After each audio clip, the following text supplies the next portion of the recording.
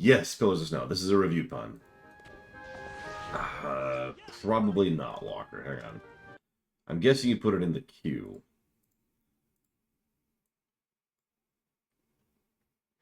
I need to clean up this queue at some point. Am I sharing pictures of the remodel of the Discord? Yes.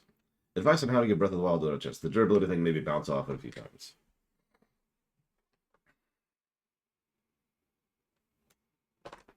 The durability thing sucks. The rest of the game is honestly a really good game. That's really the best thing I could say there. If you don't want to go put up with it, I don't actually blame you. I know a friend personally who never beat Breath of the Wild because he hated the durability thing so much. And it sucks. It sucks a lot. So, it is what it is. While you were away on Crumbledon, I took it upon myself to study the island a little more. I think I know the perfect place to put our tourist spots. Yeah, right there. It'd be wise to follow Lulu's lead when working on Scarlet Sand. She knows the area well. Take a look around. Don't worry about getting lost. Now that you've activated the tablet, you can work back to it at any time. Alright, we're going to build a pyramid over there. Over there. Oh, blimey. With all that spice, we can make a proper prestigious pyramid. Digby's definitive pyramid, we'll call it. Nah, mates, we're going to get the big boy after the biggest boy around. Me, the Great Pyramid of the Diamond Giza. Those two are stark raving bonkers, but at least they're enthusiastic. Shall we join them? But yes, good morning, Darkrai, savior of the cartridge. Grazen Horses Act Out. Yura, Walker, Blade Tabal, Pillars of Puns. Robo's Tall. Gum, Sean. Oh my god, I'm still kind of sneezy. J. Palmer and Takoida. Good morning. No, I understand, Walker. I really do. And unfortunately, the best advice I could give you is to just live with it. If you'll remember, when I was doing my playthrough, I beelined for the Master Sword, which helps. But even the Master Sword has durability, so... I do find that pretty weird, J. Palmer. I'm curious where they control the ship from, because wherever it is... Well, that's the bridge, isn't it? I was actually wondering where you were, Takoida. Actually, I was a little concerned about where you were, if I'm going to be completely honest about it. But I don't blame you for skipping Chapter 2. Because... Here we are. Perfect place for the pyramid, wouldn't you agree? You played a blind here, Lulu. I couldn't have picked a better spot myself. Are you going to get stuck in and help us build? I am. I may be the queen of Lulutopia, but I don't mind getting my hands dirty. I'm a builder too, I'll have you know. There is no way to repair weapons in Breath of the Wild now. As I've said several times, the problem with durability in Breath of the Wild isn't actually the durability, as bizarre as that sounds. It's everything connected to the durability. There's a reason why it's going to be a bare minimum of 9 negatives to gameplay when we get to Breath of the Wild.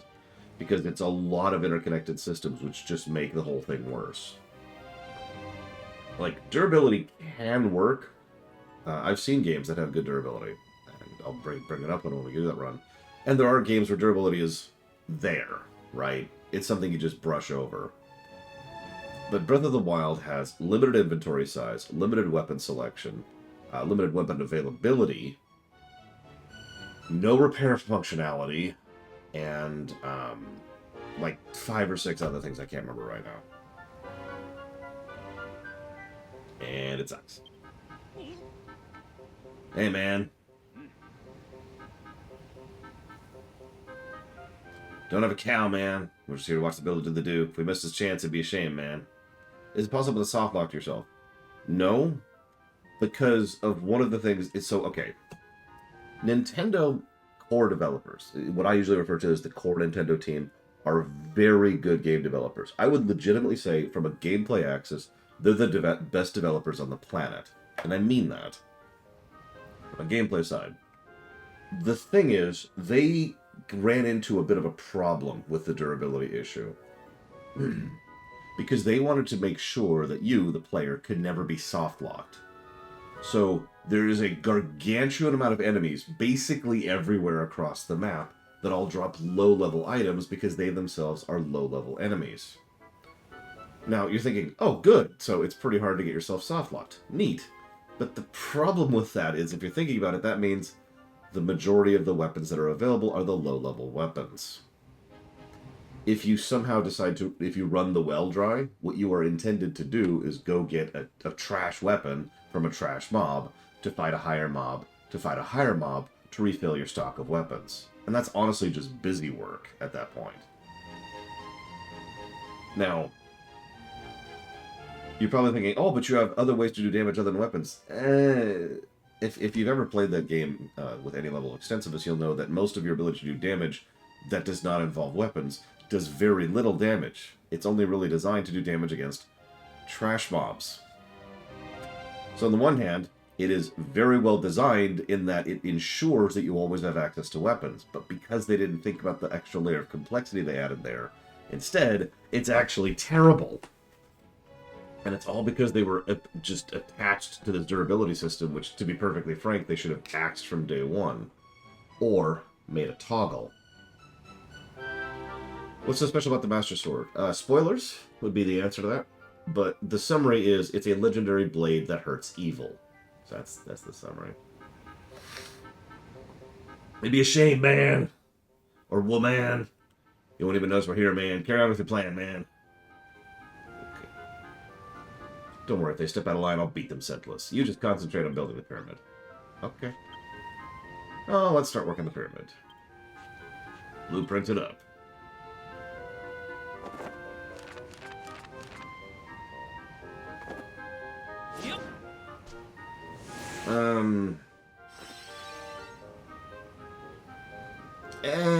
I mean, there's not really a Warcraft equivalent of it, because Warcraft weapons and armor don't really care about evil or good. Because light is not good or evil, light is light in Warcraft, right? God, this thing is... I remember the first time I saw this and just being like, Jesus, that thing! Yeah, it's going to be rather large. But, yeah, you get the general idea. It is a weapon that specifically does... Like, in basic crunch terms, the Master Sword literally does bonus damage to evil entities. If you're evil, it does more damage to you. That's kind of it.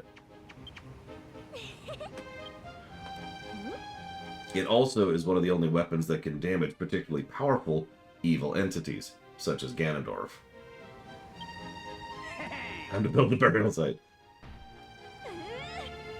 Last time I played this, I built up several things in here. Don't worry, I will actually show up. I keep talking it up. I will actually show it off because we found the frickin' cartridge. And by we, I mean Darkrai.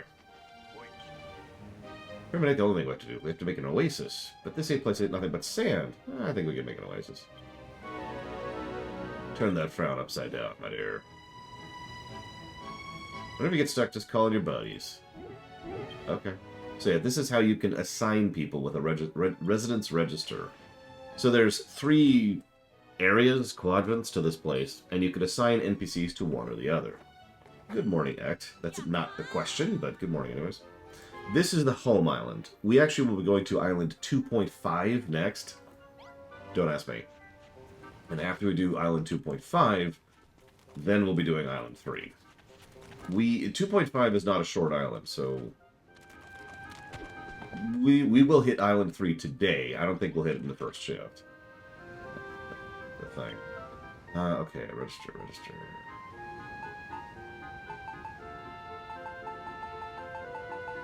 Look at all this stuff we can unlock, which we're not going to do. We need to save our hearts. Game. There it is.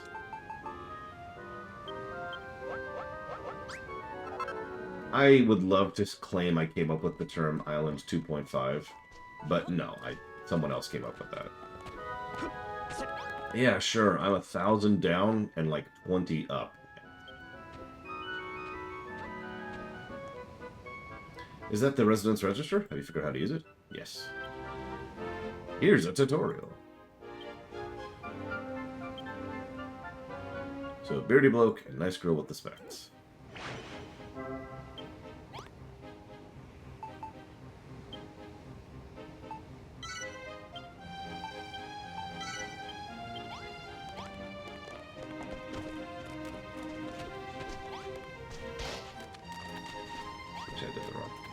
Is that internet comparable to what I had? No, it is much worse than what I had.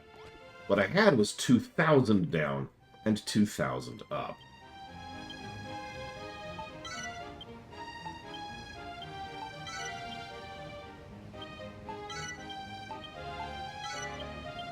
Yes, 2,000 up. I had fiber. That's actually how fiber works, by the way, for those of you who don't know how that works. Fiber isn't up and down. Fiber is fiber. If you have 500 fiber, then you have 500 fiber.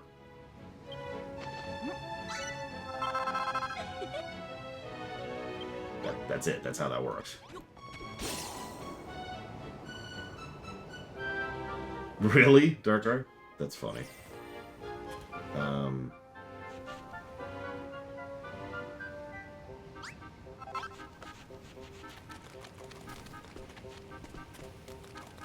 2,000 down and up is what I need for my job. I make do with 20 up, but let's be clear, I go right up to the line on 20 up.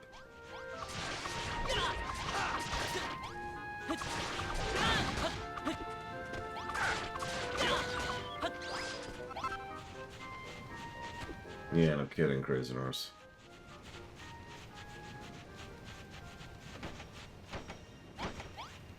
Why is this not... Oh, I forgot Wrigley. That's why. Not bad.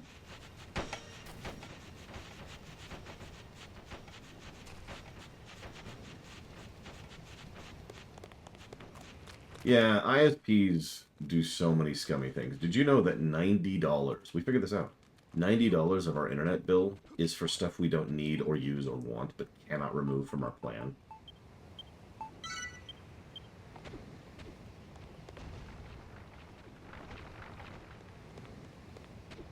Oh god, I don't remember the whole list. There's like an internet phone, there's access to like a radio, there's like a cable TV thing, which, and we use none of that. There's several other things, I don't remember, there's like 5 things. And we literally use and have no use for any of it. Hey, Triaxia.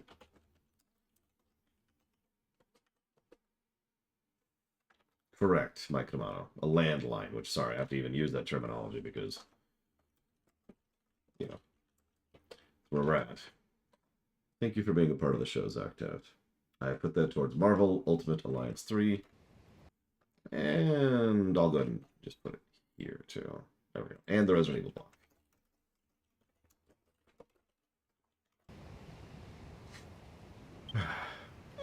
Megan Babs, I'm glad you invited me over. I hope we have a chance to work together since the moment you walked off the bed. I mean, that's... So for normal operations, you don't actually need much. Yeah, go ahead, Darkrai. I do. I need a fairly strong download, and I need a very strong upload.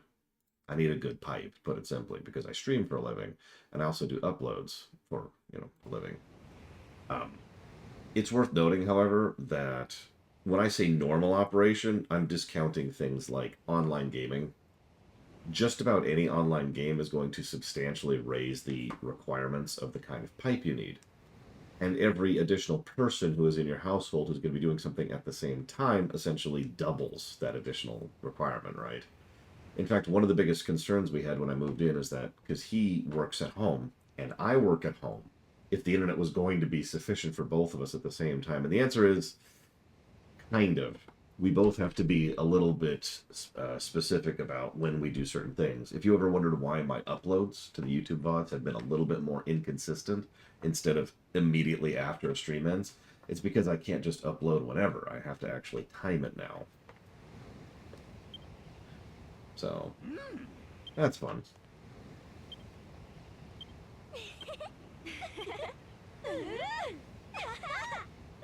I was hoping for the quiet life. Thanks for roping in a few more recruits. Things will start running a lot smoother now.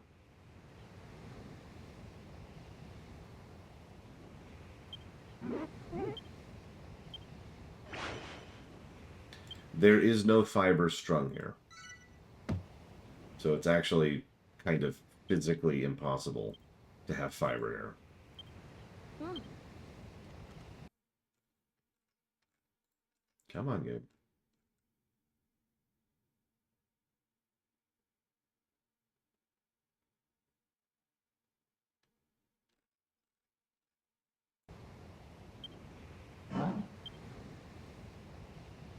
So generally speaking, Imperial ships have two centers of command, Gimgum, to answer your question. One that's actually immediately on the edge of the ship, we'll call that the emergency one, and it is the no really emergency backup. The other one is pretty much dead center in the middle of the ship.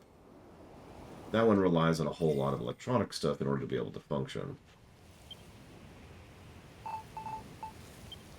That's funny, Crazy Norse. Amusing, but funny. Okay, so...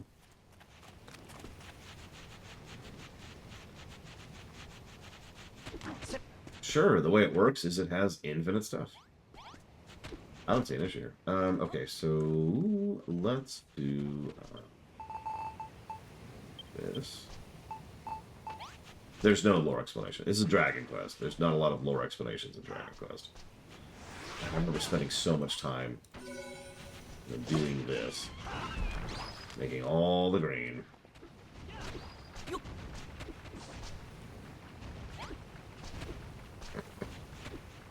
I mean...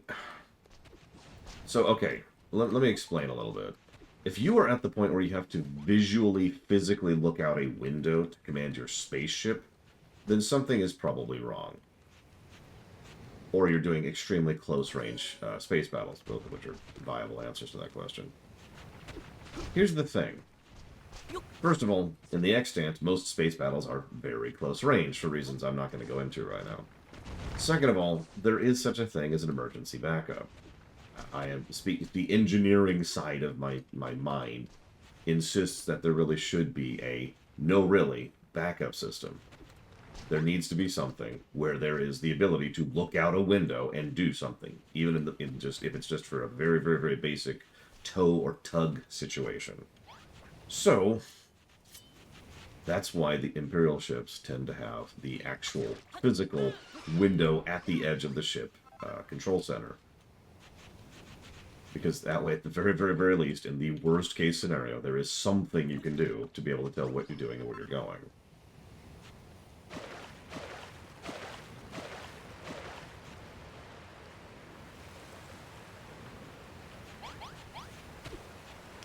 Yeah, you get it, Crazy Norse. You get it. Now, the specifics of where that's located, well, that kind of depends. Depends on the specific physical layout of the ship and blah, blah, blah. Yeah, I was going to say docking ports is actually a perfect example of a spot that should have a physical window that you can look out and be like, okay. Because if you are on a Hulk, for example, either you're lacking power or lacking communication or lacking something, it's nice to be able to do that and to at least be like, all right, you know, negative 0.3 drift.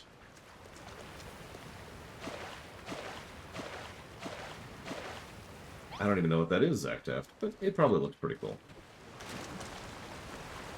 So the battle bridge on the Enterprise D was simultaneously contained in a good position and an absolutely terrible one.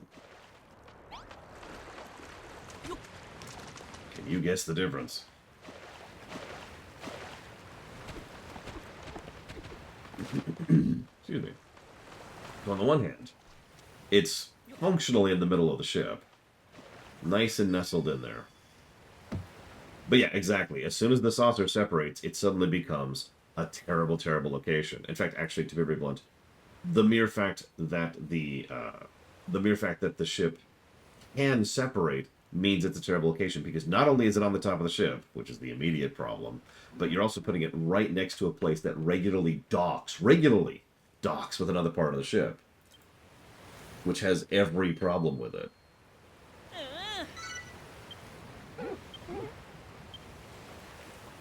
So we finally got the Transformer Trowel. Use it on a wall or floor when you have a block selected, and you'll replace it with the one in your hand. This thing is a godsend. I cannot put into words how much this thing is a tool that I just began to use forever. Yeah, this might actually be a double positive tool, because this thing is ridiculous. Let's see here. Do I have any? I don't really have a lot of sand. So let me explain why this is so cool. So I currently have sand equipped. Whoops. Whoops. Hang on.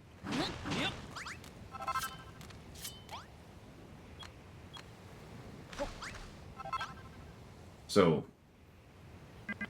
damn it, of course, I have no sand right now, ironically, but... Hang on, we'll do dirt. Fine, we'll do dirt, just to show it off for the stream. It's gonna bother me, but whatever. It's for mass replacement. Like that. It replaces in bulk. You still have to have the blocks you're replacing it with.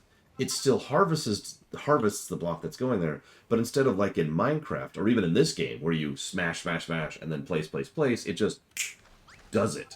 It does the whole smash and replace thing in one movement. It is extremely useful. It also works on vertical surfaces, like so. This thing is amazing. It's bonkers that they haven't come up with something like this prior to now. So let's go ahead and positive it up for this, because holy crap. Yeah, that tool right there is a fundamental, objective way that this game is better than Minecraft.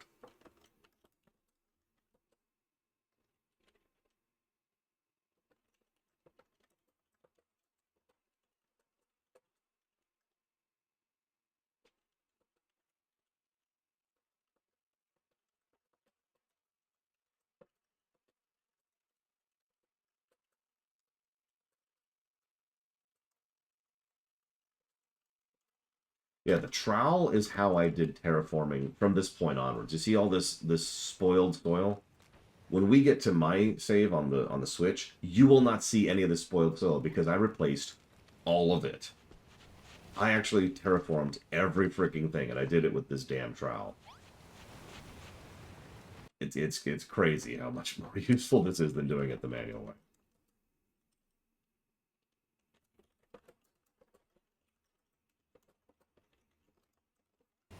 Okay, what am I doing right now? I guess I'm just waiting to... I need to build the Oasis.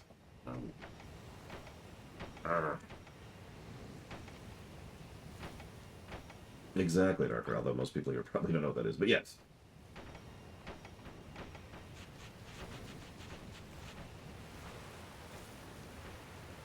That's true.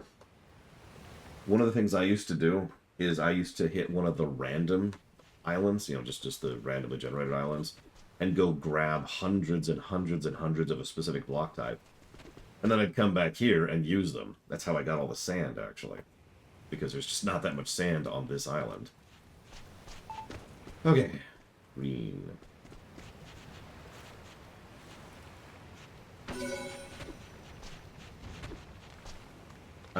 I think the game would fundamentally work the same code-wise. However, having said that, I think the game wouldn't play as well. One of the benefits, one of the reasons for the block thing isn't just aesthetics and isn't just because Minecraft did it. It's because it's very, very easy to, at a glance, tell what you're doing. You could see the edge, right? You could tell where the edge of a particular block is, or a particular type of terrain. So, like, for example, right now, I know it's really hard to see on the screen, but I can see the yellow outline of this is exactly where I'm going to affect. Boom. Right up to the edge, right? And the reason I know that is because it's blocks. A lot of games have targeting reticules, but they're kind of vague, and in specific circumstances, it can be undeterminate where exactly they're aiming. MMOs are pretty big about that. 14, excuse me. Where in several cases it's actually kind of hard to tell exactly where an AoE reticule starts and ends. Also true of Dakota. Most of the logic of building, placing, crafting, and even the physics of the game, all relies on the block format. Probably not eclectic. I mean, what would I use a guillotine on? I don't have any rich people.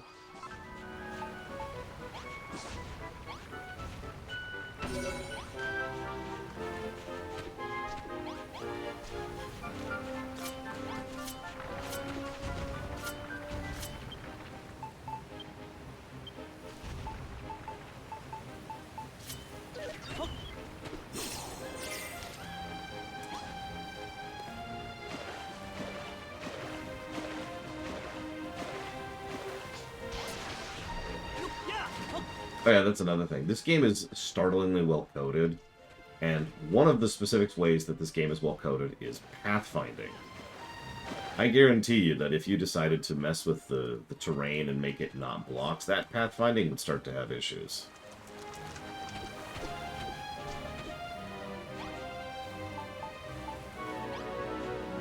You know, just like in every other game ever made.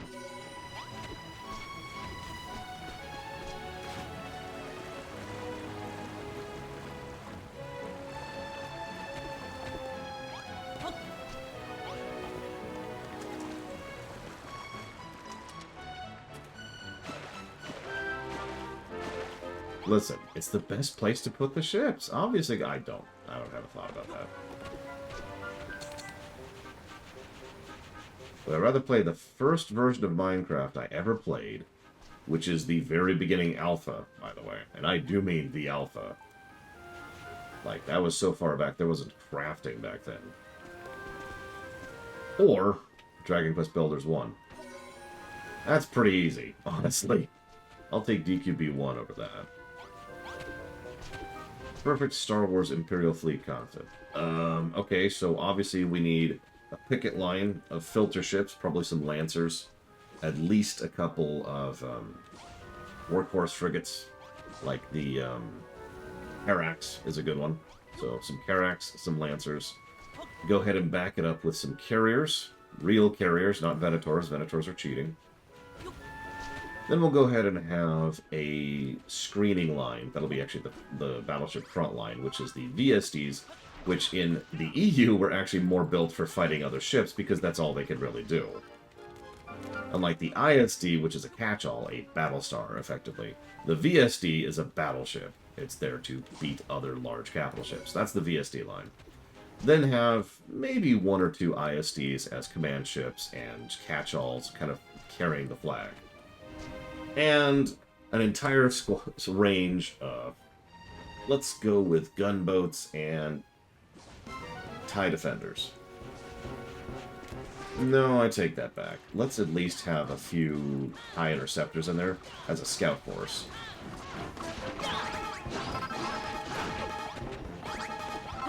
Look, I didn't name it that way to coin it. Don't look at me. Yeah, exactly, Jay Palmer. What you did was you would place blocks, and then you would dig blocks. That's what Minecraft was when I first played it. There's a reason I put Minecraft down for literal years. I was like, this is dumb. And then literally, like, I think it was about 2 years later, my sister came and was like, hey, we should go play Minecraft. And my reaction was, why? By then they'd added crafting, obviously.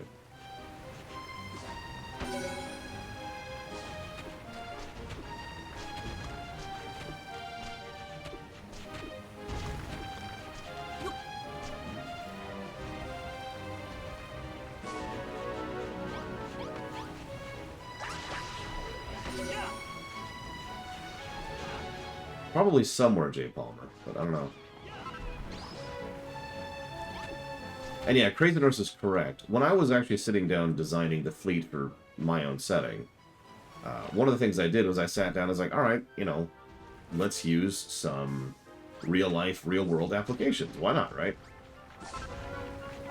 Then I discovered, to my vague surprise, there aren't really standards in real life. I mean, there are. They just change every few decades. Which on the one hand makes sense, but on the other hand is really frustrating. Because when I say change, I don't mean like changing with the times. I mean they just kind of change their minds periodically. By the way, this is why we saved all that worm food from the first island, was for this literal quest right here. So I decided, screw it, I'm just going to use my own designations. And honestly, I based them very heavily off of Homeworld, because I happen to really like Homeworld's designations. And that's my reasoning. Unabashed. Looks like I didn't actually get enough worm food, consequently.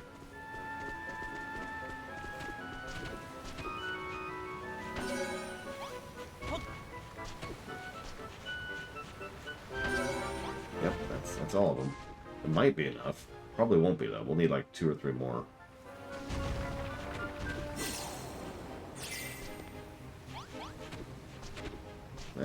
Maybe. Honestly, yeah, Gum Gum. That's a good parallel. Especially the fact that they keep changing their minds on things. Speaking of which, I love the fact that... So, okay, you want to hear something funny? Last year... This is true, you can check me on the video evidence here. Last year, I did a multi-week series on the Microsoft Activision Blizzard acquisition. I discussed it extensively. Damn it, one more. I discussed it extensively from a legal perspective, from a financial perspective, and I really broke it down for people who, don't understand how those kind of large-scale mergers work. I even went into the actual language of the documents themselves in order to make sure that I could explain it as thoroughly as possible. I was pretty proud of that particular series. But one of the things I said in the middle of all of that was, people kept asking, so when it'll go through, because, no offense, most people don't understand how long these kind of things take. And I said, at the absolute earliest, next July. As in, this July now.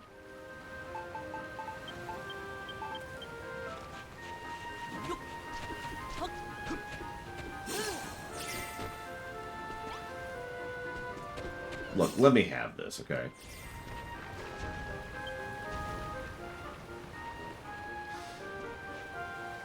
You finished the Oasis. It looks like crap. It's just as picturesque as I imagined it. Oh, you lot ever butchered this? Yeah, it looks like crap.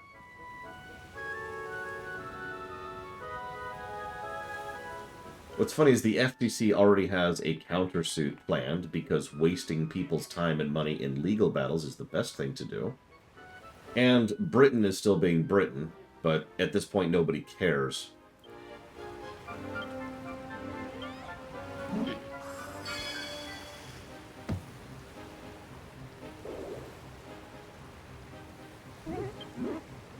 Yay, mini battle.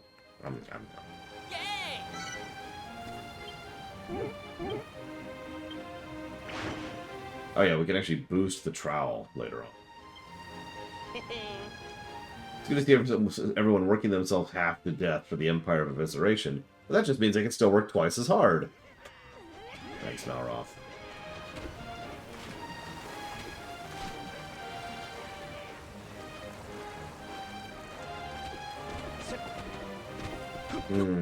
That's a really good question, Dr. Winter. So I'm going to posit that question for the chat, too. You get to pick another game to get a builder-style game like this. Let's assume it's a good game, as we often do for these kind of questions. So it's a good game, it's a builder game. What IP or franchise or setting, or whatever word you want to use, do you most want that kind of a game in?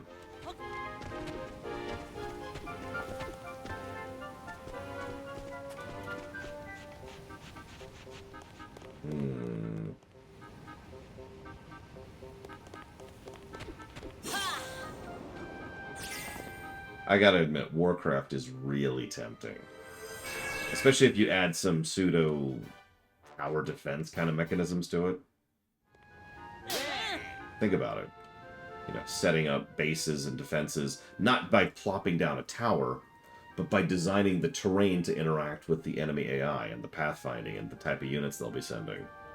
Different types of blocks that resist different types of damage. Yeah, okay, you sold me. Warcraft, I'm gonna pick Warcraft as well. I mean, the Pokemon Gym Builder is a game I really want someday and will never have. But that's actually a different type of builder. That's more like a management sim, as opposed to this.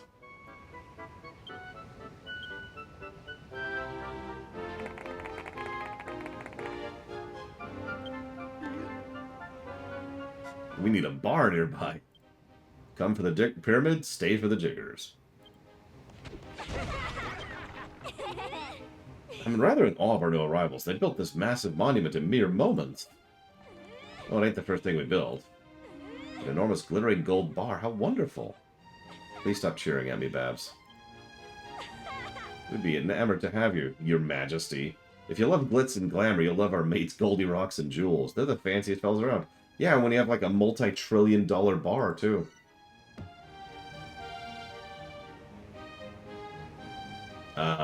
All the pain, Triaxia. All of it.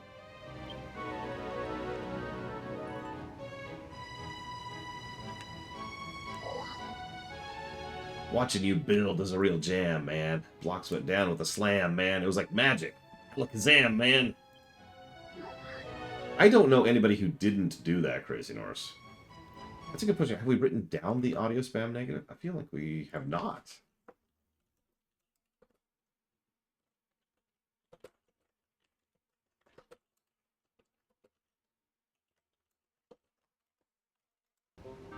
You got vision, man. Real ambition. I want to be a builder, too. The real thing, not a sham, man. But sadly, there's another island we gotta be at. Orders from the man. Hey, Ron, these dudes and dudettes can lay claim to the island all they like, but as far as I'm concerned, you're the man. We might be missionaries for the Children of Hargam, but we won't force you to believe. We respect your freedom, man. I believe you. Weirdos. What do they even come here for? Maybe they're telling the truth. Maybe the Children of Hargam aren't as bad as they say. Yet, no. Notice Lulu is the one who doesn't trust them at all, which I just want you to think about that for later. To be perfectly honest, I'm rather relieved to see the back of those missionaries. But enough about them. We need you to the second section of the pyramid. Man. I mean, that's kind of what I'm picturing Blades of Old, but again, I'm picturing like Theme Hospital, right? Or Take-Two Hospital, or Take-Two University, that kind of game.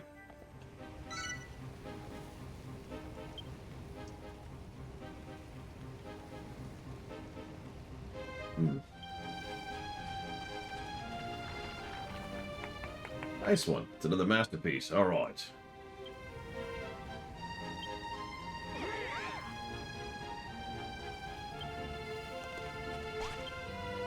The pyramid's coming along nicely, but the inside looks a little sparse. Let's do a couple bedrooms. Make one rough and tough bedroom, one neat and sweet bedroom. So I'm just gonna write this one down because... Really, game? There. There we go. So there's the rough and tough bedroom. Taking a screenshot of the requirements. Because screw it. And we'll do the fancy one later.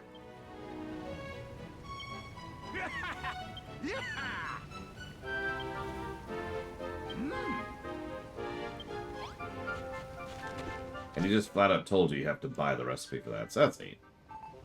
Alright, what's something I have tons of? Sand. Insert Star Wars joke.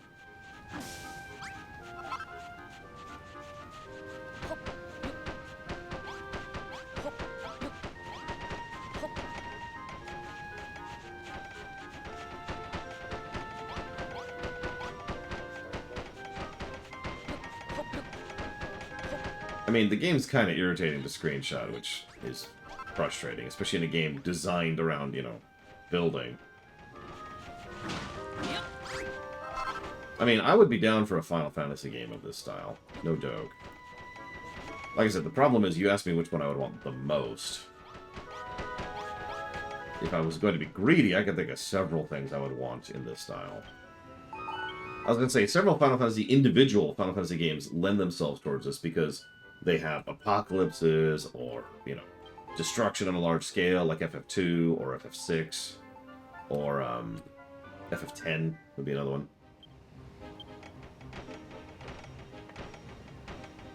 No, J. Palmer. And I can verify that because I literally just hit the button and nothing happened. What am I doing?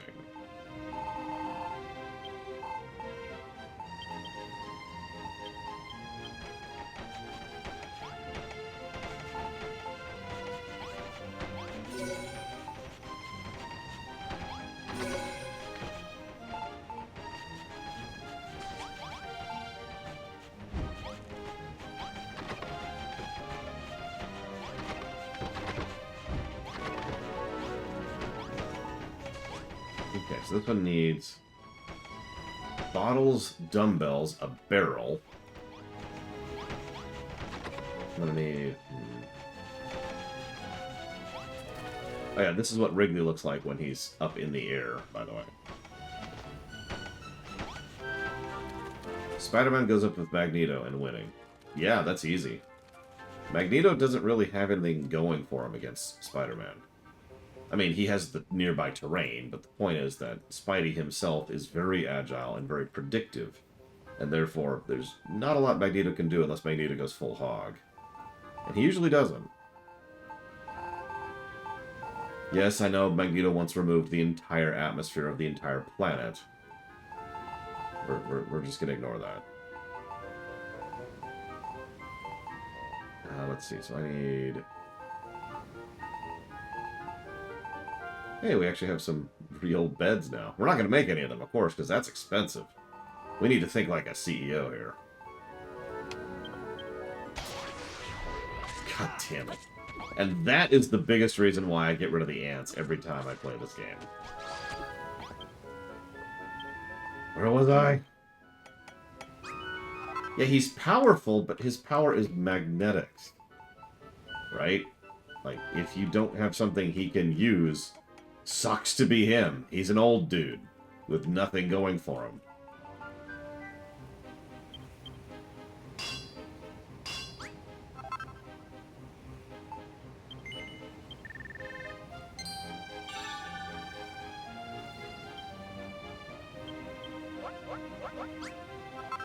Yeah, exactly, Dr. Winter. Here's a plastic prison.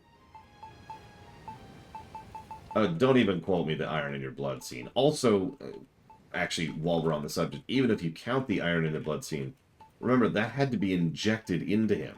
There was not enough iron innately for Magneto to pull from. So that still doesn't qualify.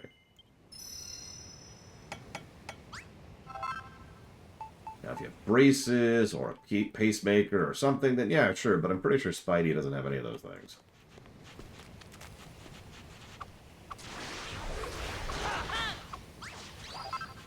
Point being, Magneto is certainly powerful, but he's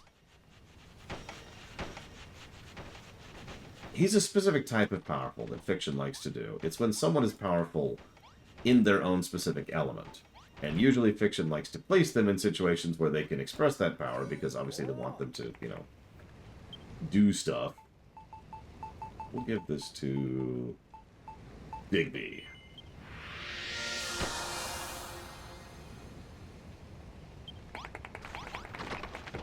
So that makes sense, but my point is, it's when you design a villain or a hero with a really specific kit, like you do with Magneto, it's actually pretty easy to bypass their kit if you know what that kit is.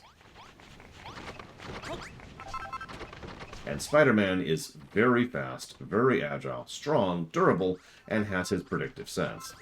I've said this before, Spider-Man's actually pretty high tier, and periodically he's actually portrayed as that.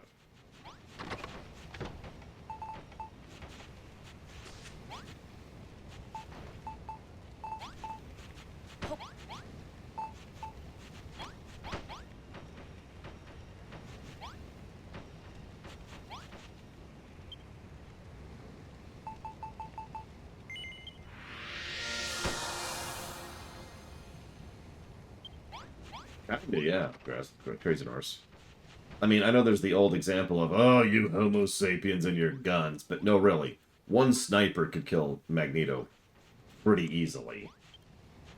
All he has to do is not see it coming, and or not have the reflexes to stop it by the time it does, because bullets go pretty fast. You get someone 2 clicks that way who shoots him correctly, he's dead. Okay, so I need bed, chair, light, dressing table, plant. Yeah! Hi, Loner.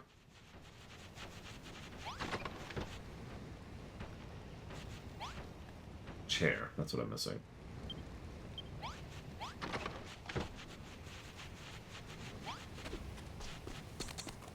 Now, yes, I know the cartoon likes to pretend that Magneto just suddenly has the ability to create a force field around him.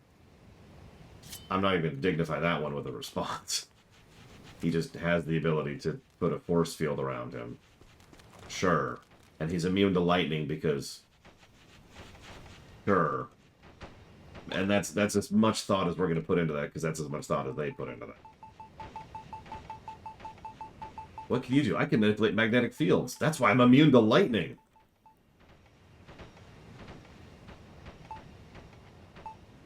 Yeah, exactly, Shadow Machine. That is very correct. Don't mistake me. I actually like Magneto, both as a character and as a power kit. But the problem is, he really is a really case-specific, glass cannon-y kind of a guy. He arguably shouldn't even be as high tier as he is. He only is because he's Xavier's rival. And anybody who's someone's rival in a comic book automatically just gains, like, significance points. You know what I mean by that, because you've heard of the Joker.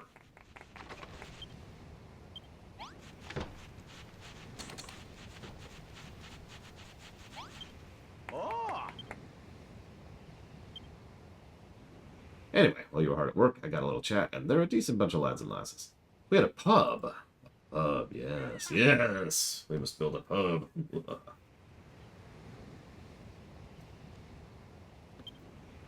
Runner, is it just me or something not feel right around here? No, you're right. I can sense monsters, and I'm not talking about the wild ones that live here. Also, a storm just came in. Think you might be right. Oh, dear yes. Oh, dear yes. What? I'm going in for a closer look. You lot follow when you're ready. Oh, very odd. Nothing like this has ever happened before. I got a sneaking suspicion who's behind this. Man! We need to go save Malroth, quick! Probably eat some food before we go to the thing we're about to do. How are you just going through the wall? Oh, you guys suck. Yeah, exactly, Pillars of Snow. Don't mistake me. The Joker can and has been a very good character over the years. But the reason he has such significance is because he's Batman's rival. Not because he should, you know? Very few rival characters have really deserved that status and the level of notoriety they tend to enjoy. Yeah, Crazy Norse actually relinked me a spreadsheet with the exact info eclectic, which is extremely helpful, and thank you again, Crazy Norse.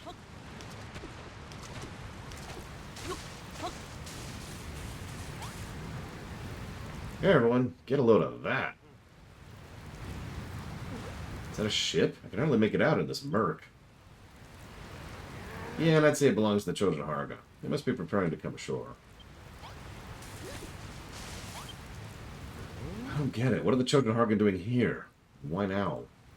Isn't it obvious? Those rotten missionaries from before must have called in reinforcements. Well, however they ended up here, we'll be sending them back the way they came. Everyone kitted out? No. But we'll just make it work. I mean, the story isn't bad in DQB1 Melkor Blade, and there's some really good individual moments. But God, the game just kind of sucks, though. That's your call, Melkor.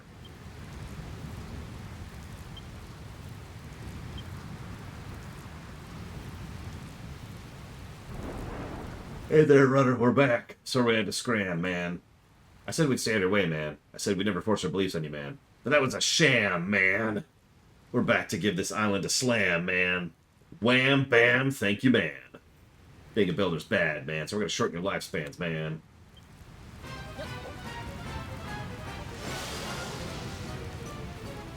Didn't you get the X-ray, Pika? If not, why not?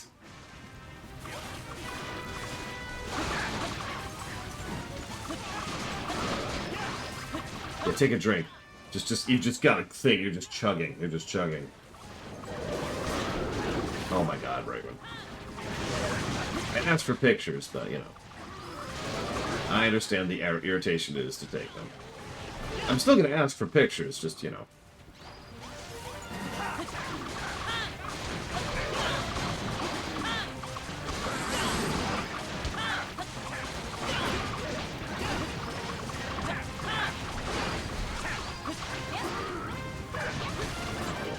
Ow. Frickin' skeleton.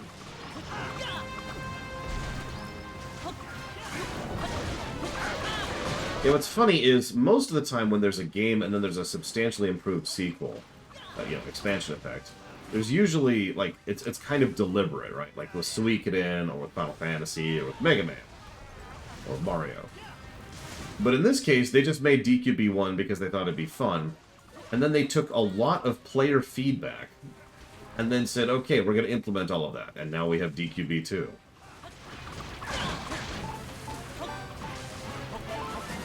Shrug. No, Gum Gum. First of all, other people already do that, and better than me. Second of all, I don't really have, like, an engineering degree.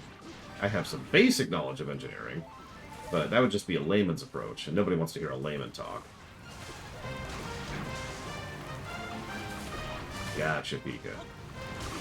Well, hopefully they'll get around to it soon. Doing their jobs.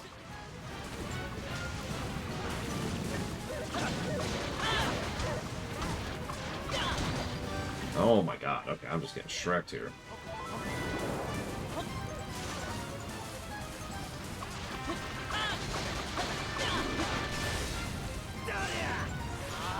Also true, Crazy Horse. Player feedback, like I said.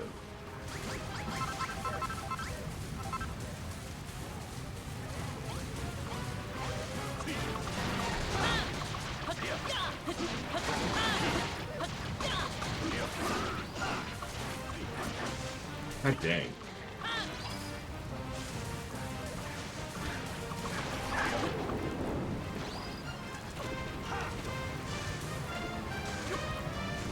There's not really any continuity between this game and the first. Not in any way that matters. It'd be more accurate to say that there is no continuity between this game and the first one. Even that's not 100% accurate, but it might as well be.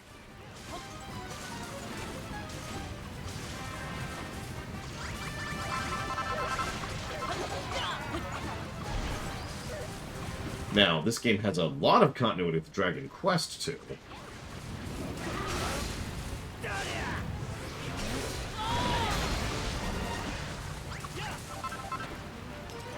Speaking of which, did I already jot that down? Hang on. Let's go see if I jotted down the positive for external continuity, because if I didn't, it honestly deserves multiple. It's honestly kind of brilliant. External continuity. Yeah, I did not.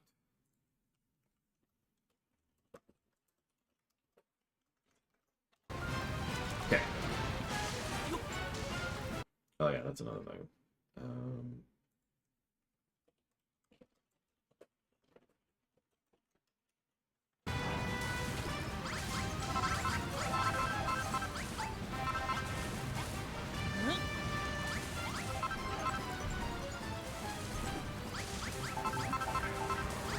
Yeah, I love this game to death. Obviously, the score on the screen proves that. But, Jesus. But, combat is not its strongest suit.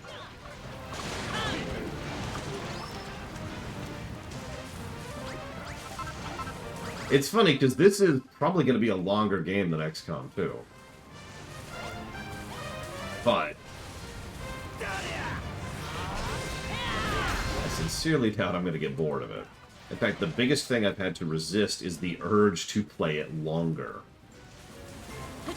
Like, some of you probably understand exactly what I mean by that. You know, I was getting hackled for how terrible my base building was in the second island. And it was specifically because I was just getting on with it, rather than, okay, now I'm going to sit here and spend 5 years doing such and such. Could've. Wanted to.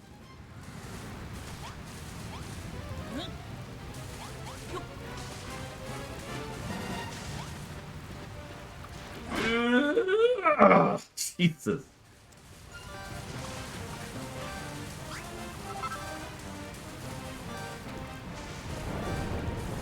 Exactly, Melkor. The fact that I want to play it more than, you know, is required of me is a good sign.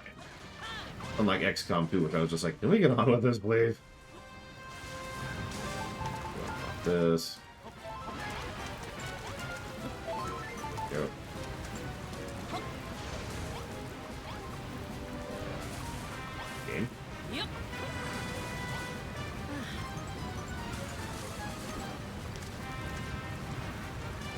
Listen, all I'm saying is that the Mario movie is literally Hitler. Any questions?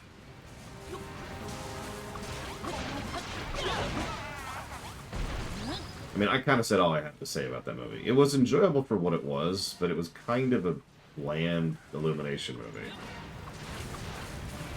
Or, I mean, let me actually say that differently. It was the best Illumination movie I've ever seen. And yes, that's an insult.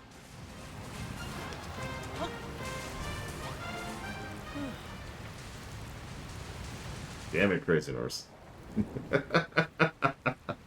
It's true! It's true! I totally want that. Even still. Is everyone okay? The children of Argon will think twice before attacking us again, that's for sure. We're not beaten yet, man. The children are gonna kick you in the can, man. But it looks like you're tough for the runs of the clan, man. Time I changed the plan, man.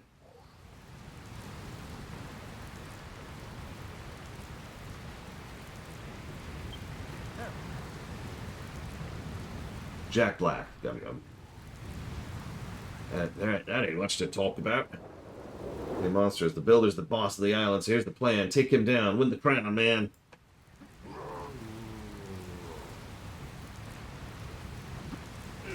I'm white. I ain't having it. I won't let you pinch on mate. Not off your Nelly. Brother, we need to get off here pronto. You're too important. Malroth, go with him. Head to the dock. Sail for another island. What about you? We can't just... This isn't the time to argue. The monsters want to take Runner, and if they do, you can wave goodbye to all our hopes and dreams. Just go. Fine, I'll look after them. The rest is up to you guys.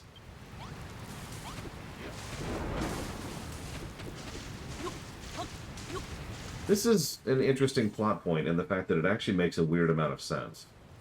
Usually when something like what's about to happen happens, it's very contrived. It's the kind of thing I would give a story negative for being contrived or for being cutscene incompetence. Here, the point is very simple. The Children of Hargon know you are the weak point. You are the single point of failure for this entire operation. They take out you, they win. So that sucks. And they recognize that. And we are actually pretty weak. And if we go away, well, that's kind of it. So they send us off with Malroth, our buddy and bodyguard who can actually protect us. We go over here to flee. I'm kind of with this for... I can't believe I am praising a game for basic competence in writing, but this is rare enough that I feel the need to praise this game for basic competence in writing.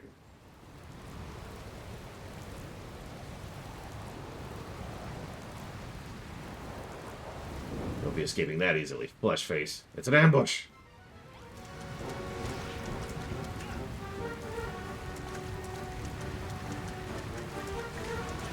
Now, I'm not saying the decision they made was correct. I'm just pointing out that there is an obvious logic to it. You know, one's... As is evidenced by the fact that I nearly died in the previous fight. One screw-up, and, well, there goes your builder. And the enemy is actually gunning for me. Yes, that's right. I am the escort NPC. And the Volverines are coming.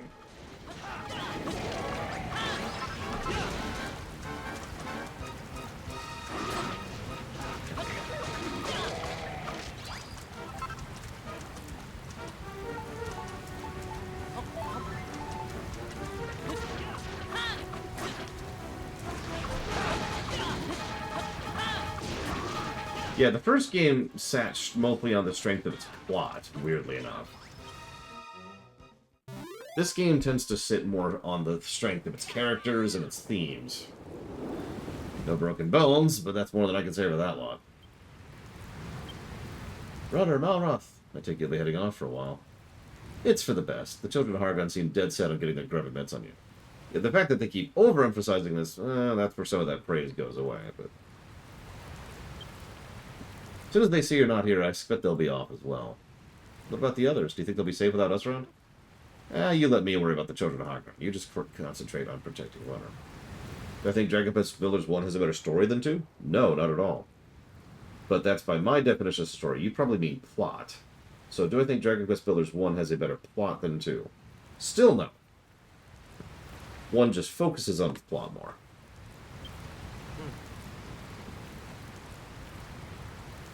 I mean, he did bring balance to the Force Act, though.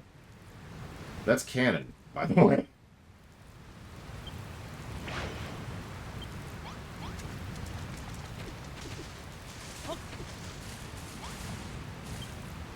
We're certainly got a choppy situation on our hands. Yeah, let's head out of here. Let's go to Crumbledon. That sounds like a good idea. Let's chill amongst the sands.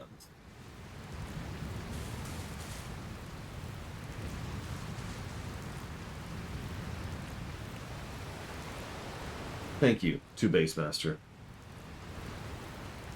Very, very much, as always. You give me a minute, because I think we got a cutscene.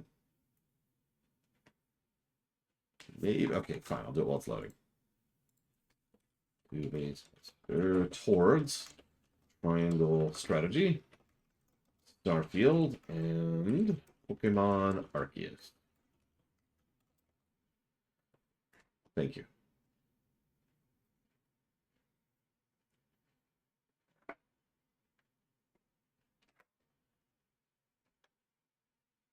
Also, I'd say that Dave Filoni, anybody getting canceled for saying something about Anakin being a Jedi, is the dumbest thing I've ever heard someone being canceled for. But I'm not a good liar, and I've seen what people are ranting about with regards to the new Barbie movie. I mean, that just sounds like Metroid at that point. You're steady as she blow. Oh dear! Heck was that? Have we hit something? Sorry about shit, pal. Seems like we bumped into a rock or something. Hard to tell with all this fog. Hang on, looks like the fog's clearing. Oh my gosh, we've crashed into a Cho'Tavagon ship! Crashed into our ship, would you? Now you've really ruffled my feathers. Why? We destroyed. Wait a second, you're all pesky little humans. You should know your kind are strictly prohibited from sailing the open seas. Hold on. Humans sailing the seas, one with the smiling simpleton, the other with a face like thunder. You must be the bird-brained builder and his belligerent buddy that Brother Shane told us about. Trying to fly the nest, are you? Instead, you've landed right into our laps. Thanks, Brownbeard. Thanks for this. Appreciate you. Screw this nonsense. I'm out of here. You got this, Malroth.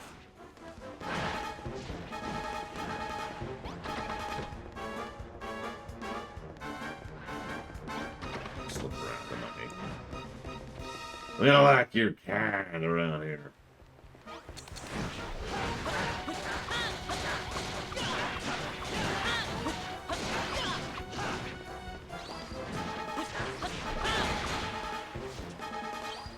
Correct, J. Palmer. To the block, actually. And now we have another ship. Those chickens are never going to be a match for us. But then, they take Brownbeard hostage. No! Brownbeard, no! Foolish humans, you were so drunk on the taste of victory you forgot to check your friend waiting in the wings. Joke's on you if you think we care about him. And now don't make me any sudden movements, I'll be forced to call your bluff. Drop the weapons, nice and slow. Ah, what do you say? Brownbeard might lose a limb or two, but he'll be all right in the end. Let's risk it.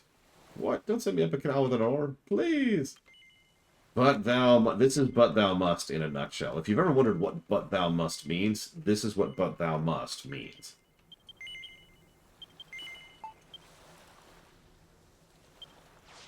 Fine, we'll just have to do what the big beaked bozo tells us then. Time for Island 2.5. A hammer. That settles it. I know where you're heading. Well, this is just great. The others risk their necks to let us escape, and we get caught anyways. I'm sorry, it's all my fault. Yeah. I mean, no. Something on your mind, Runner? How should I know why they took your clothes? I'm just glad they let us keep ours. It's because it's armor in our case. Where can they be taking us? Chill out, Brownbeard. As soon as we reach land, I'll smash our way out of this mess. For the time being, let's get some shot. It was terrible, Gum Gum. It was horrible. It was like torture. 3 days, 3 nights. On the 4th night, they make port on a small island. They are subjected to a thorough body search before being thrown into their gloomy jail cells.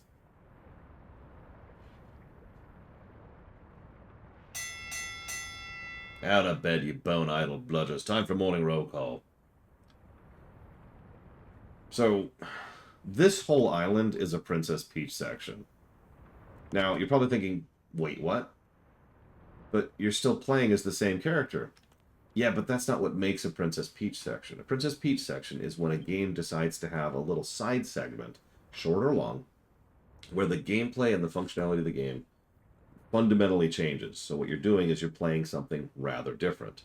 It's usually done to vary up the pacing of the gameplay, specifically. Usually also done for some narrative purpose, but it's really a gameplay conceit. Now, to be clear, I like this section, but we'll see how this holds up on review.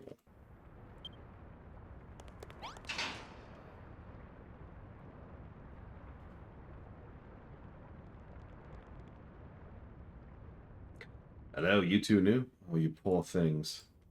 Silence you! You know the rules. Unless you're praying for forgiveness or begging for mercy, keep those jawbones clenched. Now get yourselves to the yard for roll call, or it's up to the hole for you.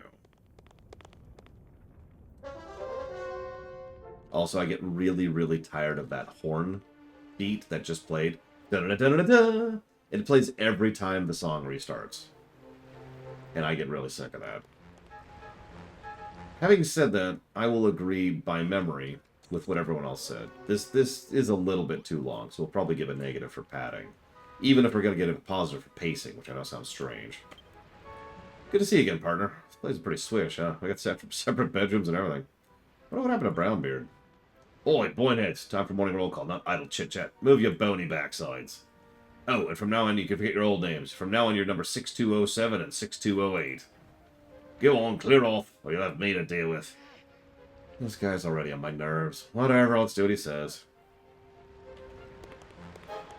Usually when a game pulls this kind of a trick, it uses tricks in order to make it seem less padding. I'll give you a specific example. I'm not going to spoil, but there's a scene in Control where you do something like this, and each time you go through the loop, each time you have another day, in other words, it speeds it up the next day, so you don't have to go through the entire day's events every single day, because that would just get boring, right? This game makes the mistake of making you go through each day, at least up to a certain point, so I think that contributes to it taking too long. That's... Honestly, Gum Gum, I'm pretty sure that Bowser has been shipped with his shoe, so no, that doesn't surprise me.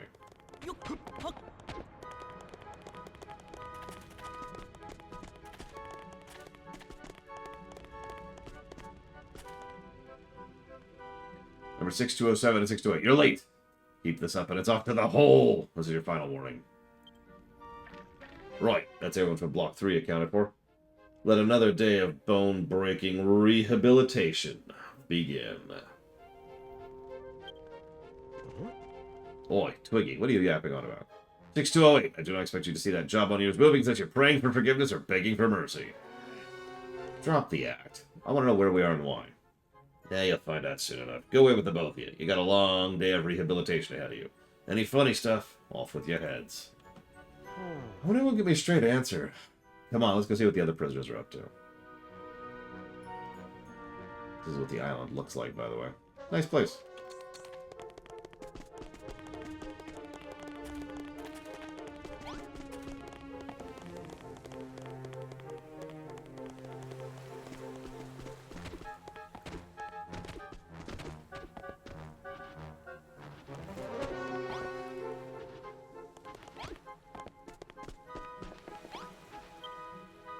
Can't do it.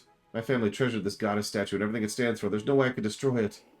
Oh, there's nothing that warms the old bows like seeing a human smash up something they love.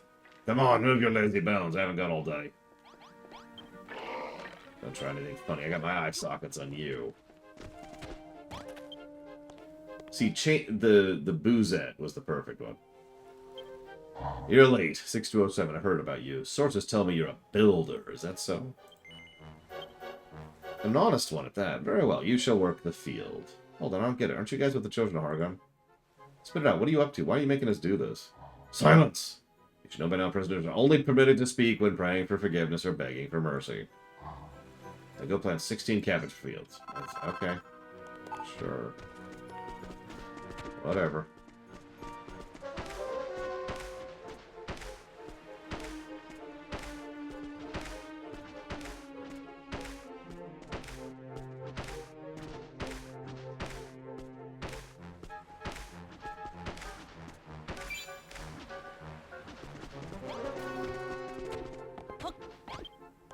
Done so soon. Tell me, how did it feel? Was your heart not filled with anticipation for the crops to come? With the simple joy of creation? Seriously, what's your deal? There's turning over a new leaf and then there's whatever you're doing right now. Speak again and I'll catch you into the hole myself.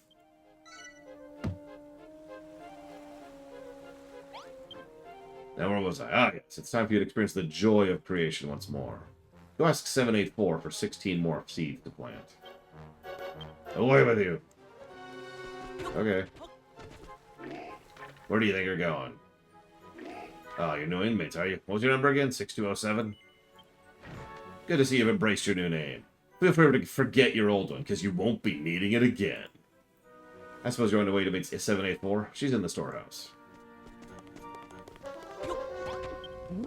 What? New fish, are you? The smile on your face gives that much away. Oh yes, I am 784. People used to call me Molly, the monster meal maker. Once upon a time. Crying shame, really. Young folk like you two don't deserve to be locked up on this rock. Listen, old-timer, we need to know what's going on here. Can you tell us that much? Of course, this is Skelkatraz. A prison island used to rehabilitate anybody who dares go against the children of Argon. I'm starting to get sick of hearing that name. Yeah, me too. Skelkatraz is an itsy-bitsy island surrounded by miles and miles of open sea. That's not to mention the steep cliffs and ravenous mermen. Plenty of people have tried to escape, but none have managed it. I've been here 40 years now. I think I got tired of staring at the sky and the sea on my first day. I know what you mean. I'm sick of this place already. Just you watch. We'll blow this joint in no time. No, we're going to be here a minute. I used to think a lot like you, back when I still had hope. I suppose you're wondering why I was locked up here. It started with my love of cooking. I used to cook for the monsters from time to time, but then the children came along and said humans and monsters can never be friends, and, well, that's how I ended up here. I swore I'd never cook again, but I wasn't able to throw away my humanity so easily. That's why I stood here before you now. What do you mean by throwing away your humanity? You'll understand someday. The guards beat the love of creation out of you, and then one day you wake up without any hope of the future. Yeah, by the way, this is actually really dark. Probably because this is all, stuff that's been done in real life for similar purposes. But anyways, this is honestly very messed up. It's being done in a fantastical format because this is still a Dragon Quest game. But yeah, the idea here is do this thing that you love doing and then destroy it, and then do this thing you love doing and then destroy it. And they just, like she says, they beat the hope out of you. It's pretty messed.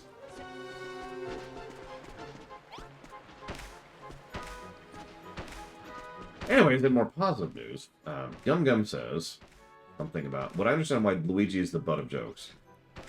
Luigi is the butt of jokes because that became his character arc in the RPG series. Let's just be very clear about that. Too much so, actually. Negative to story so.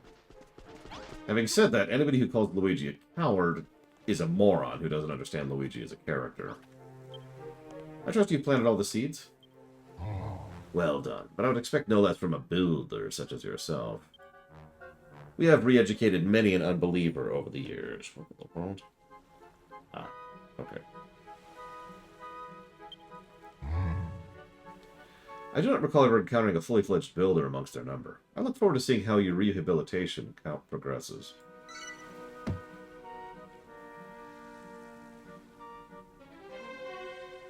Runner spends the rest of the day doing odd jobs. Then... Also true, Darkrai. That'll be enough for today. Time for your evening. To return to your cells and collect your evening meal from the jailer on your way out. Be sure to rest well. Another day of rehabilitation awaits you tomorrow.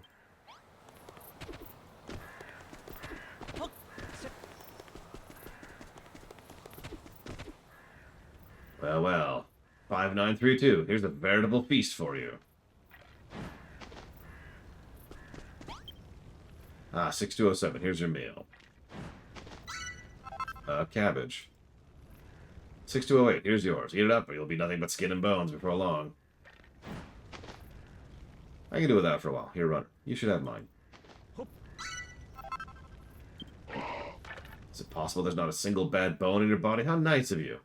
You know what being nice around here gets? It gets you no dinner. That's the last cabbage you'll be seeing for a while. Back to your cells. Lovely people.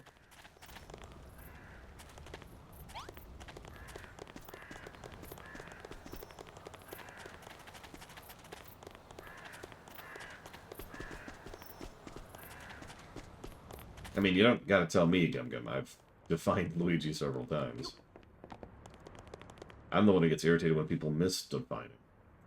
What, is it just me, or today I feel like it was never gonna end? Yeah. There's one thing I still don't get. Why are the Children of Hargon making us plant stuff? I thought they were dead set against creation. Old Lady Cooks no more, so they wanted the prisoners to abandon love of creation, but this seems a bad way of going about it. I guess there's no time worrying about it. We gotta focus on getting off the island. Lulu and the others must be worried sick by now. Oi, less yapping, more napping. You know, one of the more basic forms of torture that's always bothered me, like more than it probably should? It's actually from World of Warcraft, specifically. It's really simple. They capture people and then work them to death. As in, you have to keep, like, mining with your bare hands until you rip off parts of your flesh and you have bled to death out in the snow. And you're probably thinking, why is that so horrible? Well, it's a horrible death, and then they raise you into undeath on the spot, and then force you to go back to mining.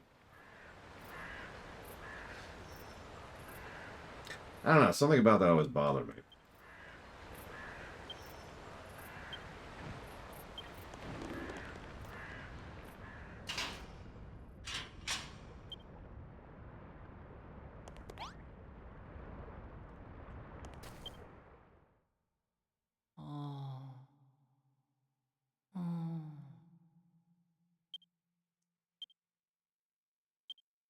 Yeah, exactly, Jordan. No rest.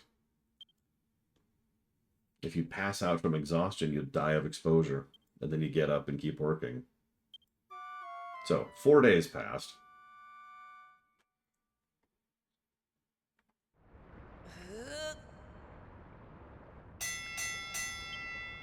Oh, in case you missed the implication there. Several of those prisoners that I just mentioned who are being worked to death will deliberately kill themselves so their pain can go down. Like they're encouraged to embrace undeath because at least then it won't be quite as bad.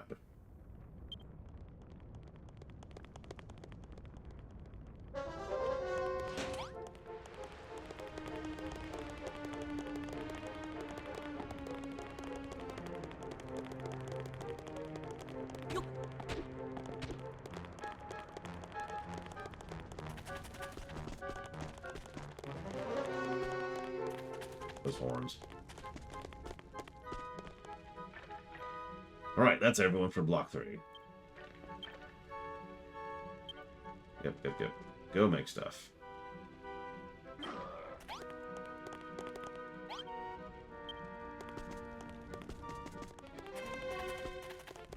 Very carefully, Zactaft. Stop wandering around. This is a prison, not a playing field. Oh yeah, while we're here.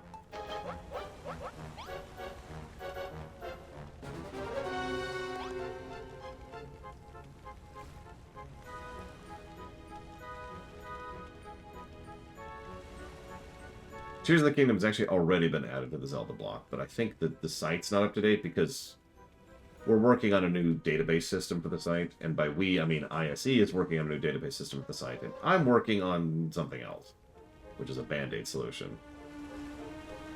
Quite correct, Von Falkenstein. That's ignoring the fact that in Warcraft lore, and credit for making sense, dying is really traumatizing. And then being raised into undeath, if it's not done properly, is also traumatizing, or if you deliberately do it badly. Let me explain this a little bit differently. If you are raised into undeath, the specific way they do it matters. If they don't care about you as a person, then it effectively means dying a second time. So imagine all of the pain and horror and nightmare and psychic tragedy and trauma, trauma is the word I was going for, of death, and then you experience it a second time. So that really, really sucks. Now, you can raise someone into undeath kindly. You can do so in a way that doesn't hurt them and doesn't cause them that kind of strain and stress. But you have to go out of your way to do it. You have to do it very specifically. Most of the time, they don't. You're late. There's only so many hours in the day, and we must devote every one of them to your rehabilitation. Behold, the finest cabbages in creation. The 3 days you spent nurturing those verdant vegetables were all leading up to this moment. The first step on your path to enlightenment. See the haystack?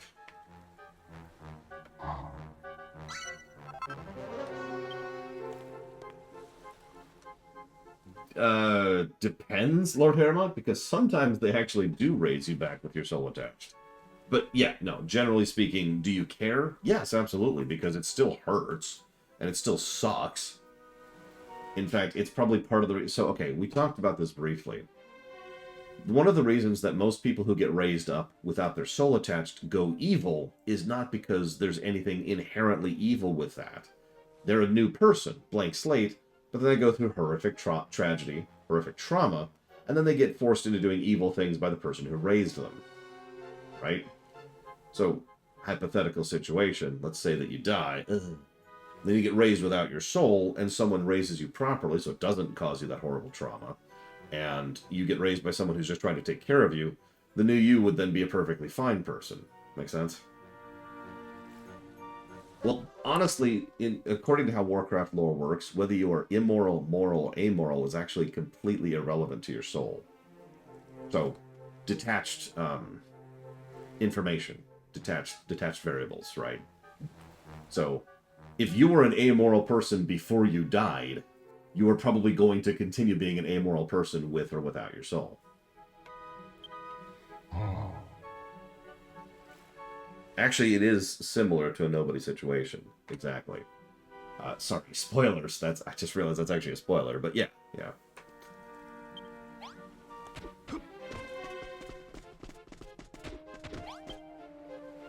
Lovely to see our cabbages all grown up in it. What's next? We gonna harvest them?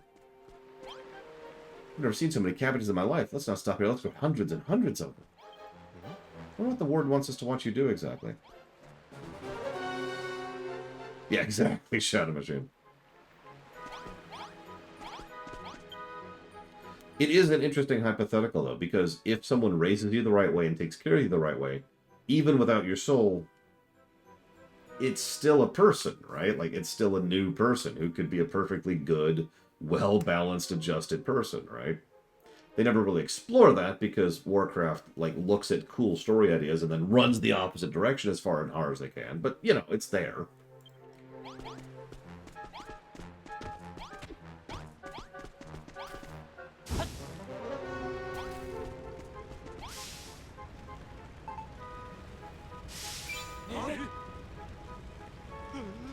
What are you playing at? You spent ages growing those cabbages. Why would you set fire to them? They're burning. How could you? Those cabbages are like children to me. Not quite, J. Palmer. So, okay, let me use a direct example. Let's say that I take you, J. Palmer, and I kill you. Yeah. So your soul goes over there. Then I raise you up. So you, effectively, two new people now, right? Like we talked about that. So there's your soul, and then there's yourself. And yourself keeps going and and I'm like, go do horrible, evil stuff, like burning cabbages. And yourself's like, ah, ha, ha. You burn all the cabbages, right? Your soul's over there, right? It doesn't have anything to do with you. Unless it gets reattached to you somehow. And there's plenty of ways for that to happen. If your soul comes back, or if your soul returns from the Shadowlands, or if your soul reconnects with you, then guess what? All of those memories from the second you are now remerged with the memories of the soul. So now the soul gets all of the knowledge of all the things that you did as if you did them. But that only happens if you get remerged back into a single entity, which has actually only happened twice in Warcraft history.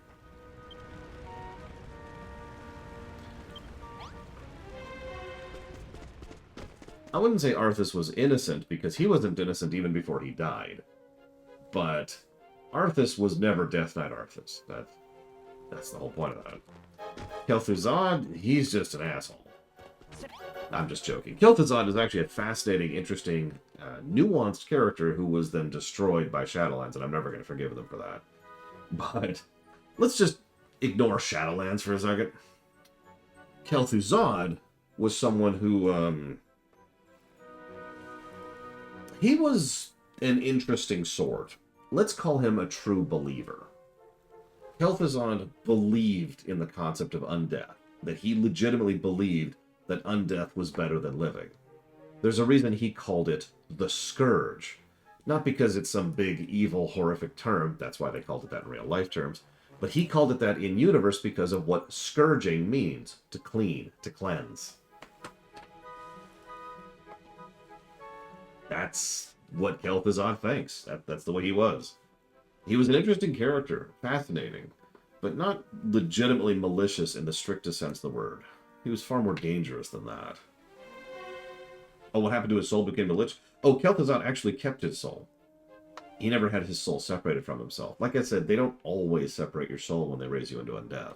That's something you have to do. It doesn't just happen automatically. You have to deliberately detach it, right? Like they usually do with Death Knights, for example. How does it feel? Does your soul scream? Funny you say that. Does your heart ache? This is the true delight of destruction. No need to hold it in. You may cry out in joy if you wish. After all, this is the moment of your rebirth. Okay, seriously. This is a little bit too on the nose for what we were just talking about. You just plant new cabbages or replace the old one? Bold words indeed. You might take the rest of the day off, but I suggest you use the time wisely by staring deep into the darkest recesses of your soul. Yeah, functionally, Kel'Thuzad didn't really have a body left afterwards. That's kind of how... Well, Warcraft liches are pretty similar to D&D liches, so a lot of variants there. Actually, I do, Yura. I enjoy the quests there quite a bit, and I enjoy the zone better, especially when you get the boat. What does that whack job think he is, making you plant a load of cabbages and burn them? 3 full days spent growing those. 3 full days, and for what? Added up to here with the Children of Hargon. They made everyone's life miserable in Furrowfield and Crumbledon, and now the same story here. What is their problem? I bet that old biddy who gave us the seeds knows what they're about. Let's go talk to her. Okay.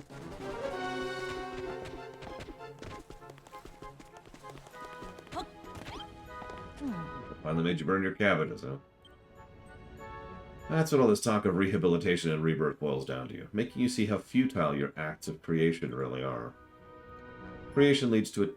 I'm sorry. I gotta say this correctly. Creation leads to attachment. Attachment leads to fear. Fear leads to hate. Hate leads to suffering. There we go. That's why the Children of Hargon believe creation to be evil. Let's talk about this briefly. Let's get this out of the way. Hargon doesn't actually believe his own stuff. He doesn't believe his own party line. It's a little bit of a spoiler for Dragon Quest II, but he doesn't.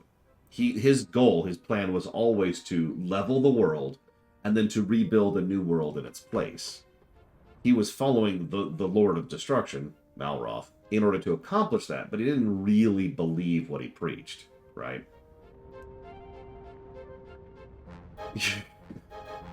Thing is, the tenets of the Hargonism, or whatever the hell you want to call that, actually kind of took root in certain specific monsters for reasons we'll discuss later, for spoiler reasons, but also because there's a bit of weird logic to it. It's exactly what she just mentioned. The idea is really, really simple.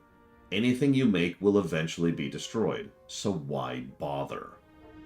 Now, anybody with half a functioning brain can tell you why that's nonsense, But you can kind of see why people, especially stupid people, could fall into that particular mindset. So they think everything's pointless.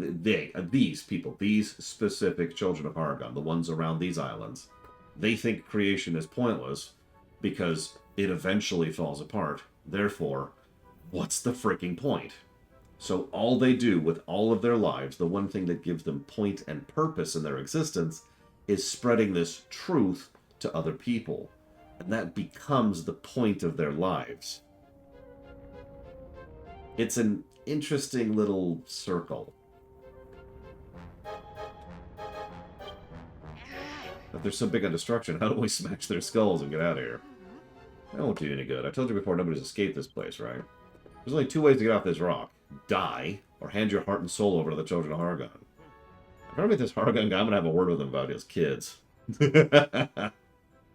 Love you, Malroth. Who the heck is he, anyway? The High Priest Hargon is the father of all destruction. Yeah, exactly, Crazy Norse. Though they say that no one in the world has ever actually seen him in the flesh. So you're saying these monsters are so dumb they worship someone they've never seen? Okay, this is not a spoiler, but remember, Hargon's dead. We killed Hargon back in Dragon Quest II, which happens before this game. That's enough. Stop asking questions. Just accept things for what they are. In time, you'll get used to it and become numb to everything, just like me. Go and have a nice sit down on the bench. It'll be dusk before you know it. And everything that she's saying here is the closest thing this game gets to actually hitting my own depressive issues. And I imagine this is what got to you, Braeglin, specifically. Because we're really adaptive creatures. It's our nature. And if we're just forced to face this kind of drudgery over and over and over again, you just kind of become numb to it after a while.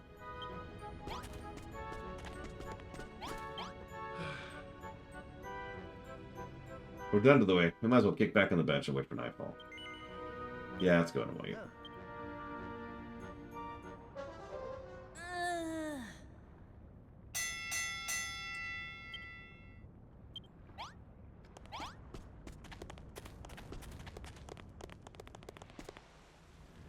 Oh, well. Got a veritable feast for you. Some of this dialogue is literally copy-pasted. That's arguably the point, but it does make this drag a little bit more than it should. So I'm going to not read some of the duplicate stuff.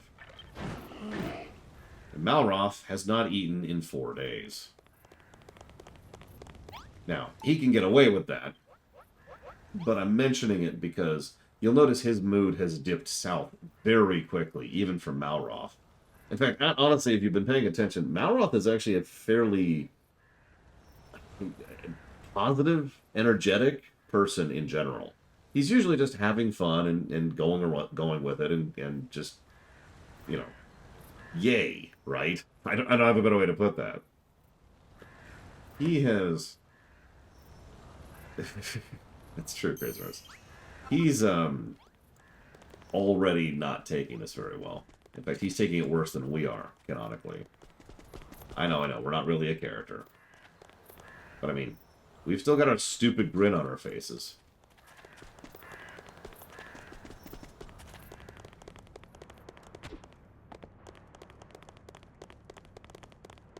Excuse me, I believe dopey is the term. Dopey grin. Nighty-night, jailbirds. Have them back to your cells. I can't wait to get off this stupid rock. And I don't know when, but our chance will come someday. If we stay alert and stay alive, we'll take it.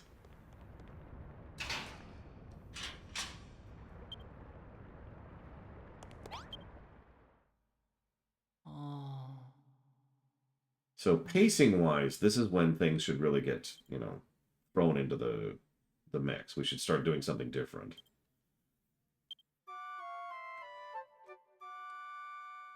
You know, we had an establishment, we had reiteration, now it's time for alteration. Let's see what happens. Vacuous. Head of the yard. Dun-dun-dun-dun-dun. One thing I don't like about this island, all of the corridors are so small that the camera keeps being pulled in, and I hate it when the camera's pulled in this game. Or any game, really. I want the camera out here, as far out as I can get it. That's why you keep seeing me reset the camera. It's resetting the distance. Yesterday was quite something. Really warmed my bones seeing the cabinets go up in flames like that. Oh yeah, by the way, guillotines. Destroying your own creations is a noble act indeed. Now, another day of blah, blah, blah, blah, blah. I can't wait for the day when the light of hope is extinguished from your eyes. Dude, one of my biggest complaints, I'd say my 6th biggest complaint about FF14 is camera distance. Speaking of which, have I given a negative for the camera yet? I have. Good. Good morning. It's been 5 days now. In honor of this milestone, I'm going to allow you to work the fields again. Doesn't that sound fun?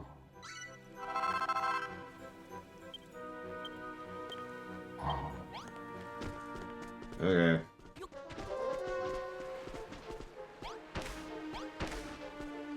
Yeah, no kidding, Lord Aramon.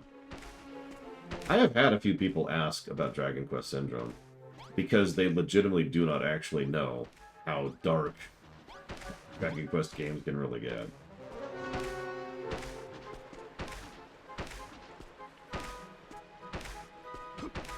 Which I understand. You look at the like you look at the cover, right? Or you look at the artwork, or you pull up a Google search and it's like, that's a dark game? It's like, yeah.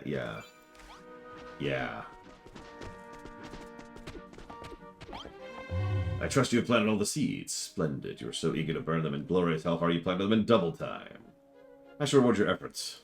Run and do as you please. I'm well aware that you humans cannot help but think about yourselves when left to your own devices. A period of self-reflection is necessary for sinful prisoners such as yourselves. Enjoy coming face to face with your own futile existence. Man. Whenever I'm left twiddling my thumb, so many questions come to mind. Yeah, as we've already mentioned, Malroth is not stupid. Quite the contrary. He's smarter than we are. At least in terms of, putting things together. How'd I end up on the Isle of Awakening to begin with? How come I'm the only one who can't build stuff? I guess you're right. This is exactly what the wacko wants me to be doing. Self-reflections for idiots. Let's stop doing it right now.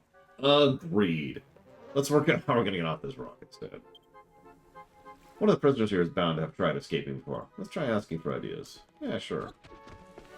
By the way, there's now a bit of rubble in front of him instead of his statue. All of us on field duty are fairly recent arrivals, so none of us are that knowledgeable about the place, to be honest with you. Why don't you try talking to Molly, 784? She's bound to know something we don't. Well, you want to know if there's a way off the island? Keep your voice down. What if one of the jailers hears you? Do you want to spend some quality time in the hole that badly?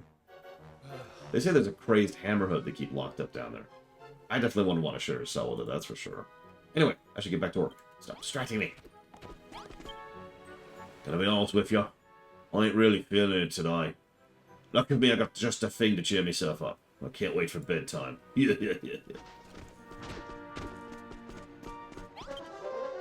Let me fill you in on how the children turn humans into believers. First, they give you the tiniest hint of hope, and then let the hope grow until you start to believe things might work out for the best. Then they smash your dreams into pieces. That's exactly why the Cabbage Patch is for. Tiny green dreams all gone. I have to admit, it works. Yeah. I mean, hitting something in the face with a hammer works, too. Look at you two, sauntering around with a care in the world. You made yourself right at home, haven't you? Someone's always watching you here, but you get the surprising amount of time to yourself. That's a calculated move on their part, of course. Why? Seems like they could do a lot worse than just leaving us to reflect on how bad we've got here if they really wanted to. Let me put it this way. If it was all stick and no carrot, the prisoners would only grow to despise the children. Now I think of it, why are you talking to me anyways? How many times do I have to tell you there's no way off the island? You're gonna have to give up on this silly dream sooner or later.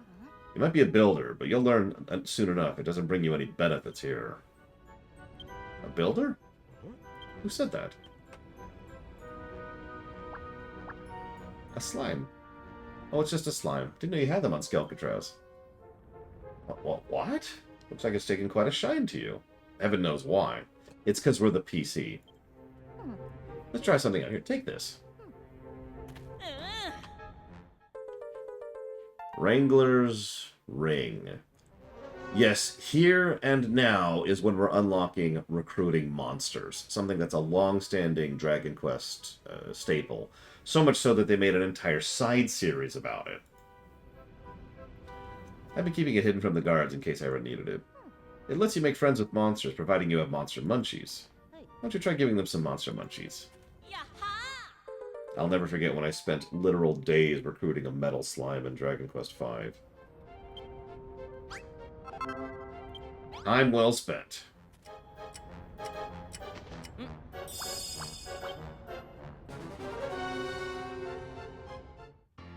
Was it worth it? I mean, yeah. I was at a pretty depressed point in my life. And when I was... I think I've told this story before. I was literally giving up. I was actually walking out of the dungeon. I was like, no, I'm done. I'm done with this crap. Encountered a slime, killed it, and it said, hey, can I join your party? A metal slime. And I'm just like... I named it Hope.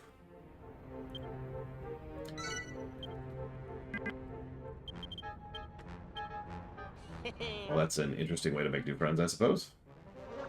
Monster Munchie's my favorite. I'm not a bad slime, you know. I promise. Is that what you thought I was going to say? My name's Splodger Splodgington Oozesquire, by the way. Don't be thinking you can give me some silly old nickname, Gooman. Dude, metal slimes are bonkers in that game. They're metal slimes. So they hit hard, they have very little health, extremely high agility, so they pretty much always go first, and insane avoidance and armor. So yeah, no, the metal slime was legit. That said, Hope isn't too shabby. I'll take it. It's not like anyone oozes their real names around here anyway. It's him, it's Gottfried's slimy sidekick. You're a builder, right? I bet we could get off the island if we squished our heads together. Let me help you escape. As if a slime would be of any use to you. Malroth, come on. It's a slime. Now there's an idea. In a theoretical Dragon Quest strategy game, what's the advantages of playing as the slimes?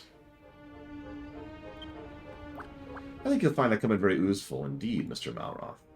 Let's talk later. The jailers tend to drop their guard after the sun goes down. If you don't have anything better to do, sit on the bench.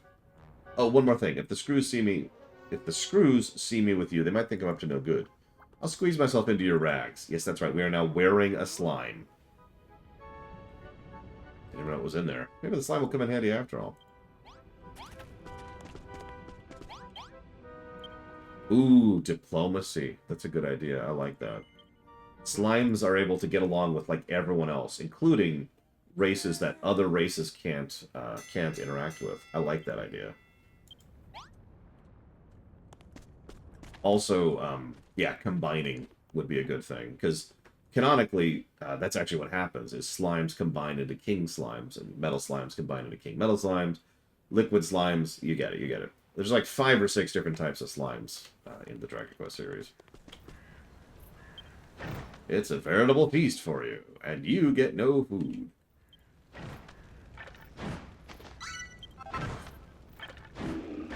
No food. Yep. Thanks for repeating the cutscene.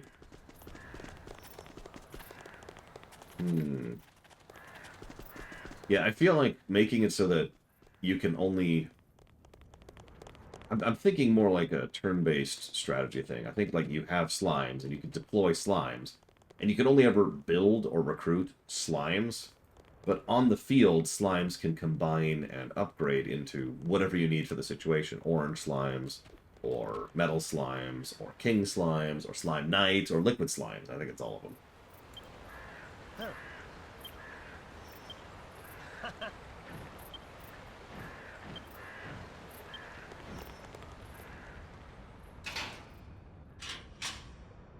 Oh, heal slimes. I did forget heal slimes. I like that. That's good.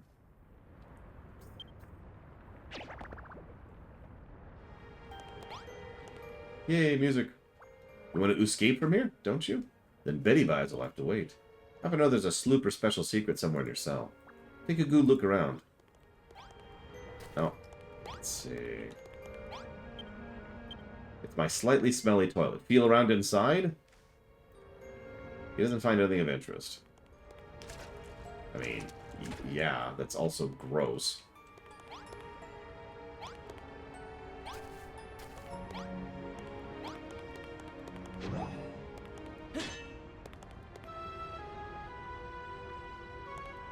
Cubic meters of slime. I like it.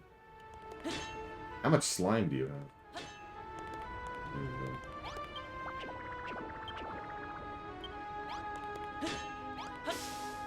Aha! Blocks look a bit different.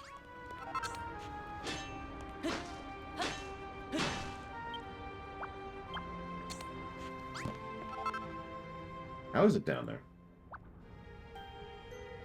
An old Gooman friend of mine dug this tunnel in secret. Good morning, Ross. Check the pot over there for more oozeful information.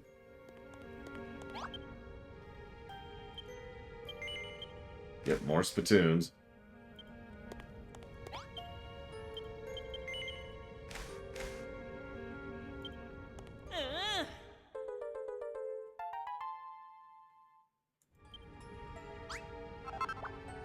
So you found something, have you? Put it on the note, or put it on the table. Let's see what it says. I am the escapologist extraordinaire. No prison, penitentiary, or pail of water can hold me. Well, thank goodness it's something minor, Pika. Unfortunately, it looks like that might not be when Pikmin 4 shows up. But at least you have Pikmin 3 to play. Tonight I shall attempt my most daring getaway yet. I shall escape from Skelkatraz. None other has ever achieved this feat. It pains me to leave my slimy sidekick behind, but such is the lot of the professional powder taker. These feet were made for fleeing, and that's just what they'll do. I will succeed, of that there is no doubt. However, should by some fatal fortune my mission fail, I implore whoever finds this letter to do what I could not. Yours fleetingly, Gottfried, escapologist extraordinaire. Gottfried got caught by the children of Hargoon on purpose, so he could come to Skelkatraz, break out, and prove himself to be the best escape artist of all slime. But his plan failed. He disappeared. No blobby has ever seen him since. I always admired Gottfried. I've been waiting for someone to carry on his legacy ever since he vanished. Please, don't let my friend's dreams be squelched. Tell me you'll escape. Escape. Great. Let's get going then.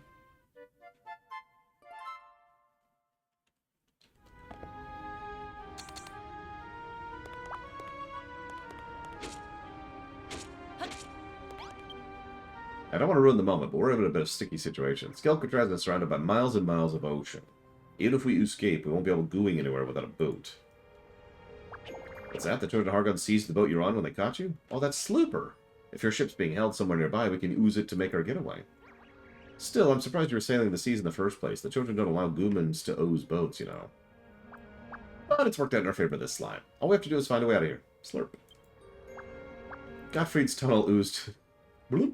You remember those aliens, the aquatic aliens back in, Damn, I can't think of the name of the damn game. Top-down spaceship sci-fi parody game. And they're constantly like, blue, blue.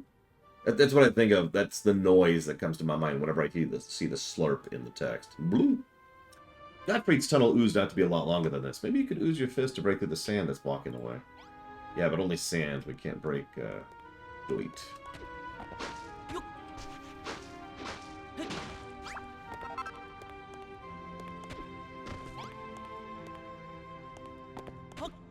I mean, that is a pretty stupid pseudo-parody sci-fi.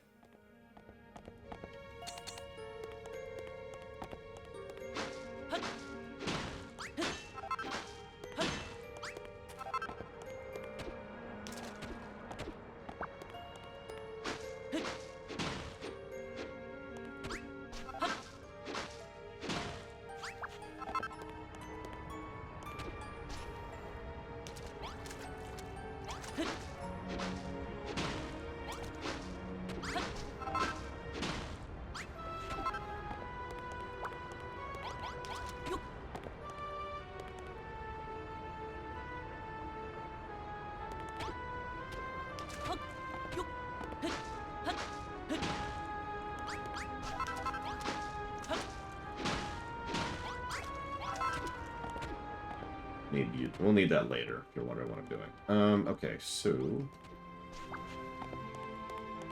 Where am I? Oh, yeah, let's just do this way. Start the Doom music.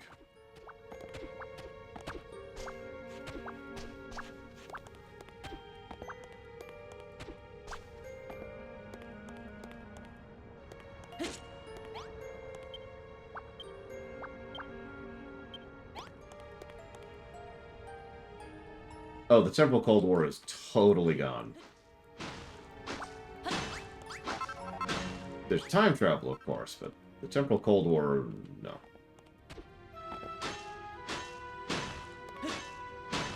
Look, I've played Minecraft, I know how this works. You punch a tree, then you punch some rock, and then you punch some diamonds. It's very simple.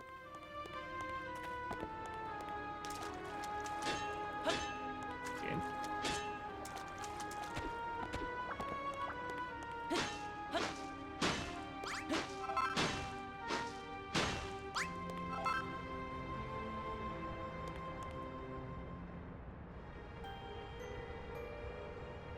Yeah, exactly. By the way, spoiler, why is that doing that?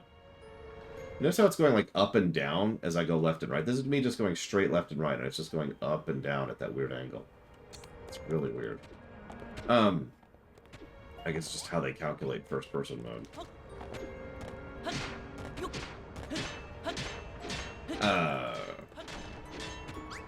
No, that's not my mouse. My mouse works just fine. It also doesn't do it in third-person mode at all. Let's have a mosey around this building, see if we can find a way out. Yes, let's talk to all these people who are very alive and definitely not corpses. Anyways, yeah, since I use Type 1 time travel in our Trek, yeah, there can't really be a temporal Cold War. There are temporal powers who are studying and attempting to combat each other in time. But as you might imagine, they can't really accomplish much. I want to read the sign. This is the incinerator. No matter what the manner of a prisoner's death, whether by old age or bad luck, the cleansing fire shall give them new life as willing warriors for the High Priest of Paragon. Yeah, if you ever wonder why this place is filled with skeletons...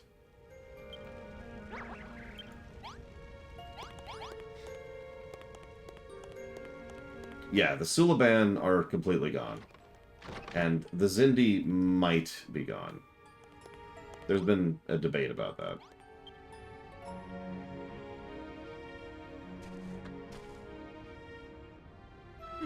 Everything's so topsy-turvy. Where am I?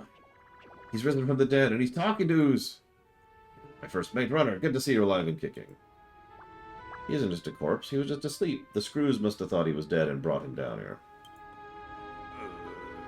What's all this talk of corpses? Where is he? Where's my ship? Oh, the Gooman must be captain of your ship. Follow us, Captain. We're going to find a way out of here.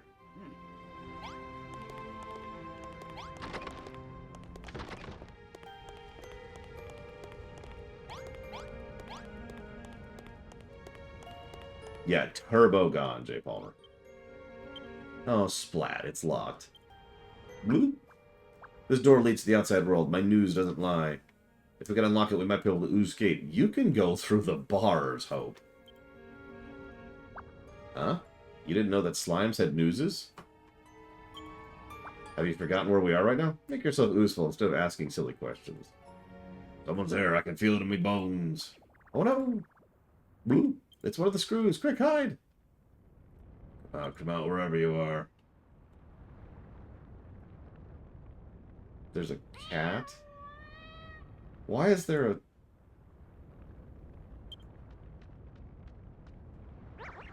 Nearly sludged myself there. Why don't we call it a night for now? Blue? Don't worry, you're a prisoner. If you're not back in your cell come morning, the screws will notice. We found the door. That's a good first step. We just need to think about how to get it open. Right now, we need to focus on getting back to your cell. Let's go.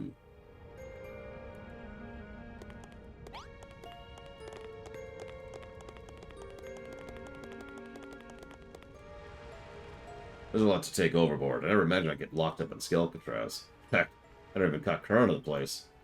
Speaking of which, there's something I've been made to ask you. Wasn't Harkon supposed to have been defeated? Yeah, he's dead. If so, how come his crew are still in charge on every island we make starboard at? Seems like a few too many to just be stragglers. I thought you were a ship's captain, not a historian. Maybe you should stick to what you're used to. Speaking of the Angel, where's the 11 Seas and my beloved ship? That beautiful boat is my best friend, just like Malroth is to Runner. Keep the noise down, will you? We're trying to escape here.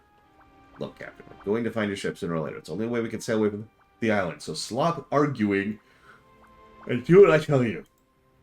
This friend is quite the bossy knickers, isn't he? Reminds me of a certain young lady. I can hear you, you know. Less talking, more walking. Bloop. Yes, sir, Mr. Slime, sir. Okay, me and the captain will go ahead. Follow the route we oozed to get here, and we'll see you under your south. What about all the corpses? Ah, whatever.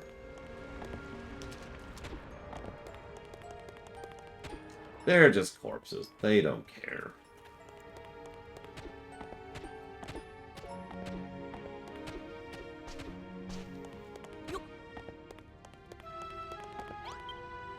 Not bad for a night's work. Let's go over what we learned so far.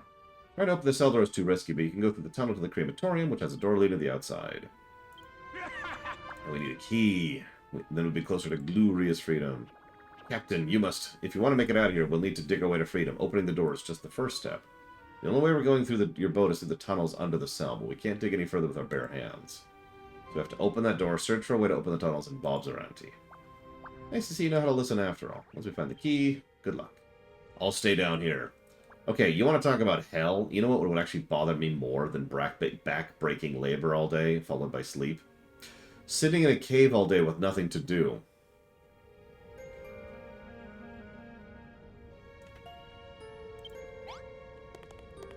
Like, seriously, that sounds like hell. Just absolute hell. Yes?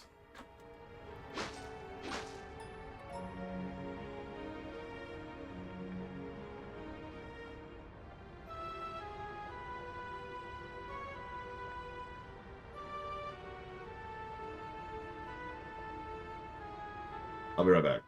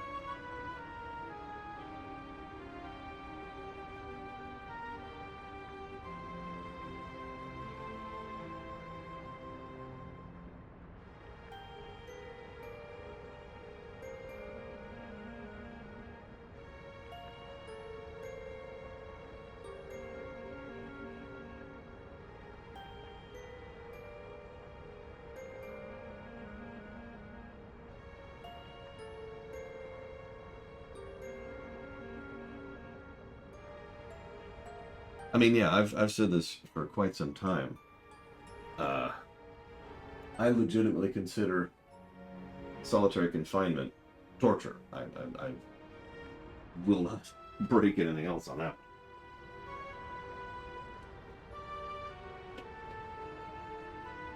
It's one of the reasons it pisses me off in fiction when solitary confinement is treated as a mild punishment. Look at you, Star Trek.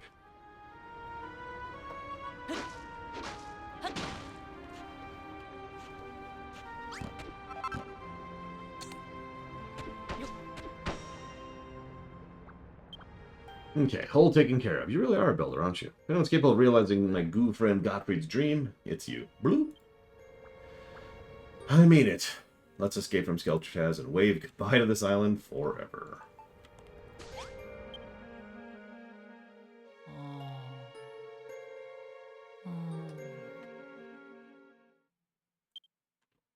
He dreams of burning bones, locked doors, and blocked tunnels.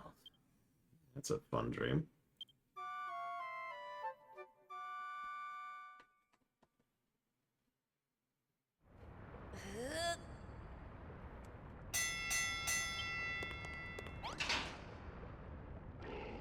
No idea what you boneheads have been up to, but the warden is not pleased. Something tells me you're gonna find out what they call him the priest of pain today.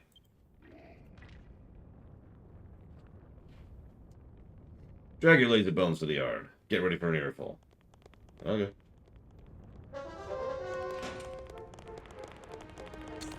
Also, da-da-da-da-da-da.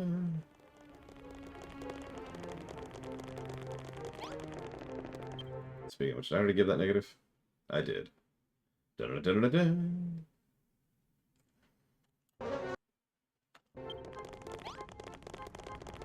It knew.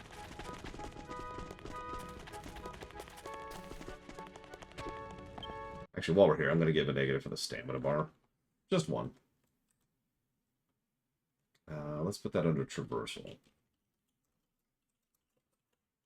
Although, I did write that down already. Good. Negative to music, J. Palmer. Which is funny in a game which already has a positive to music. What, 10 per chapter? I mean... Not really, no. Although, I will notice that the previous time that I played through this game, I ran into those chapters. I had the exact same thing you had happen to you. I'm actually surprised that this time I have not been running into the level caps at all. I guess that's the detriment of not doing side stuff. We spend day after day breaking our backbones to rehabilitate you, and this is how you repay us? You'll be lucky if I ever forgive this treachery. Now get yourselves to the field. The warden wants to speak to you. Yeah, I was going to say, I think the reason I'm willing to forgive it in this case is that the levels are mostly just unlocks for recipes, and by capping them per area, it means they have a control over which recipes you have access to on which islands, which I'm fine with.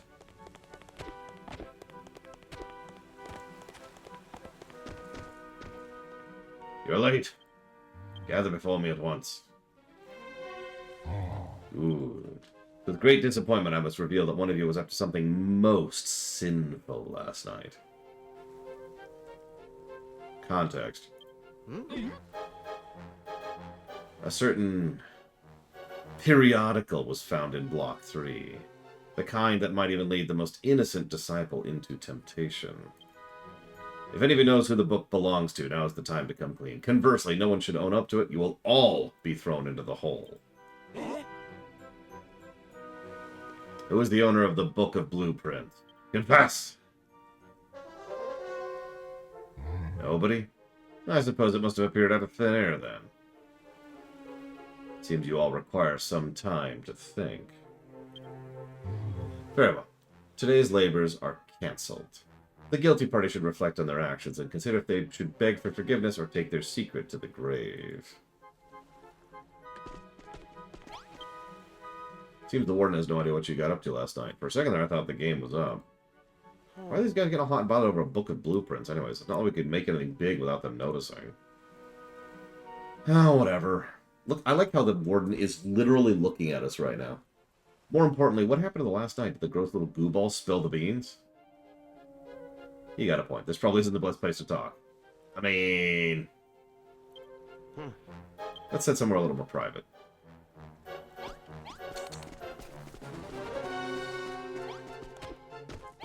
You don't suspect me, do you? Ha! I wouldn't be so sloppy as to see something like that where the guards could find it. Trust me. I really can't be bothered with all this right now.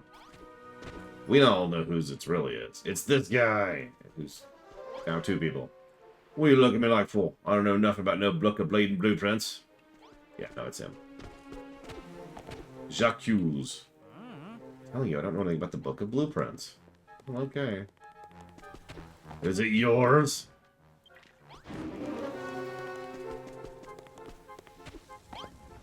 Right, we should be safe to talk here. Mind explaining why you think it's okay to idle chit-chat in front of my storehouse? So, come on, out with it. Why'd you get up till last night? Explain.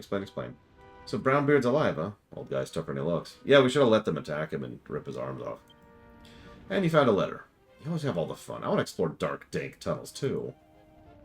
No, what about that? It's dark and dangerous and full of dead bodies. I shall surely die from fright. Huh? What's going on over there? Listen, you. The wardens picked you out for crematorium cleaning duty. No getting out of it. Don't stop scrubbing till you're nothing but skin and bones. Literally? Crematorium, that's where we went yesterday, right? Let's see if we can't do our lily-livered friend here a favor.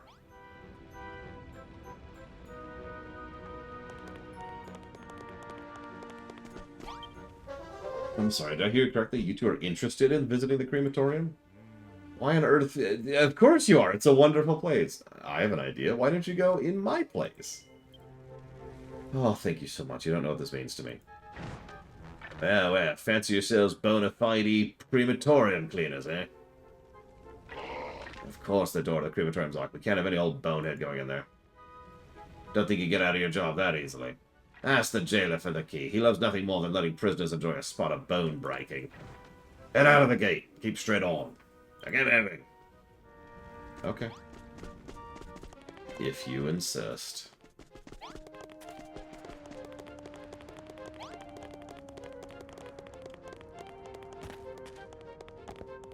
For some reason, we haven't collected any gratitude on this island. I'm not sure why. What are you two wandering around all willy-nilly? Get back to the fields, or I'll have your heads. You pulled my leg bone. You volunteered to clean the crematorium. I'm actually impressed. Most humans hate touching dead bodies.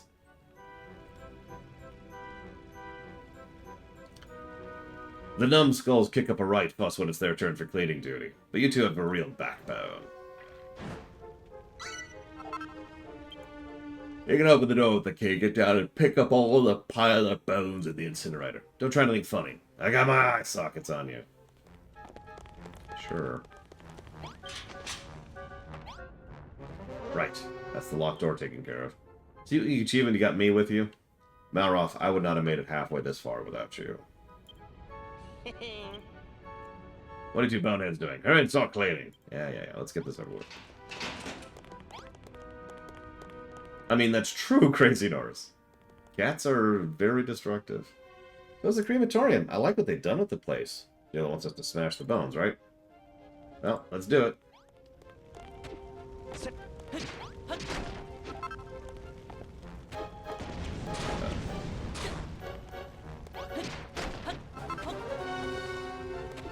While we're here. Some healing herbs, because good game design. Food's getting a little low.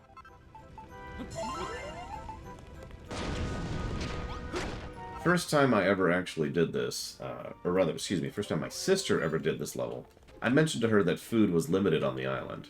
Her immediate reaction was to spend every spare moment cooking every ounce of food she could. And I'm like, no, it's not that limited. It's not that limited.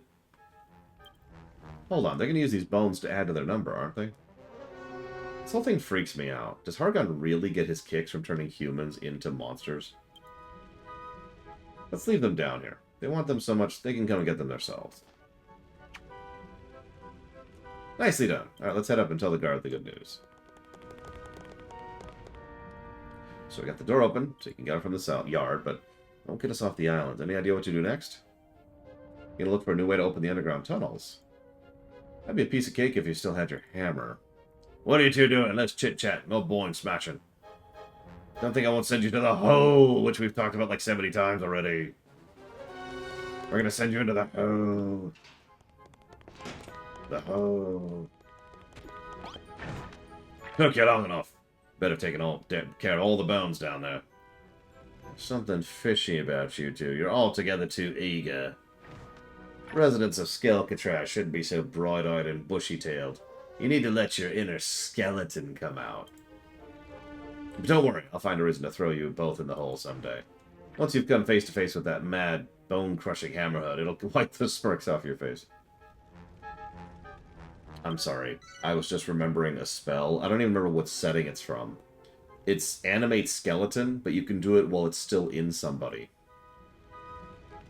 There's a hammerhead in the hole, huh? Hammerhead? You two, less bludgery, more drudgery. Okay, God.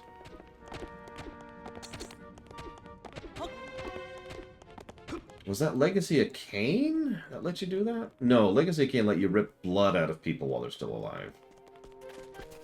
I don't remember what game that's from. I guess it doesn't matter. Because it's really horrifying.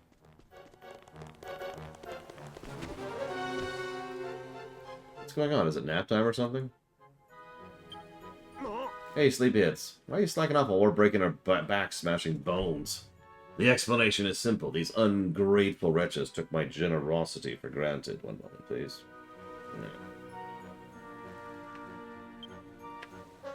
All they had to do was admit the book belonged to. Alas, they spurned this opportunity, and now they shall all be thrown in the hoe.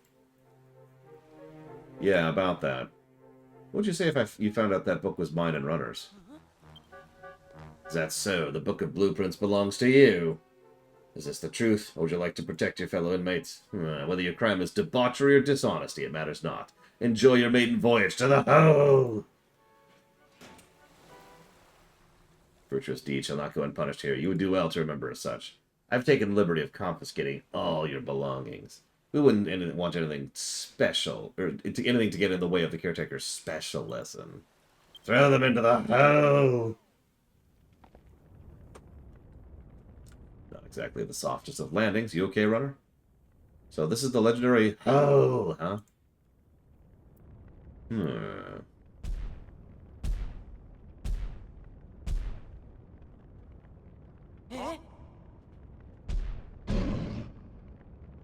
Let's get ready for bashing. Do not dawdle, my lambs. Find yourselves an empty cell before our friendly caretaker takes care of you. This is actually an interesting form of punishment. Throw you into a place where you have to effectively imprison yourself because it's the only way to stay safe from a monster. And of course, the imprisonment spot is full of spikes and poison. Enjoy your time down there. Should help you realize how nice your old cell was. Also, this is a very, very common form of torture. Let's just call it what it is. Where you have someone in a cell, and it's bad, but if they do worse, you actually have a worse cell they can go into. So they think, oh god, I wish I was back in my terrible cell. It's weird how many video games we play that cover these kind of things. In fact, 2 of them have been block-based. Minecraft Story Mode, Part 2, and this game.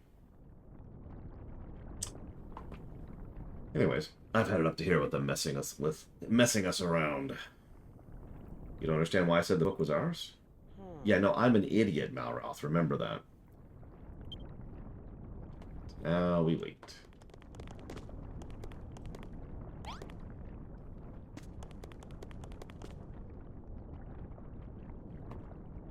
Font of putrescence. Should this object strike an enemy, rot in decay would instantly eat their flesh and leave only a pool of blood and tissue. For a time after, the toxins are still active and therefore lethal to the touch. Bash, bash, bash. Heck was that?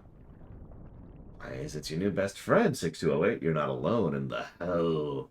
Oh no, you are accompanied by the most vicious and violent of hammerhoods. Use this time to reflect on your wrongdoings while you spend your days cowering in fear of your nefarious neighbor. Let's catch some shut-eye. We can sleep away our worries and be ready to think of an escape plan in the morning. And for some reason, I feel at home here. Maybe I'll actually be able to get a decent night's sleep for once. We sleep in the dark for an eternity, unable to even see their own hands. Eventually they fall into a deep sleep. Cuddling, of course.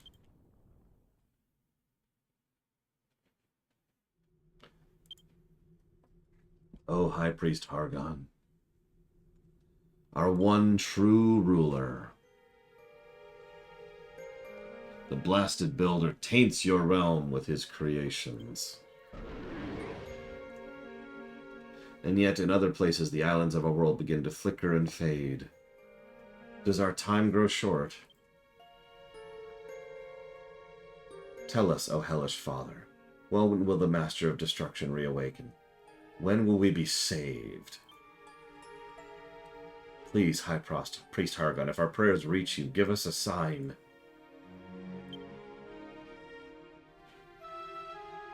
We shall continue to wait yours and the Master of Destruction's return to the Promised Land. O High Priest Hargon, we pray you will grace us with your presence soon. Reminder, he's dead. Before the doomsday is upon us and this illusion ends. Which means nothing to you. Unless you've played Dragon Quest II.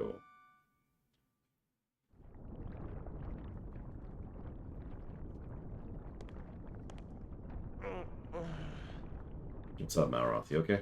Is that some kind of dream? What's doomsday? What's the illusion? Why am I dreaming about any of this? Let's see if it even was a dream.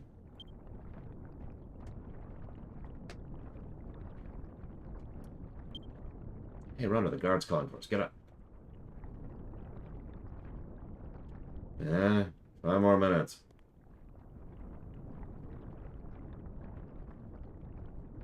You alright? How long have we been here anyway? It should be more than enough time for your first visit. You can leave your cell now, boneheads.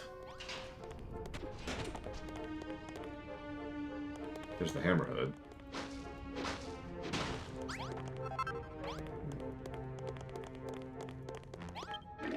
I trust you had a fun time in the hell.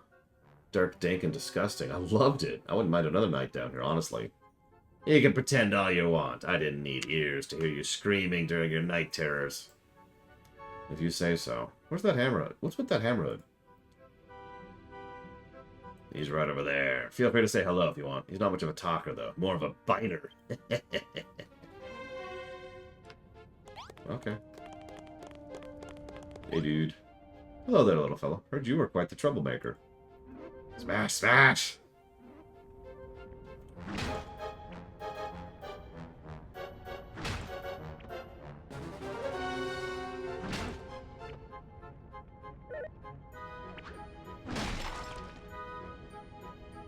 Smash? He's just as aggressive as they say. Looks like it doesn't understand a word I'm saying either. Careful, you two get too close, you might break a bone or two. When the Hammerhead gets mad, it tends to, well, destroy everything in sight. Honestly, we really could use a monster like that in our army if we could use the ability to follow orders into its thick skull. That's it, the hammer. That's the one. We need to get the giant mallet and smash our way off the island. Stealing isn't nice? You'd rather make friends with it? I knew you'd say something like that. We might be able to get it on side if we use some of the monster munchies. We still have to unlock the cell door. What are you two playing at? You better get moving unless you want to spend another week down here. That sounds like fun. Week of solitary. Some of those leg bones of yours. Was that conversation with the Hammerhead really that fascinating? Anyway, here's your stuff. Make your way out to the field.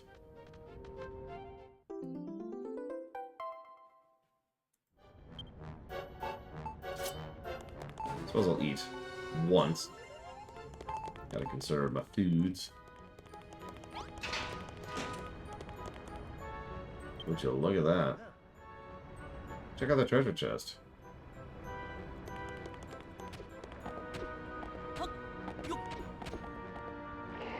"6-2-07, you trying to tickle my funny bone? Get away from that chest."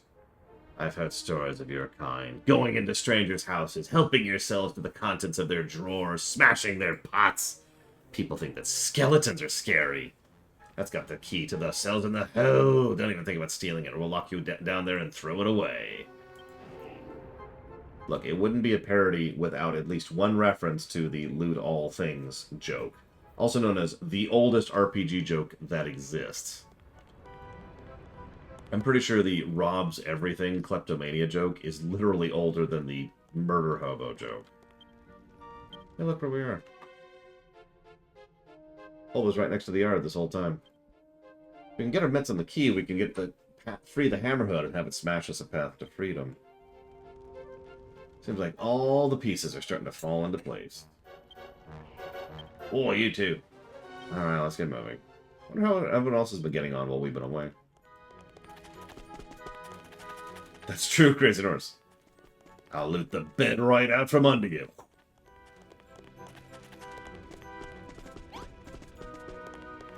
There's actually a very specific reason for it, Mr. Red. It's to encourage players to go into people's houses so they talk to NPCs so they get background lore and story.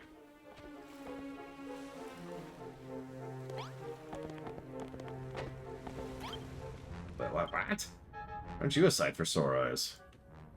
We owe you our thanks. You saved every one of us a trip to the torrid hole. Just thinking of you suffering down there filled me with so much guilt. Ah, don't get the wrong idea. I didn't do it for you. Handsome and humble. Molly, he's taken. By me, of course. You're a good lad, Malra. We're all very grateful for the sacrifice. Speaking of which, here's a token of our thanks. Anyway, Warden's waiting.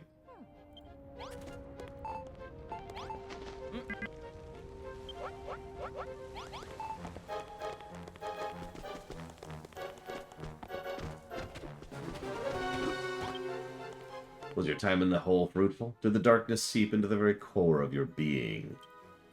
You must be exhausted after all that self-reflection. Your rehabilitation for today will be none too taxing. You may have noticed we have a wicked weed problem of late. It should be your duty to rid us of the greenery that blights our land. Do not stop until the sun is set. No need to report. Your work will speak for itself. Okay.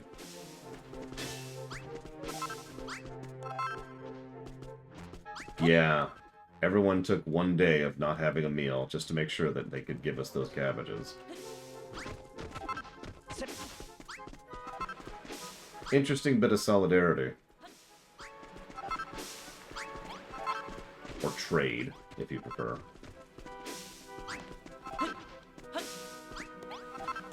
So how many of you kept running around doing this until you realized that there is no quest objective to de-weed the island?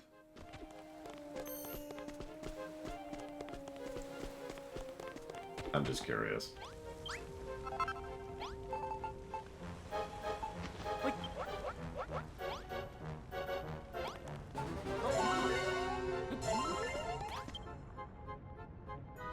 Lovely to see you both. Don't worry about whatever silly task the warden gave you. He won't check to see if you're working. He just likes bossing people around. Thank you once again for saving everyone from being thrown in the hell. It's funny, the more I spend time observing you, the more I start thinking getting off Skelkatraz might not be as impossible as I once thought. You got a plan to befriend the Hammerhood in the hole and have it open up the underground tunnels? So you finally met the little rascal, huh? He used to be rather fond of building, much like yourself, up till the children broke his spirit with their relentless rehabilitation. Wait, really? This game came out today? Years ago, obviously. Even more reason to set us free and get the heck out of here. Speaking of which, can we have some more monster munchies? No, my supplies run dry. I gave you my last batch. You've got to be kidding me. Well, if you can't give us any, tell us how to make them. Munra will take care of the rest. Of course. You just need dry grass, frog stools, and a frying pan. Ironically, the one thing I haven't picked up lately. Oh, there. Wow. This game is 4 years old. That doesn't really sound like much, but at the same time, I'm astonished this game is that old.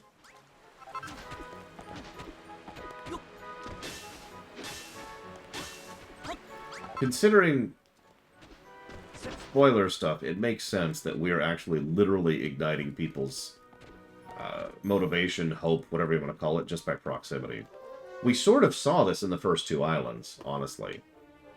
And we're seeing it here, just it's a little more pronounced here, because everyone here is like, doom and gloom.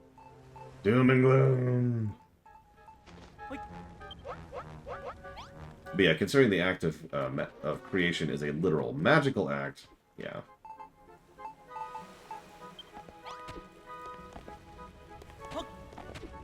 Yes, we have infinite dry grass. Nicely done. These look tasty. I wouldn't even mind a bite. Now, it won't happen every time, but sometimes monsters will get back up after you've beaten them. So, okay. In Dragon Quest games, not counting the Monster series, the way that recruiting works is you beat a monster, and then there's a dice roll. It's usually a pretty low chance, and they have a chance to come back and say, "Can I please join you?" Now, any additional mechanics kind of vary. In this game, what happens is you get a 30-second timer, and you have that time to go ahead and give them the food, and if you do, then they're like, "Yay, thank you for picking me, I will now join your team." In some of the games, this gets really aggravating, like the aforementioned Metal Slime example I gave you, because that means you have to find a rare monster, kill it until it wants to join you, and yeah. That sucks. I'm not sure if it's negative worthy here, but let's just say that I have had problems recruiting specific monsters in this game. I don't know, we'll debate that later.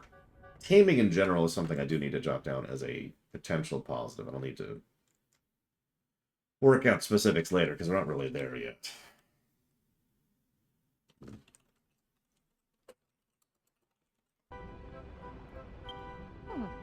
So, give the monster munchies, go get the Hammerhood. Problem is, how do we get it to dig the tunnels if it doesn't understand what we say? There's a little problem with what to do about the Hammerhood's cell. The jailers are bound to notice it's gone missing the next morning. You need to come up with a way of deceiving the guards. Huh? Don't tell me you're already working on an idea already. Alright, let's hear it then.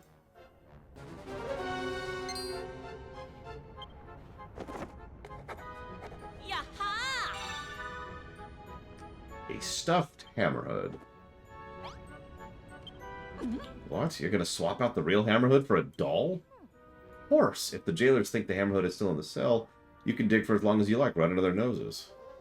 What are you waiting for? Go make it. You can use the old sewing station back there. Well, okay. So, you'll notice that, oh, it takes cord.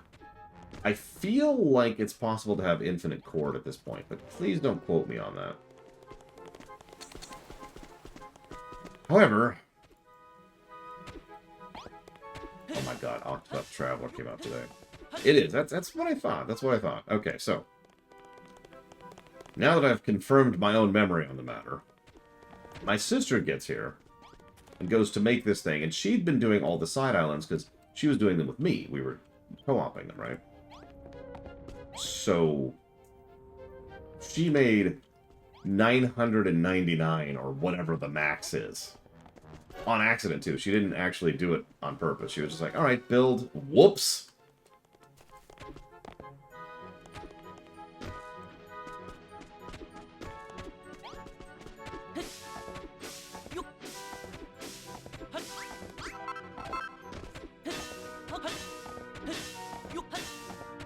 And yes, probably, definitely delivered by the developers, but if you actually run about and do the task he told you to do, you will have the items you need to make the Hammerhood. Go figure.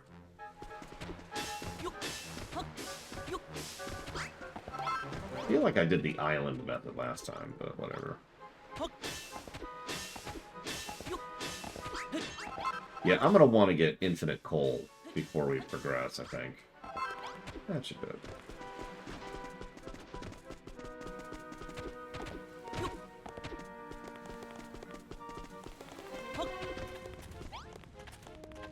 I don't know, we'll see how long it takes us to get through Island 2.5 here.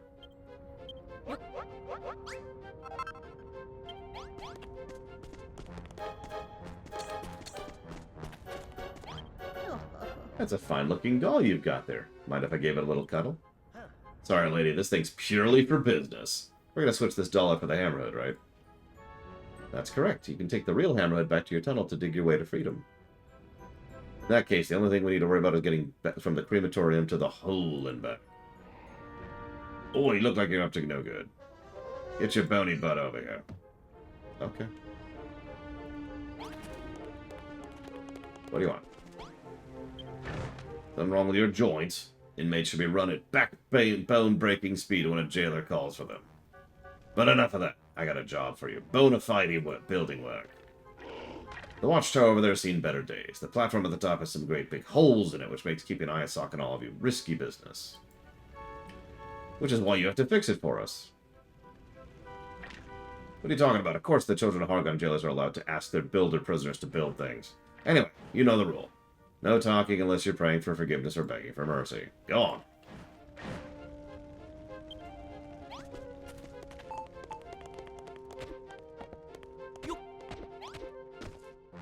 You know, honestly, I don't have a good answer to that, Lord Haremont.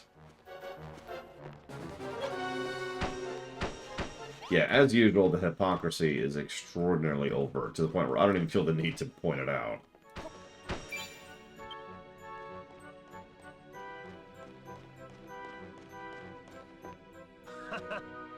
I mean, how do you think they keep their fleet running? Because they have multiple ships patrolling the waves. That's the watchtower fixed. Good work. Still, it rubs me the long way how happy they are to let you build when it suits them. And to add insult to injury, we barely see the hole from this tower. This has been a huge waste of time. Sorry. Hang on, there's another watchtower over there. That one might just give us a view of the hole we need. Let's tell the jailer we're done with this one. Head over to the other tower.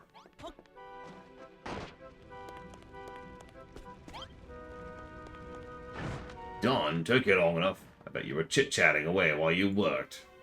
Hey, bones for brains. Is that other watchtower broken too? We'll fix it for you if it is. Show me some respect. You do well to remember who the inmate is here.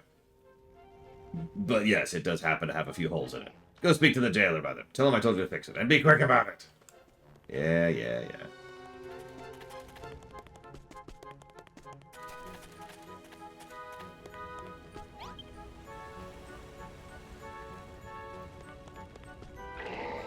What are you two doing here? Alright, let's get this tower fixed and scope out the path while we're at it. I heard your flappy jawbone from the other jailers. What in Hargon's name are you going on about? Oh, it was one of your fellow jailers that asked us to come here. We were told to fix this watchtower. A likely story. Do you really think we let prisoners go around building things willy-nilly? Fine, but don't come crying to us when you fall through the massive gaps in the floorboards. Why, you little... Fine! Fill it with some sand and don't tell the warden. One thing I do really like about this chapter, this is Malroth's chapter. Well, this and the last one. Obviously, he's had character and presentation, all sorts of fun stuff the entire game, but this chapter is all his chance to shine. We're just kind of here. He's the one actually guiding the events, right?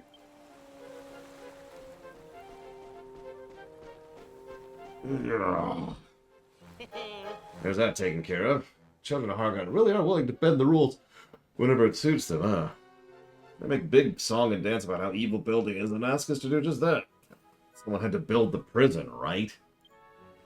Makes you wonder if any of the children have actually listened to the word Hargon ever said.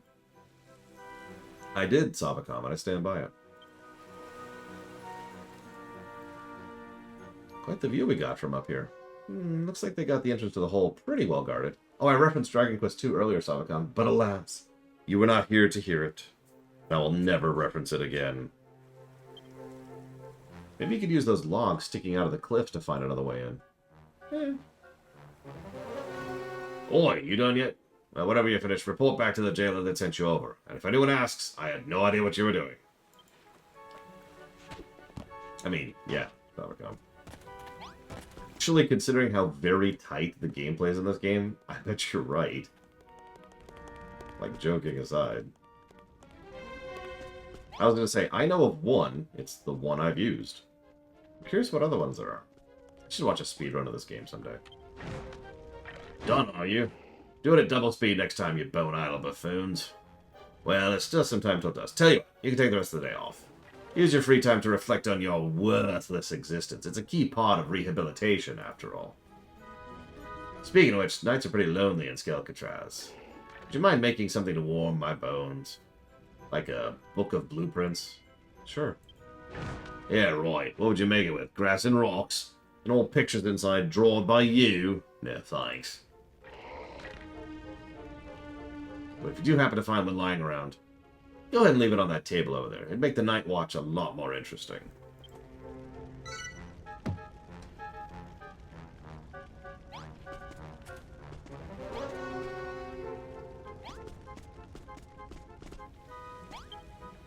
At least you know the lie of the land now. I'm counting on you. I wish I could go with you, but you're the one who hit the jackpot in the cell lottery. Work with the slime. We'll figure out the rest of the plan later. See, anything I'm missing? I don't think so, but we might as well talk to the other prisoners. See if there's anything we could do to make this easier. And thank you, Sabakam. Very, very much. As always.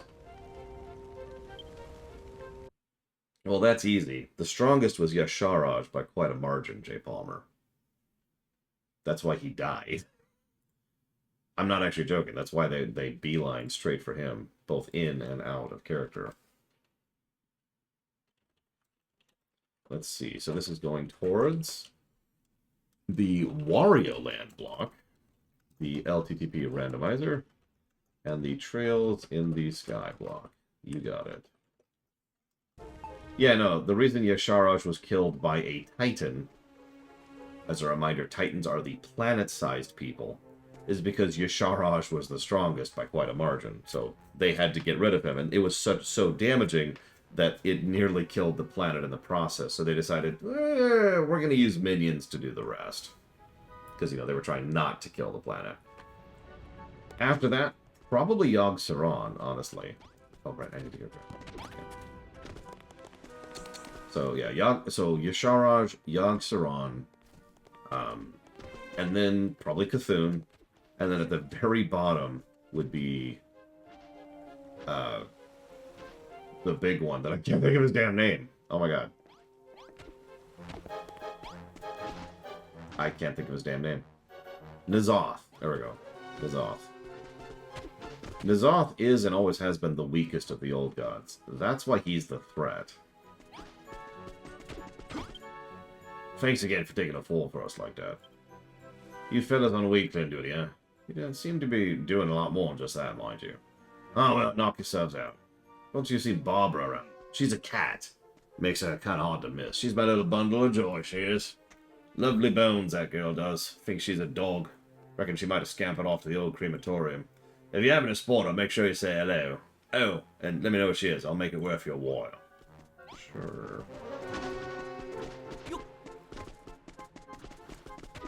Good morning, Surf. Yeah, this game is very good.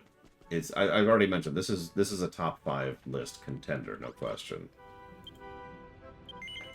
Huh.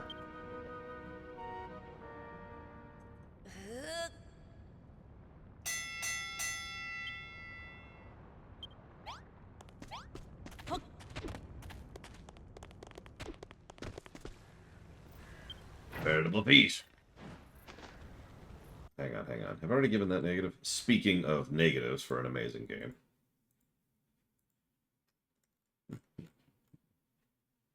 Oh, yeah. I gave that negative. In the interest of fairness, I should probably give it twice.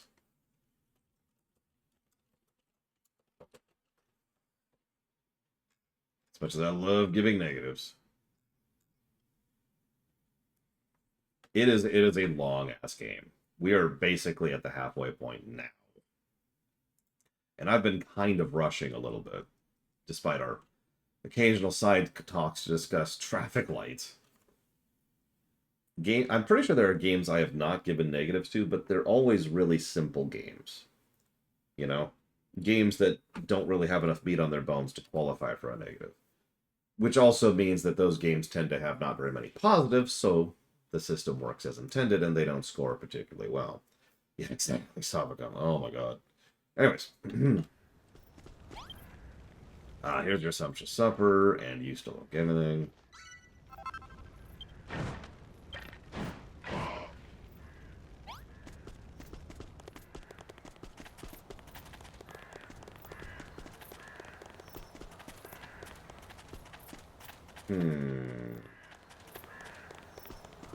Can I think of a story negative for FF6? I can think of gameplay negatives. Well, I could think of gameplay negatives. Until the Pixel Remaster version came out and fixed those.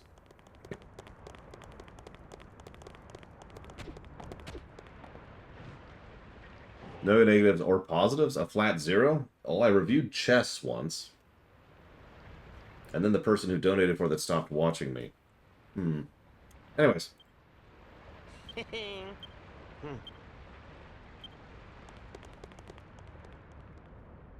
Yeah, reviewing Tetris. There you go. Although, honestly, depending on the exact version of Tetris, there would probably be gameplay positives. Yeah, there are several. I think we've got like 5 or 6 games at this point that have hit 0 on the golden number, but that's always because of math.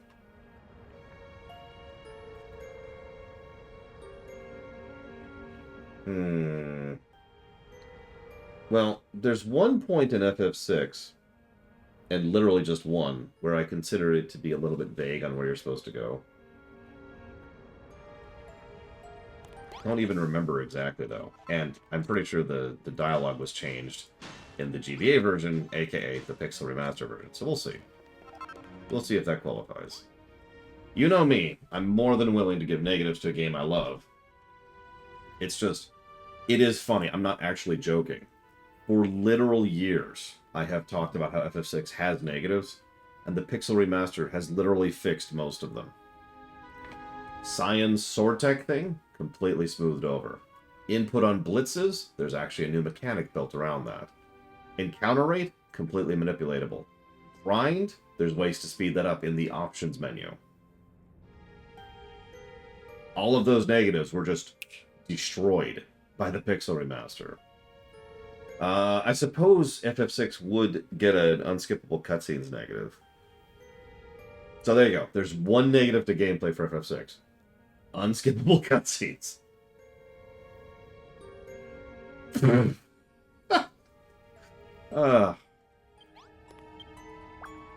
Runner's back. I was starting to get worried something bad had happened.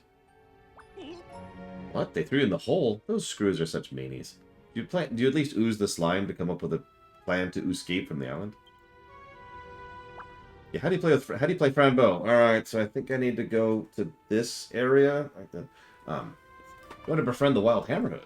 Oh, okay. That thing's crazy. You look confident, though. Alright, let's do it.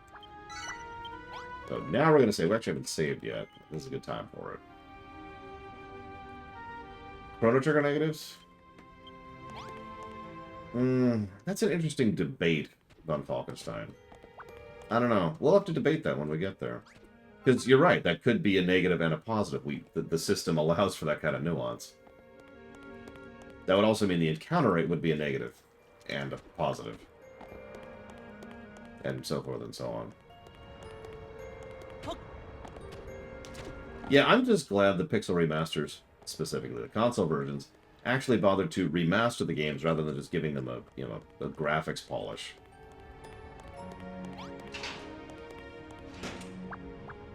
You unlocked the door. Great job. Let's go get a hole. Wait a minute. There's a skeleton. It's time for a mandatory stealth section.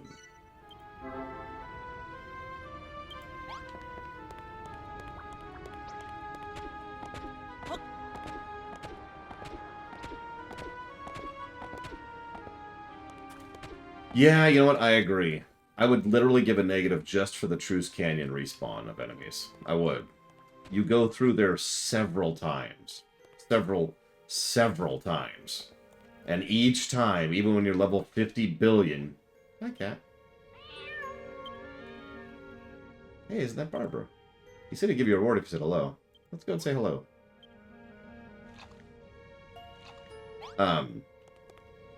Just for that, and for the fact that the game forces you to redo that fight, even when you're like level 40, is honestly really irritating, and just has no reason to be there. So, where am I? I'm actually a little lost. Oh, I see where I am. Okay, okay.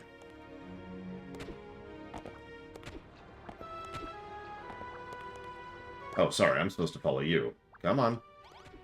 Sorry, I was going the other way. If only I had a cardboard box. So far, so good. Oh, these gutters smell hideous. We're pulling off a jailbreak, not going on a pleasure cruise. Come on. Okay, okay.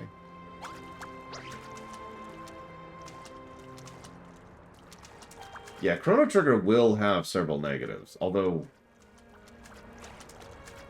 Now you got me thinking about story negatives to Chrono Trigger. As in, if there are any.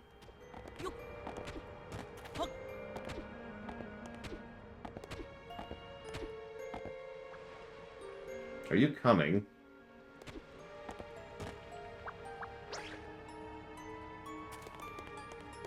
Hmm. Yeah, no, Chrono Trigger has a very tight story.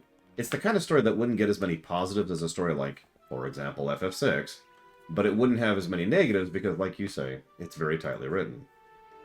There's no fat on those bones at all.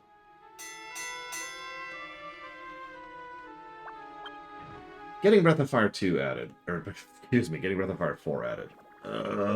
Okay, so here's the answer in summary. I don't want to. And you're probably thinking, why? Well, first of all, because I was kind of hoping to Dealer's Choice on the Breath of Fire block later this year. And adding Breath of Fire 4 not only is going to make that much less likely, but is also going to make that block much longer.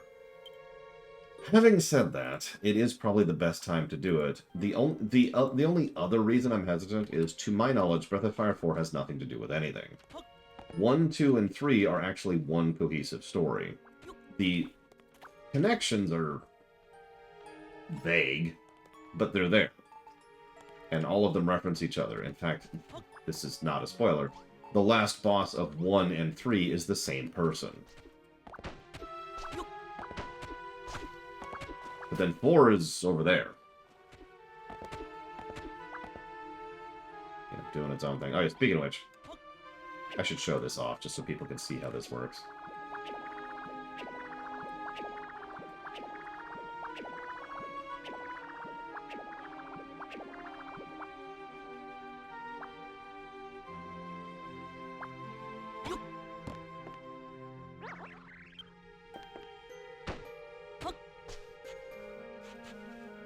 I don't have many blocks. I should probably grab some while I'm here, because I do not have a lot of blocks.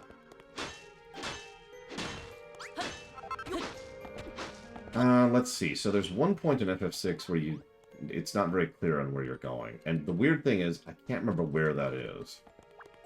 Let's see. You start here, you go there, you go up there. Obviously that splits, that's fine. Then you reconnect.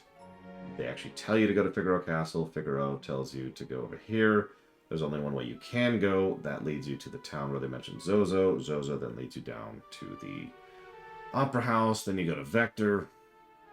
Once you're at Vector, give me a second. So then you go to Vector. You escape. You have a cutscene.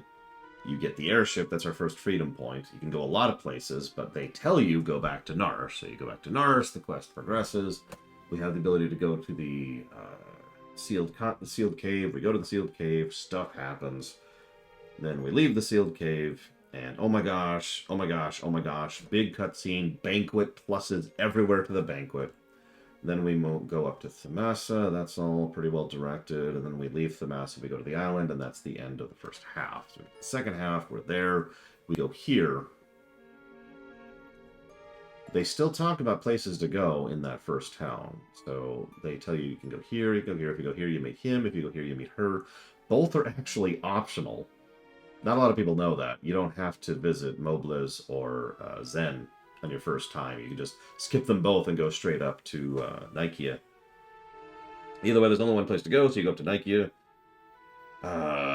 You meet people, you go stuff. It's very directed until you get here. That leads you here. Right there is where so Setzer's there. That leads you here. That gets you the airship. You have the second freedom point. The second freedom point flat out leads you towards Mount Zozo, where you meet Cyan. Cyan directs you towards Gao. And then there's no real... We finally reached a point where the game is not deliberately telling you where you can go next, which is in the second half of the game, after you've recruited several characters at that point.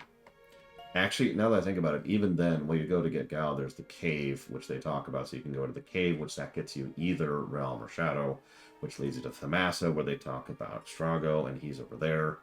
They also in Thamasa, they talk about everything. No, I'm sorry. Where's the point at which you get stuck in FF6? I can't think of one. There's got to be one somewhere, but because I have that memory in the back of my head.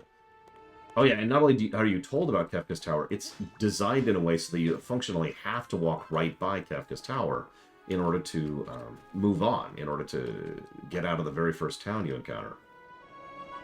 So, even that is something that you were guided towards.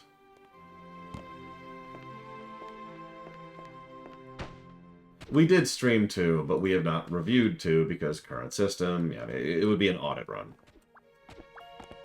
We'd also be using the worst translation this time, because last time we were specifically placing, God lord. We were specifically doing that one fan translation.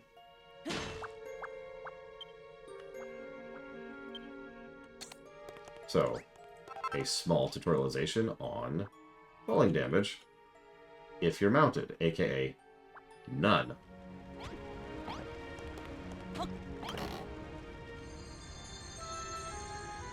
Yeah, even Gogo and Umaro are hinted at. And one of the things in the second half of the game is every town has NPCs that direct you everywhere. I mean this with sincerity, it's actually one of the better designed aspects of FF6. When you get to the second half of the game, every single town has NPCs that give you hints about all the side quests you can do. And all of them are true. All of them are things that will tell you, hey, this is something you can actually do and you can actually go and get. And none of them are just random chatter. So the player is very quickly encouraged to listen to and talk to all the NPCs, which tells them where all the things are to do. So there's no walk-through-itis involved in finding places or finding quests. And again, that's even true for the optional characters. Anyways, we found the key. Woo!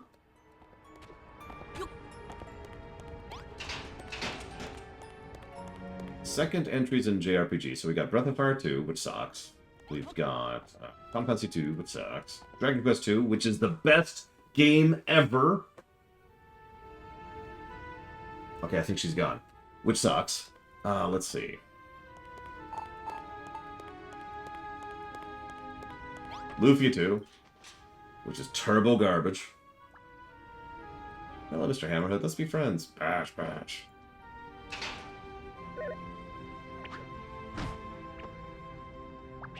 Oh, sludge. It seems like it's just as angry as the prisoner said. We'll have to beat it in battle.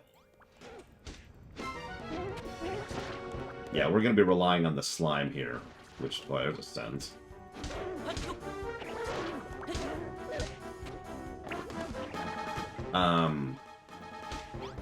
Xenosaga 2 certainly is lacking compared to 1 and 3. So, that seems to follow the pattern. I'm not sure I would say Xenosaga 2 sucks, but... I mean... And Xenoblade 2 doesn't follow that pattern either, now that I'm thinking about it. Although it kind of depends on how you line all that up.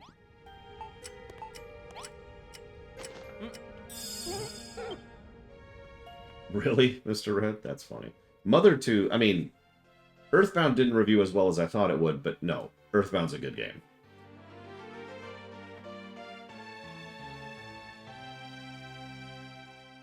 That's kind of what I was thinking, Takoida, because, I mean, obviously, different companies, different continuities, whatever, but, I mean, honestly, the Xeno series is kind of a linear line, even though they don't directly connect to each other. We'll call you... Avatar. The Basher. Bash Bash! Oh, look at that. It's a gajillion times friendlier than it was before. Dark Souls 2. Yeah, that counts. Alright, let's go ahead and put the doll here. Great! The screws will never notice the difference. I just need to lead Savicon back to the tunnel. Away we go!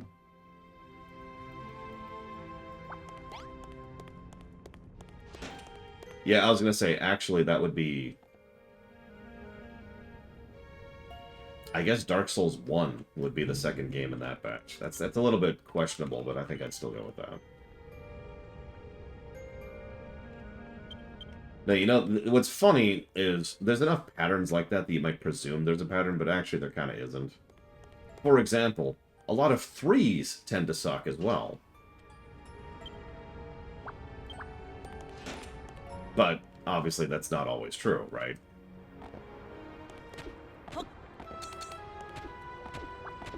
Yeah, Lufia 3, Final Fantasy 3, Dragon Quest 3,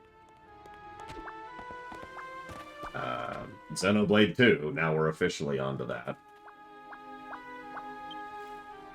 Well, the third Kingdom Hearts game is Kingdom Hearts 2, actually. Breath of Fire 3,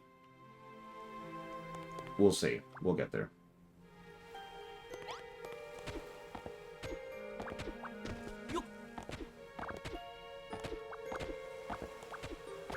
Although, the threes thing isn't just for JRPGs. There's all kinds of game series that tend to have threes.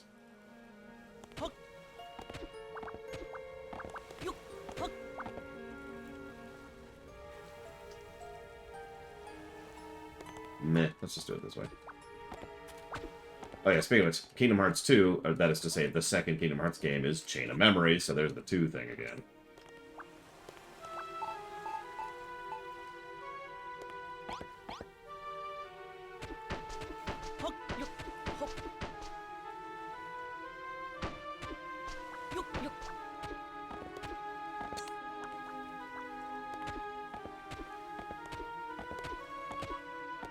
Trying to remember. There were several threes in a row that we were covering.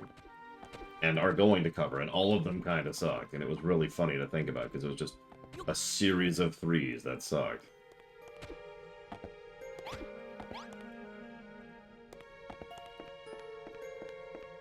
Of course, now I can't think of any of it.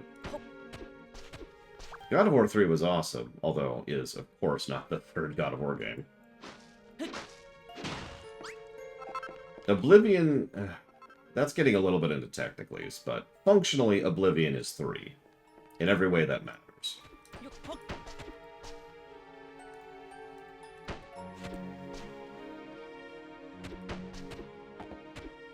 Like, in every way that actually counts, Daggerfall was the first Elder Scrolls game. Which makes Morrowind 2, which makes Oblivion 3.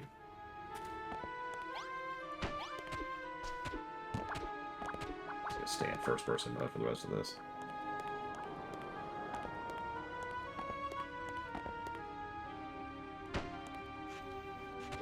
Yeah, Arena is a prototype. Arena's a tech demo. And nobody even remembers Red Spire.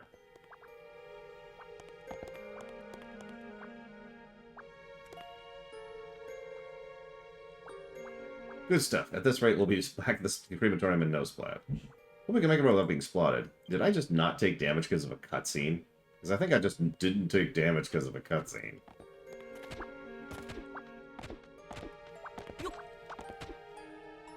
I got caught, of course, because of, you know, that, but whatever. Try that again. EverQuest 2.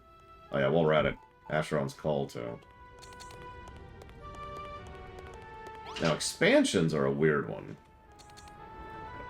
Here.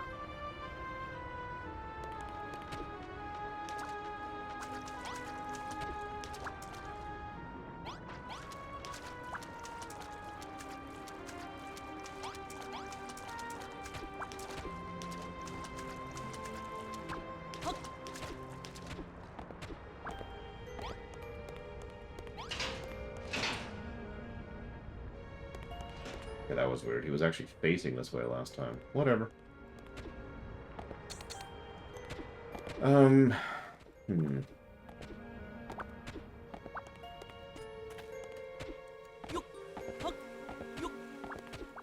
But like I said, there's no real pattern here. Sorry, that was the point I was trying to reach.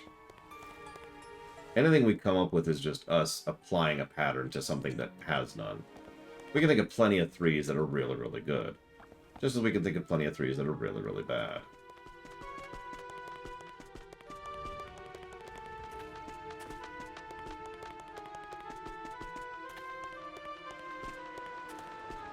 Yeah, Link to the Past is the third Zelda game. Mario Brothers 3, while we're on the subject.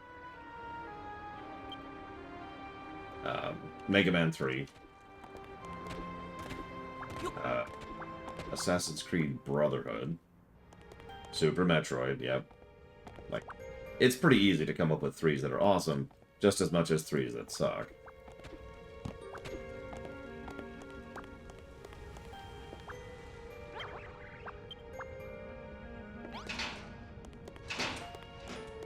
What was the name of that damn game?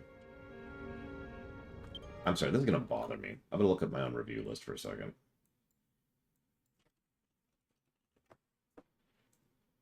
Devil May Cry 3. Because there was something that prompted this recently amongst me and my friends. I'm trying to remember what it was. It was Dawn of War. That's what it was. We were looking at Relic games. That's right. Because the joke there was Relic can't make a good third game. Because they made Company of Heroes 3, which sucked. They made Homeworld 2, also known as the third Homeworld game, which sucked. And then they made Dawn of War 3, which sucked. I knew there was something recent.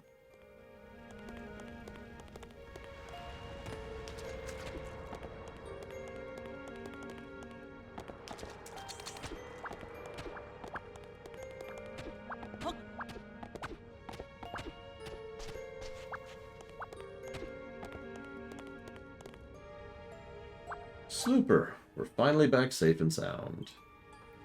Are you, Blue? Is that the Hammerhead I've heard so much about? Welcome aboard, boatmate. Head down. If the screws hear you, our boat will be well and truly sunk. Let's call it a night for today. Best not to get greedy now. Tomorrow night we can have the Hammerhead bash our way to freedom.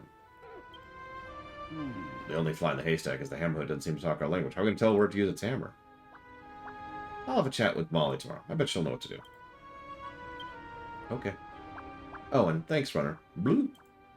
I think we're finally going to realize my good friend Gottfried's dream. Aw.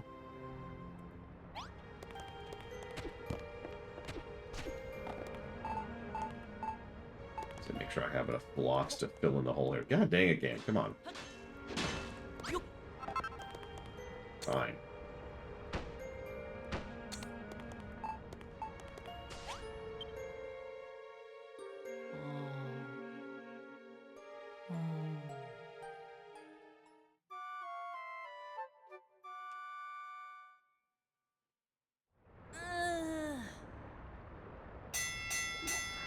The Chief Inspector's here.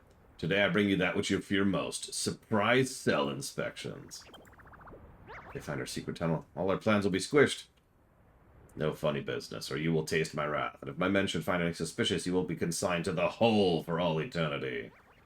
Don't make any sudden movements, Runner. Our slime's up. Morning. Now stay right where you are. I'm going to have a bone to pick with you.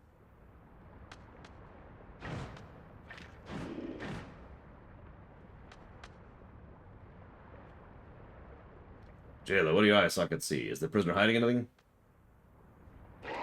No, ma'am. Is that so? The would-be builder. If anyone had the wiles to try and flee this place, it would be you. Perhaps you might try digging an underground tunnel or two. I will ask you one question. I want you to answer it truthfully. Are you or aren't you up to no good? Yes, you are, or yes, you aren't? You're a tricksy one, aren't you? I shall have to keep my eye on you. Right, inspection over. Back to work. Savor another day of rehabilitation. Count yourself lucky. Not that lucky, you still got to head to morning roll call. That was a close one. Great poker face there, pal. Still, can't be a good sign the Chief Inspector showed up. We'll have to be extra careful now that she's on the scene. Alright, did you get it? Did you do it? Alright. Boy, stop flapping your jawbones. I know. Some time apart should do the trick. As of tomorrow, your bony butt will be in cell block 2. Make the most of your time together, because come tomorrow, you'll never see each other again. Well, okay, I guess we'll be running up the timer, or the schedule, on our prison bust.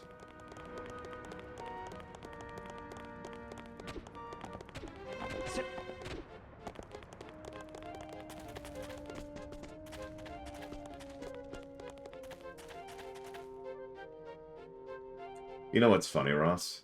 Season 3 is considered where Voyager gets good. Season 3 is considered where Enterprise gets good. I disagree with that, but whatever. Season 3 is considered when DS9 gets good. And Season 3 is when TOS is considered to get bad. Alright. Somebody from Block 2 tried to escape yesterday. Didn't get very far before we caught him, of course. His punishment should be starting soon. If he hears screaming for the High Priest's forgiveness, you know who it'll be. Let this be a lesson. You can never escape from Skelecatraz. Oh, sorry, I thought I said TNG. TNG, DS9, Voyager, and Enterprise all are considered to get good in Season 3. The reason I keep saying are considered is because I don't actually agree with that. I'd say TNG gets good in 3, DS9 gets good in 4, Voyager gets good in 3, and Enterprise gets good in 4, but that's just me. Oh yeah, Picard Season 3 is when Picard isn't a dumpster fire. I mean, is a decent show. And it's when Discovery escaped the shackles of its premise and actually started doing its own thing. Only to be cancelled by Paramount. Anyways. And Prodigy Season 3.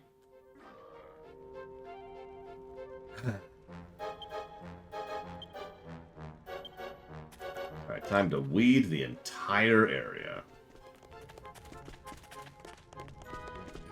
I don't remember SG-1 well enough to tell you what episodes are where.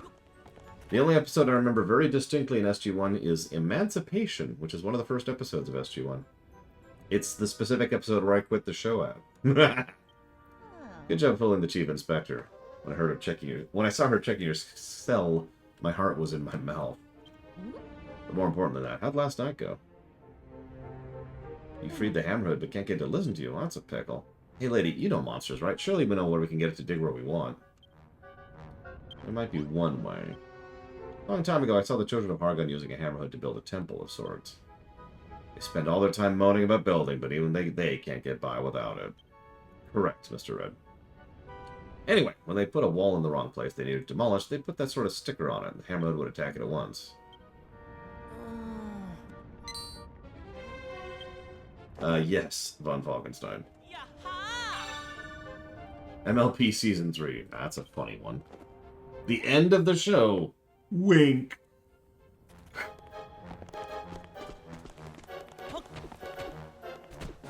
Although MLP got good, and I know this is heretical to say this, in my opinion, in Season 2. Pretty much exactly when not Emma Larson, sorry, What's-Her-Face stopped being involved with the show. Can't think of her damn name. Faust, that's her. You said hello to Barbara. Oh, thanks. She gets dead lonely without it for too long. I was dead worried about her. Oh yeah, I said to give you a reward. Honestly, I'd forgotten me head if I wasn't screwed on. I've got a proper tasty weapon hidden away. It's coming in handy for you. But I can't give it to you in the open. Screws to get a right knock on. Here's what I'll do. Hide it under one of the corpses in the crematorium next time I go see Barbara. That way you can pick it up when you want. Kushti. You got it. Thank you.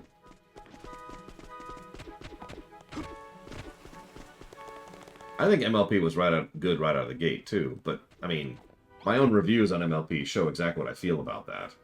Season 1 is just noticeably lagging behind every other season.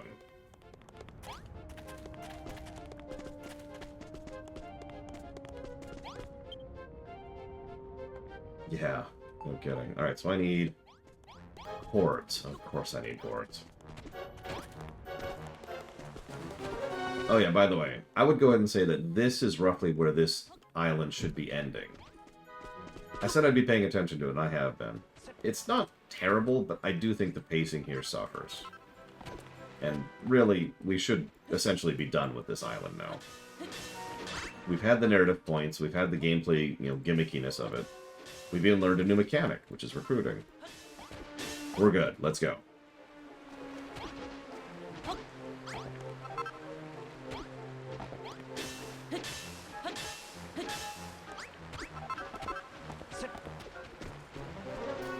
No, Ross, God. I mean, if you're gonna land strong.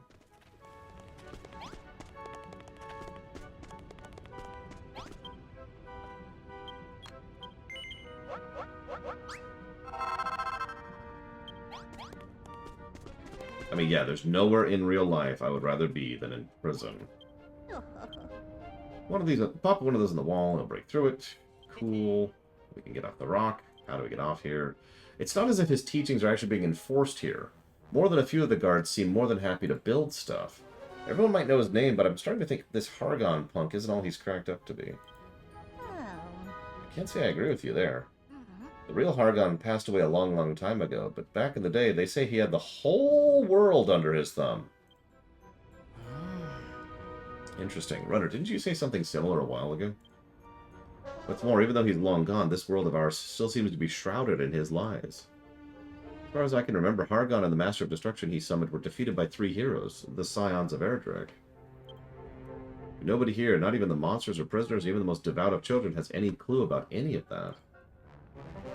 I'm from a town named Burrowell, you know. One day I was walking in the mountains that led to Renderak, and I got lost in a snowstorm. As I was trying to make my way through the blizzard, I stumbled into a hidden valley, one that was strangely familiar, but unlike anything I'd ever seen. I'll give it to you straight, lady. You know how to tell a tall tale. Why don't you come with us? You can tell us how the story ends as we sail into the sunset. Sorry, I'll be staying put.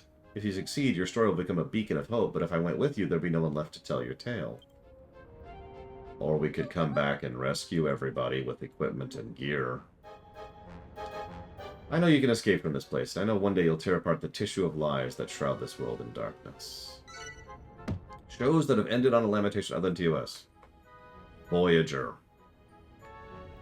What was that all about? Oh yeah, also Enterprise. Old Mom Molly's bedtime story completely sidetracked us from the mission at hand. Time to escape.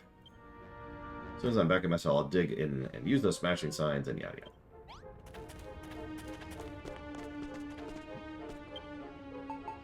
I mean, I think a lot of people think Trek endings are good because 2 of them have been very good.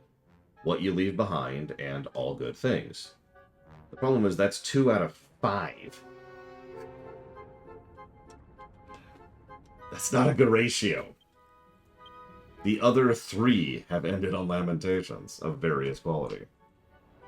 What You Leave Behind and All Good Things probably get purple, even though both episodes have substantial flaws to them. I'm not sure, though. I'd have to think about that. It's funny, depending on how you divide the movies, they either end on a lamentation or one of the best movies ever made, a purple, which is 6, or Nemesis.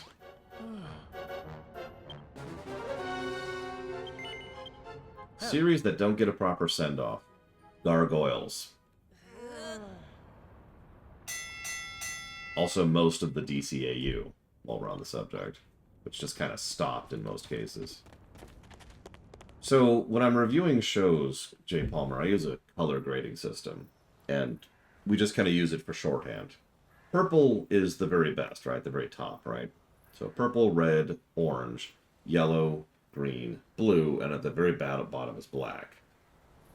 Purple is not... So red through blue is good to bad.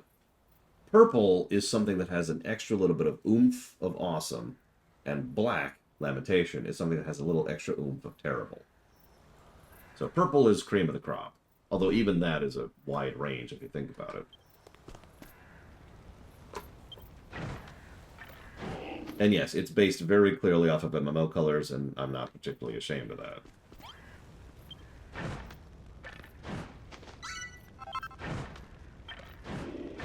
Notice he is still saying the exact same dialogue. Straight up padding. Most series don't get his proper send-off, so which series got the best ending, however? That's a little bit different. So which series that isn't... that is regardless of Star Trek got the best send-off, period? Now, I could joke here and say Farscape, and some of you will get that joke. I'm not going to spoil. But... honestly, yeah, My Little Pony, MLP, Friendship is Magic, Gen 4, whatever it's called, has one of the best send-offs I've ever seen in fiction. It's really good. It's so good that they actually have 2 send-offs, and both of them are good. To explain that a little bit, there's the finale, which is a 2-parter of awesome, but then there's like a coda episode, which is literally just a now what follow-through. And all 3 of those episodes are a fantastic finale.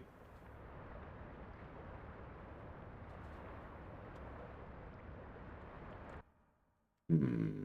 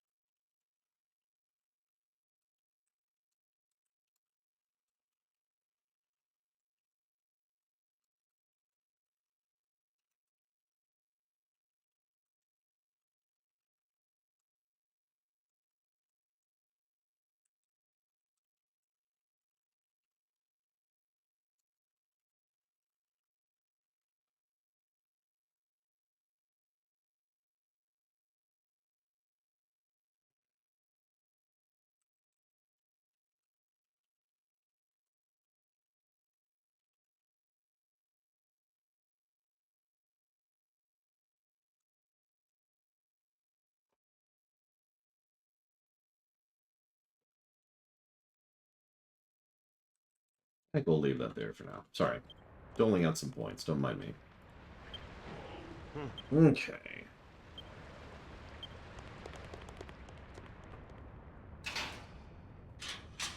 Speaking as someone who has no particular horse in the race of the Game of Thrones show, yeah, no, that finale was not a good finale. I don't know if it's lamentation worthy, but good. Oh god, it's this song again. Just all the irritating songs on this frickin' place.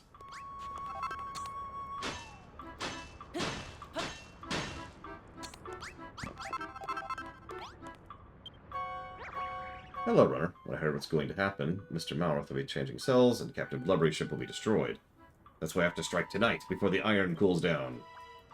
So, we've got a plan. I can hardly believe the day is here. It's time to make his dream come true.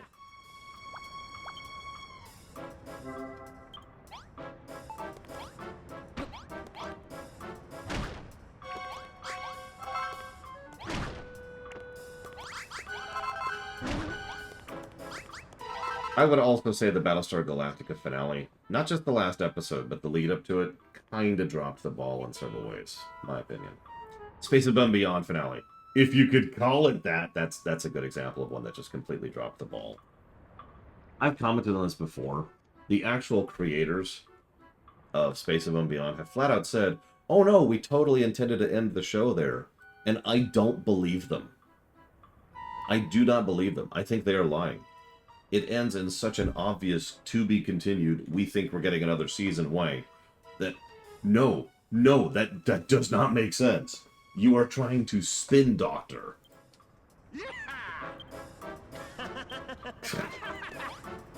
Anyways, peace up.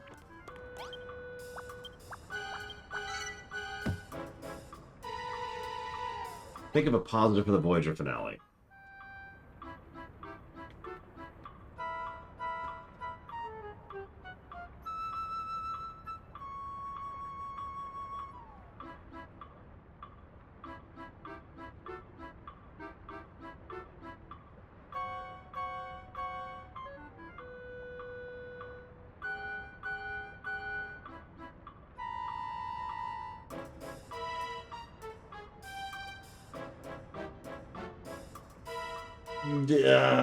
No, I can't think of a positive for the Voyager finale off the top of my head. Oops. Alright. We can only dig through Earth, but let's do it.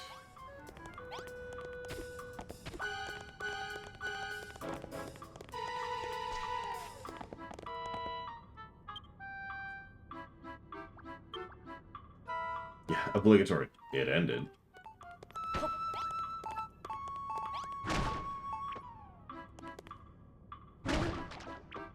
Monsters! Malroth! Malroth, help! Help! I have fists!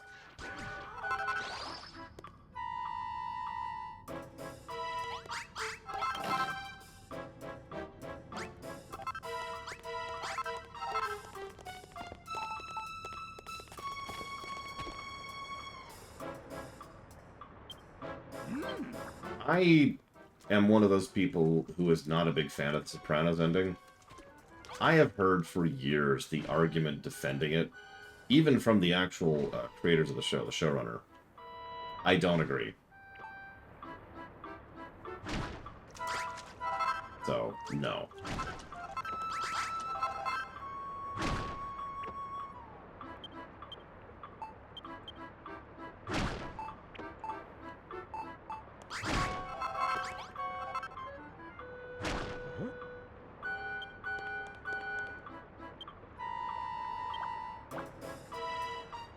Not a dead end. There's a thing right there. Let's go.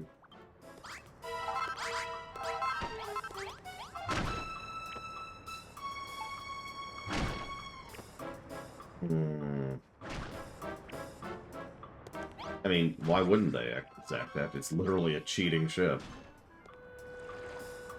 Water. It ain't seawater, though. I quite like the smell. It seems familiar somehow. You know what? I'm not even gonna ask. I can smell the ocean breeze, though. Oh my god. It's a corpse. I guess that explains the stink. It ain't half strange to see one down here, though. How'd it get here? Why is it on its own? Who cares? Let's just kill it.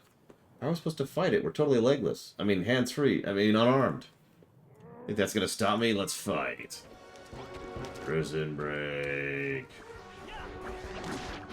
Prison break.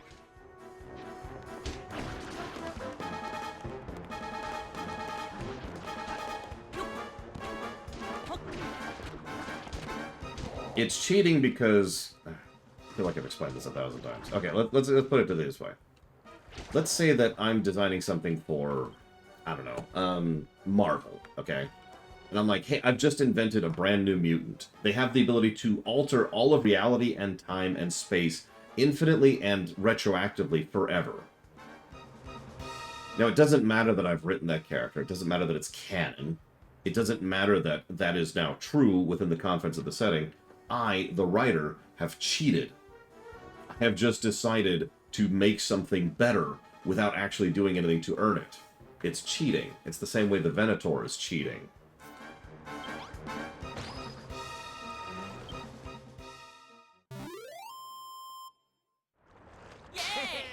Or, I don't know, if I give Magneto the ability to have force fields. I shouldn't use comics as an example. Comics cheat all the time. The Venator is cheating because it can fit a couple hundred fighters on board, when in every other aspect of Star Wars, most full-tilt, dedicated carriers with no defenses can carry closer to 70. Yeah, the Scimitar, there's another cheating ship. Anyways, yes, so if it's not obvious, this is the guy who tried to escape last time.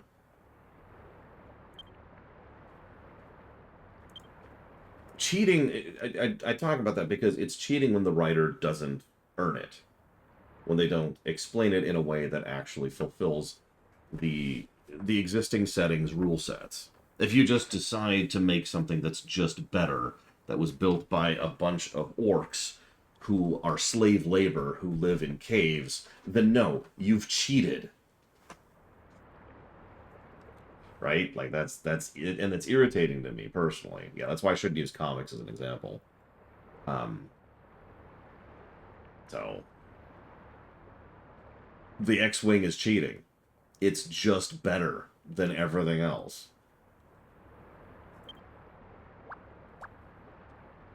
And yeah, the Vindicators and all other... Like, to use a contrast, I know people have hackles with this, but for example, the Star Destroyer, the Imperial-class Star Destroyer, is actually not cheating. A lot of work and effort has been done to make those ships make sense. They're very expensive, very hard to run. They have a huge crew requirement, and there are ways to circumvent them. The Venator, by contrast, is literally just the ISD, but better in every way. Oh, but yeah, no, that's cheating. And yeah, like, the Executor, I can actually buy the Executor. Not just because it's a pretty ship, because, again, a lot of work done to emphasize the significance of it. I mean, there are, what, 7 Executors ever? But then there's the Eclipse, and the Sovereign, and the 7,000 other super weapons, and now we get back into cheating. Excuse me, 5 Executors. I know there wasn't many. Hang on. There was the Nighthammer, the Iron Fist, the Lusankya, the Executor, and the one from the games, which I can't think of the name of, like the Shadow something.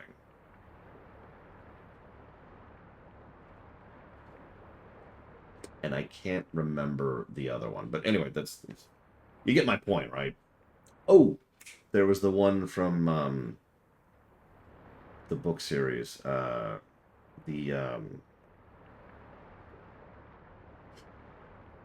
my god, hang on. No, this is gonna bother me. Star Wars Cornatch Cluster. What is that book series? That is from... no, Legends, please. No, not the Lusankya. That's from the X-Wing series. The one I'm talking about is from whatever this book series is from. And for the love of God, just tell me the name of the books.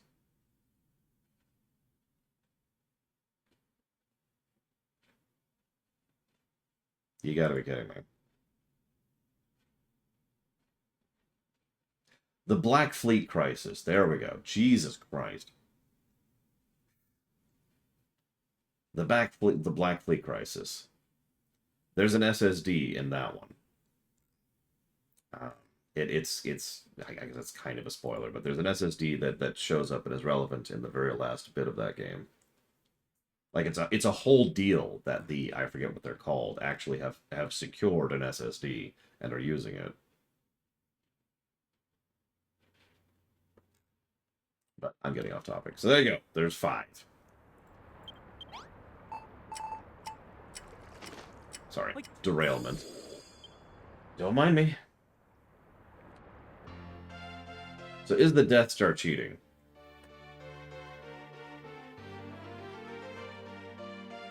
As presented in A New Hope, yes. If we take into account the greater works of the EU, if we get into the AU, yeah, no, the Death Star's cheating. We shall call you Eduardo. Are you sure he's friendly? It doesn't sound like it. It's you, isn't it? Never thought I'd be friends with a corpse, but whatever.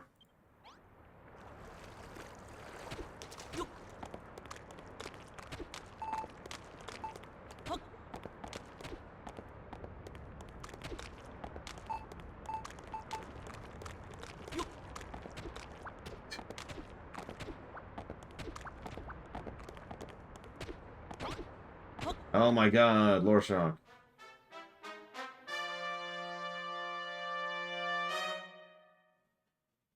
So we meet again. I've been waiting for you. What the heck's the Chief Inspector doing here? Don't tell me she was onto us all along. Yes, my boy, 1,000 times yes. I have followed your foolish plot from the very beginning. Biding my time, waiting for this very moment. But why? If you knew what we were up to, why'd you let us go free all this time? Why, that's elementary, my dear Slime. It's Hargon's will. He teaches us to allow our enemies a glimpse of salvation before we snatch it away. And if even a mighty builder is unable to escape from Skelcatraz, then the other inmates will know they haven't a hope. I shall kill several dreams with one stone. Wait, so you put Runner in that cell on purpose? Precisely. Do you really think that I, the Chief Inspector, would not know that Gottfried dug a tunnel beneath his cell? Your work is done now. It's time for your punishment. For the crime of attempting to escape, I sentence you to death. Okay. You realize you're outnumbered and we have the Master of Destruction right here? So, like, by all means.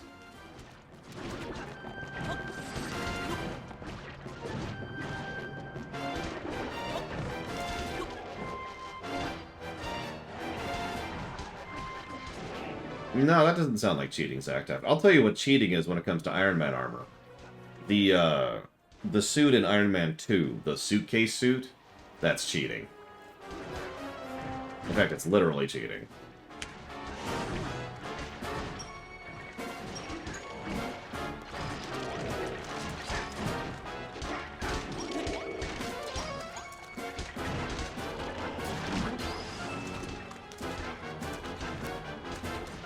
Yeah, exactly.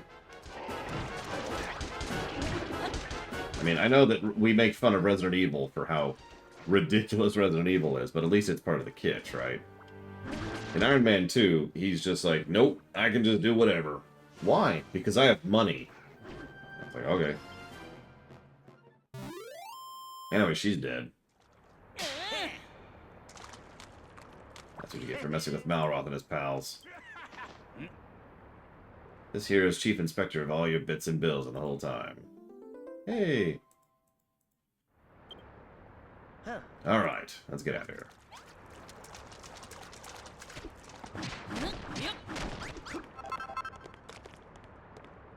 God, my ear itches.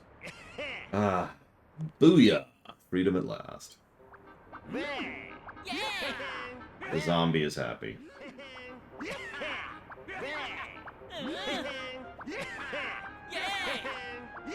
Yet now we come back with tons and tons of gear and we free everyone else, right? Right? No, we'll never be back. Anyways, off we go. I don't even think you can come back here deliberately, can you? I actually don't remember.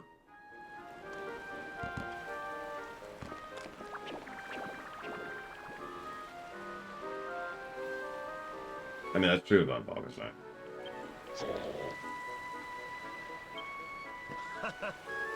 I mean, wouldn't you want to if you were rich? I mean, yeah, sure, I could do the boring thing, but you know what? You know what else I can do? I can beat up some people.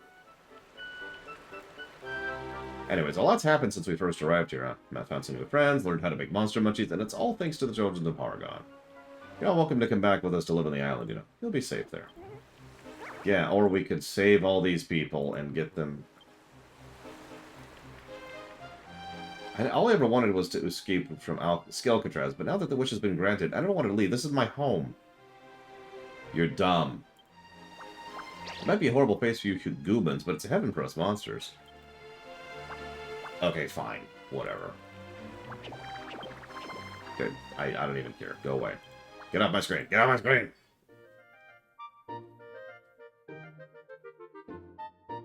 How would deconstructing a spider droid have anything to do with getting it inside a building?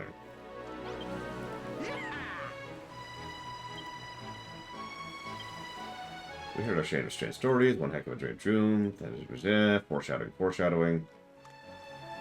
What are you doing? We need to go. Right. We'll never see each other again. Bye, forever, bye.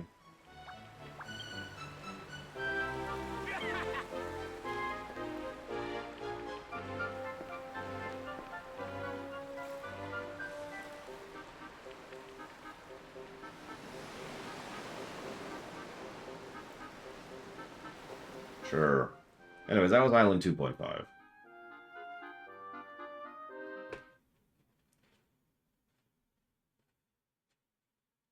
That's because Green Arrow is one of the only decent rich people in comic books.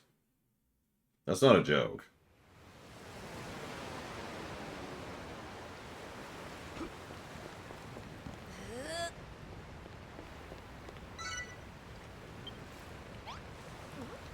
What about Bruce? Oh shoot. Bruce has issues. Lots and lots of issues.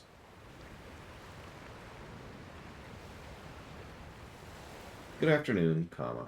Almost missed your message, exclamation mark. I hear there's a bunch of movies out right now, comma. But for some reason I can't remember any of them, period. Aww.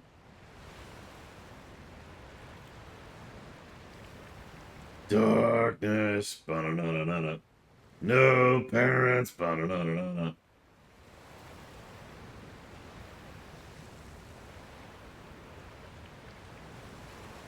I mean, I'll be completely honest, and I don't mean to sound unkind about this, but I have a hard time calling Bruce Wayne a good person. I wouldn't call him evil, but good?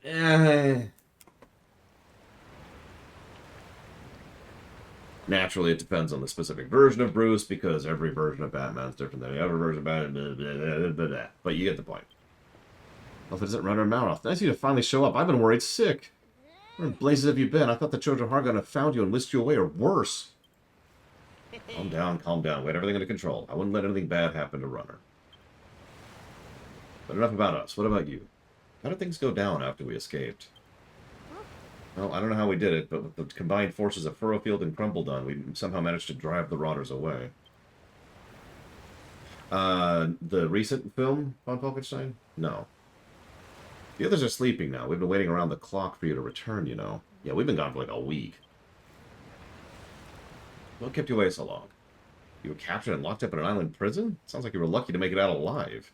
Tell me about it. To make matters worse, Runner cried himself to sleep every night. You can't take him anywhere.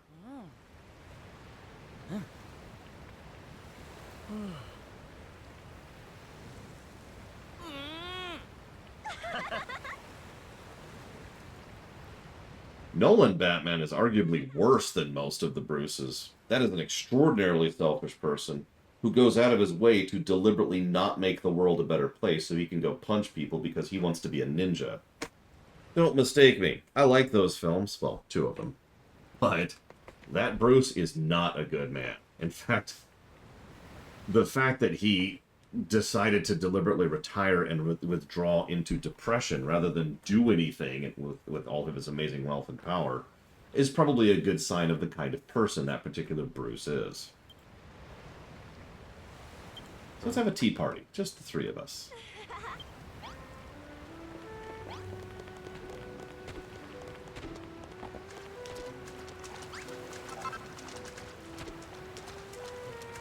Also, and I don't want to be too negative here, but even in the comics, when they try to make Wayne out to be someone who's better, which varies based on the writer, what they usually go out of their way to do is make it so that he gives his money away freely. And that's nice. But that's not really making things better. Giving money is something that we do. Because, you know, we don't have power or influence or connections or anything like that. We give because it's the way we can help. But when you hit a certain level of influence, you can do more than simply give someone a piece of bread. You can build a soup kitchen so that person has the ability to get food. You can ensure that there are industries in place and safety nets and protocols in order to make sure that that person can get a job and a place to live and help take care of themselves. We can't do that. Bruce Wayne can. And yet what Bruce Wayne usually doesn't do is that. He usually just gives money to people. And that's nice, but you can see how it kind of makes me go, Yeah. you remember this place, don't you? It's where... I do, Ross. It's where the three of us first met. I thought it'd be the perfect place for a party. Yeah, exactly, Crazy Norse. It depends on the continuity, as usual, or Harriman. But yes, Bruce Wayne, in most continuities, not the recent comic stuff, is at a level of wealth where he can actually try to influence society, as opposed to just kind of being, you know, a guy who gives away money, you know? Yeah, he is a billionaire multiple times over. He has had an infinite flow of wealth. He has invented technologies to keep himself on the level of aliens, for God's sakes. That's not a joke. He can help solve things like clean water, or proper power infrastructure, or food distribution. Right? Anyways, sorry, getting off topic. To celebrate your safe return, you just escaped from captivity. You must be in lead of a little revelry after that. Yeah, I suppose so. Do you have a party? Percy will design somewhere to hold it. Oh, yeah, sure, I got you back. Yeah, no kidding, Slayer.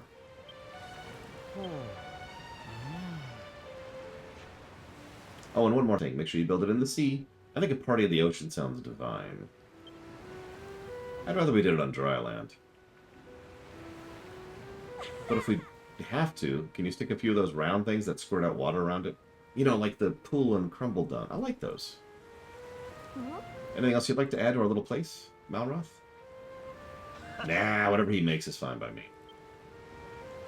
Well, without further ado, let's see what the design runner dreams up.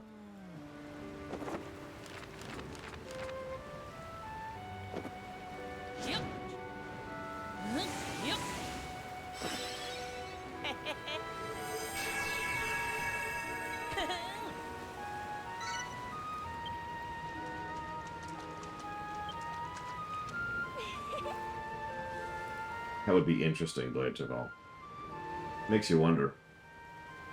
That little pirouette is as elegant as ever. As for the blueprint, you see you've included an adorable stuffed hammerhood and some fun science fountains. Yeah, it's alright. Understated yet charming. Bit like us. So let's start building. Okay, so I need a few things here. Yeah, let's sort this nonsense out a little bit. Okay, so I'm gonna want...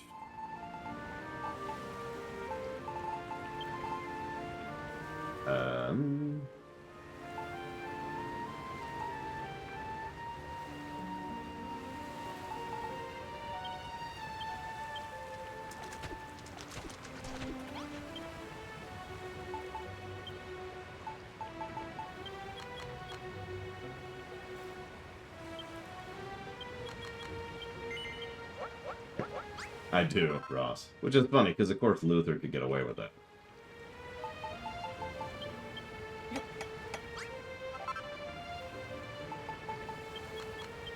Honestly, President Luther worked for me in more ways than one. But then again, DCAU Luther is pretty much my favorite take on the character, so what the hell do I know? That's true for so many DC characters, too.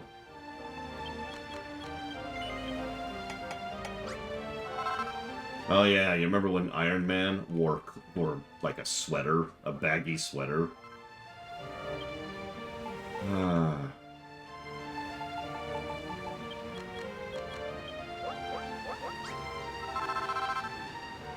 Yeah, the only competition for my favorite takes on DC characters, other than the DCAU, is the Arkham games, and the Arkham games are based on the DCAU. So...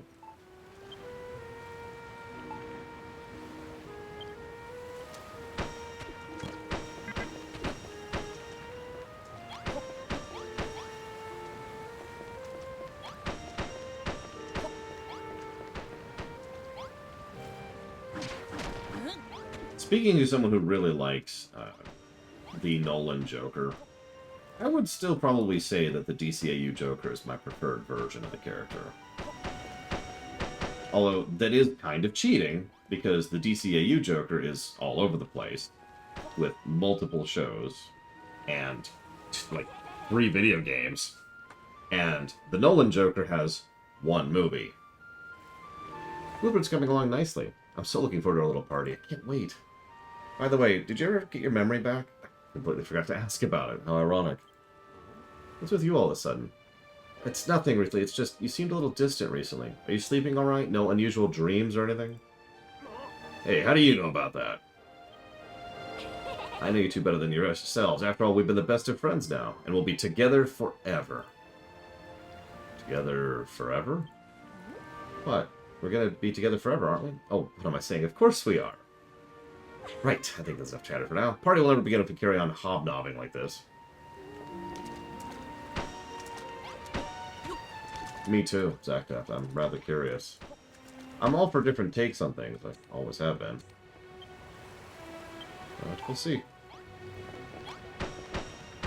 I mean, I hope I'm in favor of different takes on things, otherwise I wouldn't be doing rewrites. Narf, narf.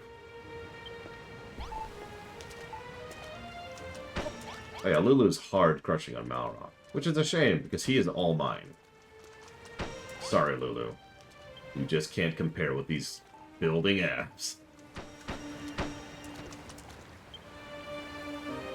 Yeah, honestly, it makes a lot of sense that she is as wonky as she is here. Because, of course she is. She's already lost everything, and she almost lost us. And we're kind of all she has at the moment.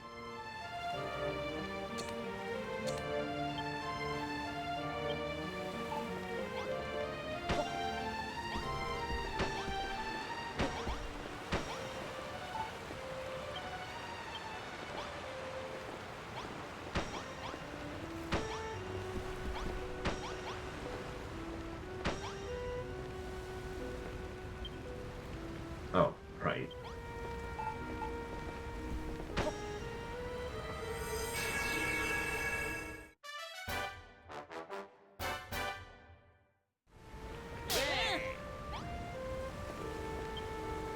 This looks like the perfect place for a pretty little party. I get you're happy to have us back and everything, but why do we have to have a party? Because I'm jealous. Rosie told me about the Harvest Festival you had in Furrowfield, and Babs spoke of the Crumbledon dance party. But if the 3 of us have a low-key gathering of our own, I won't feel left out anymore. That's a rubbish reason. I've never heard anything so stupid in my life. Alright, I'll go along with it. After all, me and Runner are always leaving you in the lurch. So what's the plan for the party? Sit in stools and stare at each other? Remember when I said I had a surprise for you? You two just sit right here. Ta-da! I've been planning this party since you left. I even baked the cake the day after you went away. It's been like a week. What'd you put in it? It reeks to high heaven. It does not. That's the aroma of fresh scallywinkle.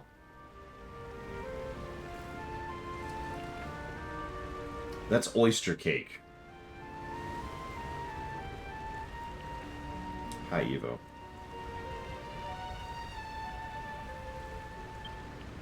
I mixed the meat into the cake batter with slime oil, stirred in mashed crabbed eyeballs, and sprinkled soil in for good luck.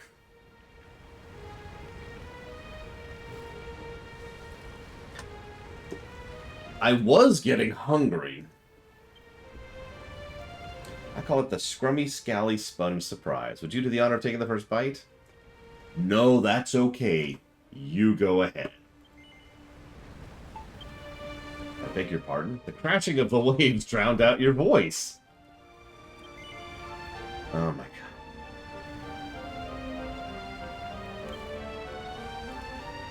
I slaved away for hours over a hot bonfire to bake it.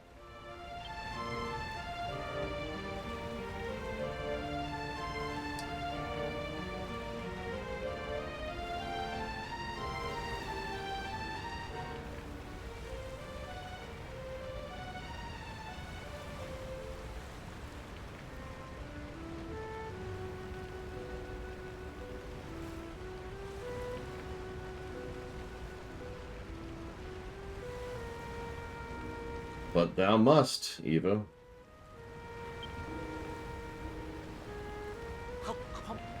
Fearing the worst, Runner and Malroth dig into Lulu's lethal cake. Runner's mouth is filled with noxious fumes. He tries to flee to the toilet. Lulu's glare is firmly fixed on Runner's face. Runner can't escape. How appropriate. Malroth likes it. Malroth is confused. Yeah, I survived oyster cake. Hey, baby. I survived oyster cake. I was a bit worried this party would be the pits, but it's not nearly as tedious as I imagined. I knew you'd enjoy yourself. We have the cake to thank for that. Such a shame I never got to taste the thing myself. Oh, that reminds me, for my next signature dish, I was thinking of rustling up a mollusk mousse with army ant coulis. But Bonanzo insists on taste testing all my creations, so you'll have to wait a little while to enjoy that one. I do, Mr. Red. I do. More cake, Malroth? No, I was just thinking, how much longer is this going to last? All of us together like this. Of course. Why do you ask? Runner, if something bad happens to me, like I stop being myself, would you hit me? I mean, hard. Like, wake up and come to your senses hard. Could you do that for me? Yeah, I got your back, Malroth. Malroth, what in the world's gotten into you? What's going on here with that? Excuse me, this is a private party? No bunny girls. So what do you think? I just happened to be on the beach when they made port. It was such a special moment, I didn't want to spoil it. I thought we was all friends here, Lulu. It ain't fair you having to get together without us. Yes, everyone, come have this delicious cake. Please come imbibe.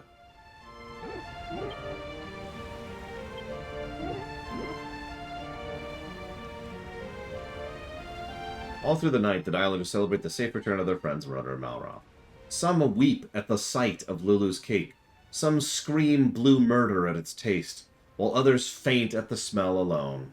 Still, even so, the festivities show no sign of slowing. Runner and Malroth laugh and joke through the night, but behind the smile, something seems to be troubling Malroth deeply.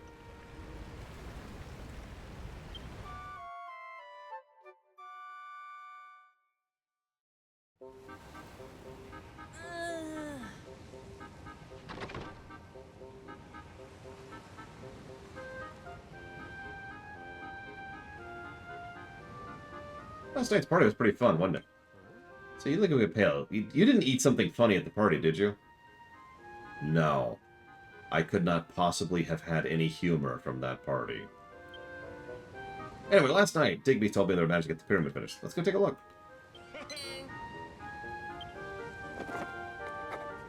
Yay!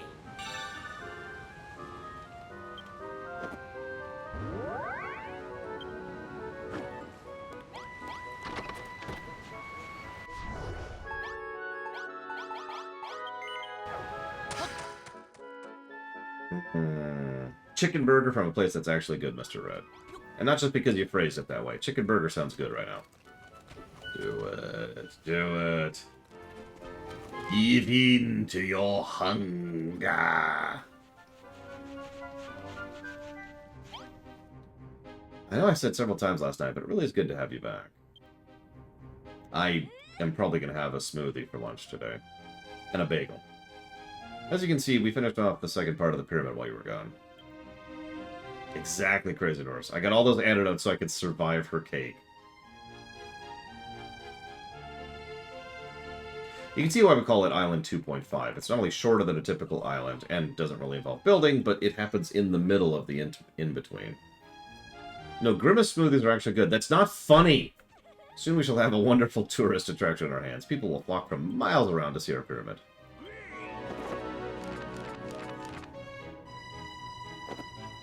Yep. Yep. No, I need to fill the well and get a ladder in there. It's a good way to farm hearts. Because pools generate tons of hearts. Go figure.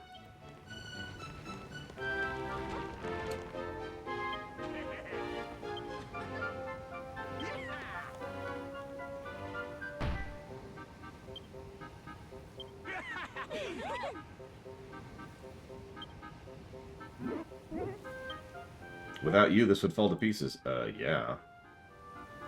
A bell? Yes, I'd like to make a bell.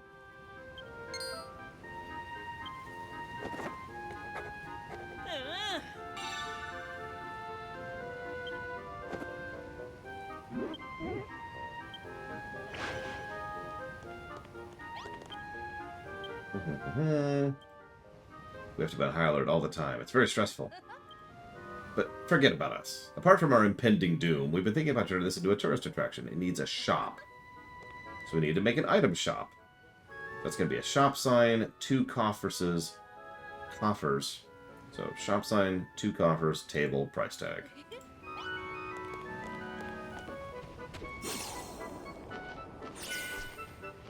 But first, I need to get some farming going on here. Let's grab sand. No, let's not grab sand. Let's grab...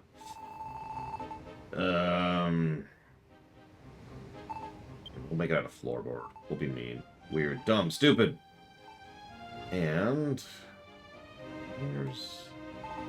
There.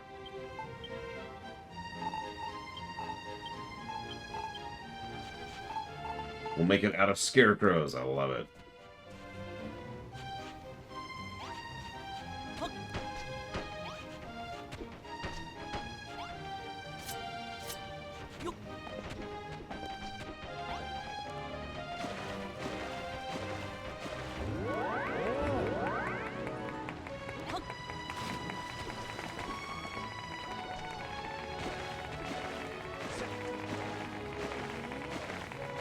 There we go. Cool get.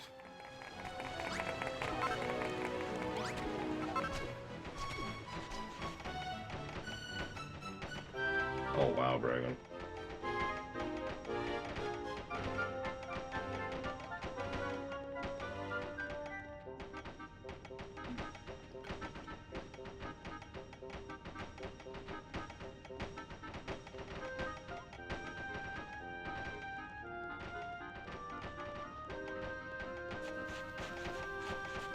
I know, right, Evo?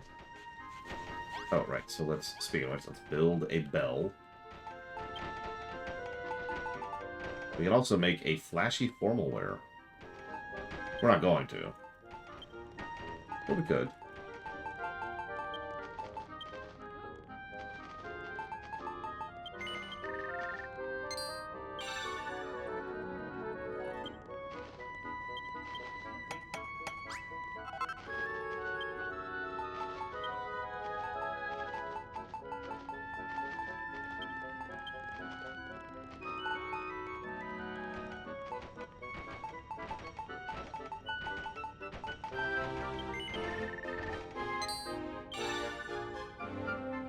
I really have to think about the last time I've even been swimming.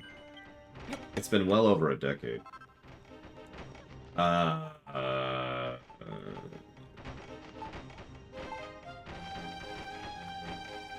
on, Brago. Give me a second.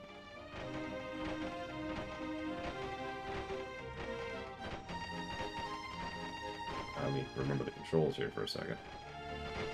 Where's a building station? There should be one, like, right here. There it is. Let's see.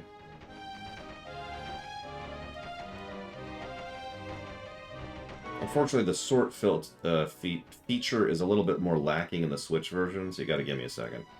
Yes, we can actually unlock a real toilet at some point, or at least I have. There you go.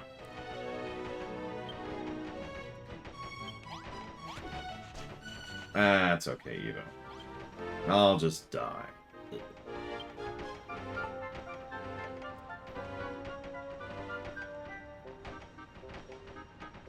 Oh, you're talking about in high school! Exclamation mark. When the guy used the turn signal during the epic chase scene period. I remember that period.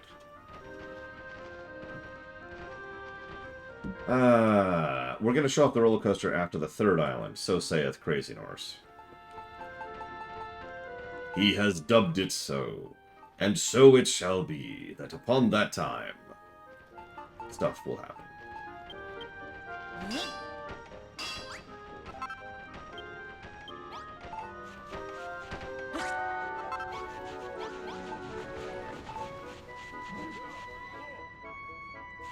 That is a guaranteed not to be today. The third island is a full island.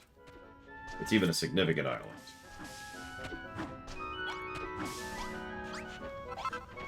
I mean, I guess they're all significant islands, so whatever.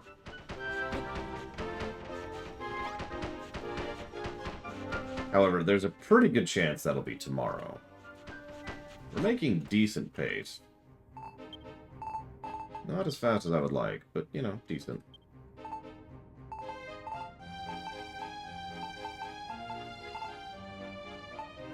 I don't have any... Oh my god.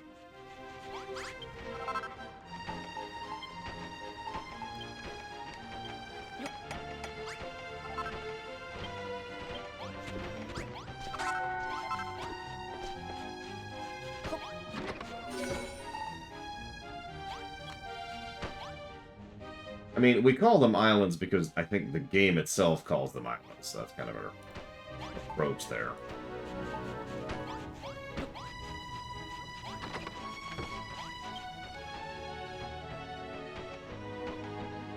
Oh my god, Brooklyn. I have got to see that when you finish that. Where's the price tag?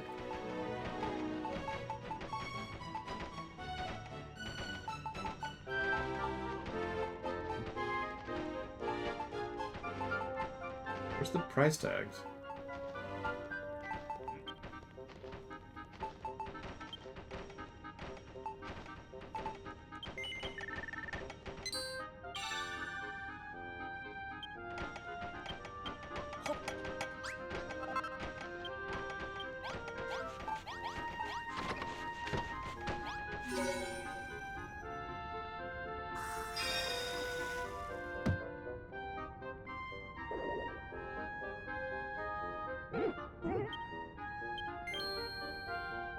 Yaha!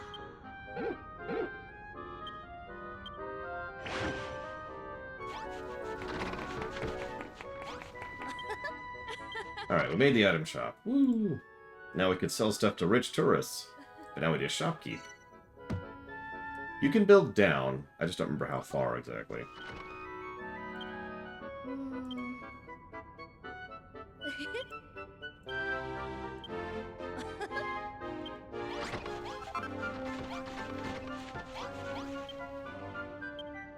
Ever since we come from Crumbletown, I've been pining for a ride in a minecart.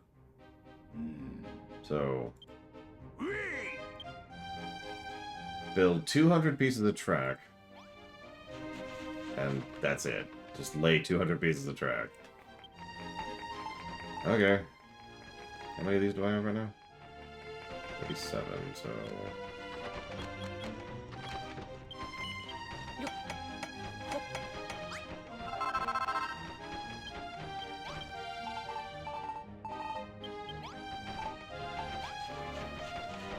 Let's make the best railway ever here.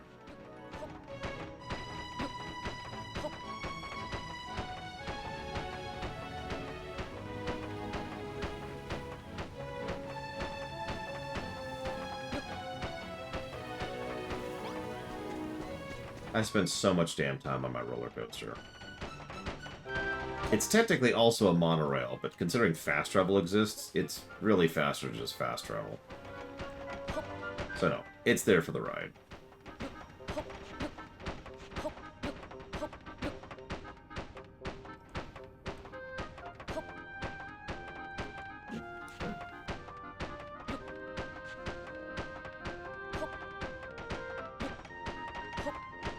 Yeah, I don't want to flex on Bragwin, but I'm really proud of the roller coaster we built. I say we because Pax helped me with it.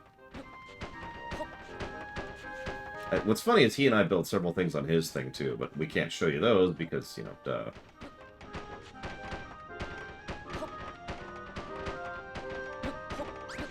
Like, I had to learn how the physics of roller coasters work. But I should probably stop talking it up, because the more I do that, the more likely it is you're going to watch it and be like, wow, this is really dumb, lore. Because that's what happens, right? You're like, you can't wait till you see this thing, and then you're going to see it and you're like, well, this is it. I will show you, probably tomorrow. Very unlikely today, but probably tomorrow. Oh, I was 3 off. 3. Yeah, I literally have my Switch in pause mode in my base, ready to go to show off stuff. Oh, blimey, you made the Minecraft track ass for. It's bleeding brilliant. I know you like to walk from one place to another, but that ain't the only way to get about. Yep.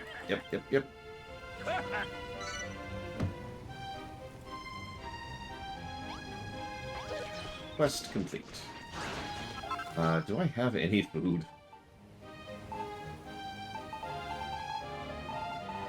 I do. Barely.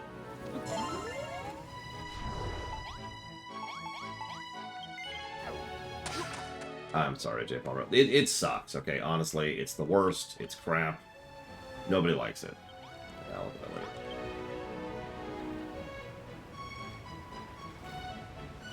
It was! Exclamation mark. I learned stuff there that I use to this very day in my show.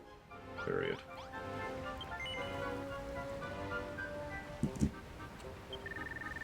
Look, it's garbage, okay? It's something I made, first of all, so of course it's garbage.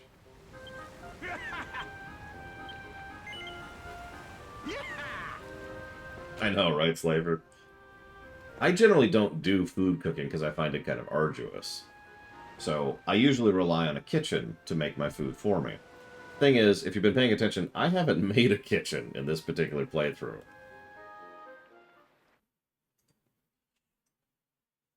So, I love these load times. The Switch version loaded so slowly because it's the Switch. It's one of its weaknesses, is its load times. That's true, J. Palmer. Cannot argue.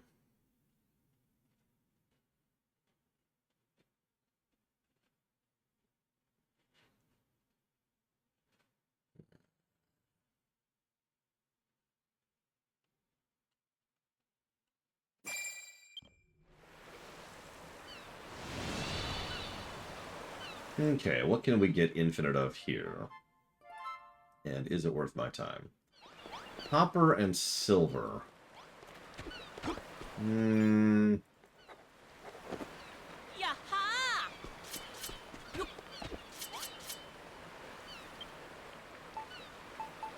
Ah, nice. Do tell me how it is, or else.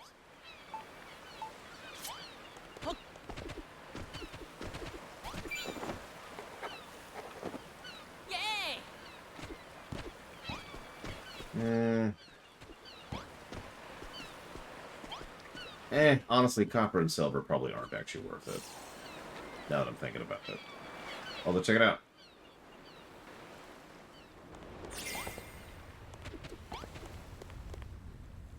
It's a pile of slime. Here's that thing that generates slimes. We were talking about like how you can only have so much volume of slime, and you have to pull out the slime in order to, you know, summon slimes, and you can reclaim the mass. But if you don't, then you've permanently lost that mass. Yay! I still think it's a great idea. There's so many cool things we can do with that. Oh my god, I just need to conquer the world so I can just go make video games. I believe we could pick up lava at this point. Hang on. Let's find out, though. Yep. Nope, never mind. We still cannot scoop lava.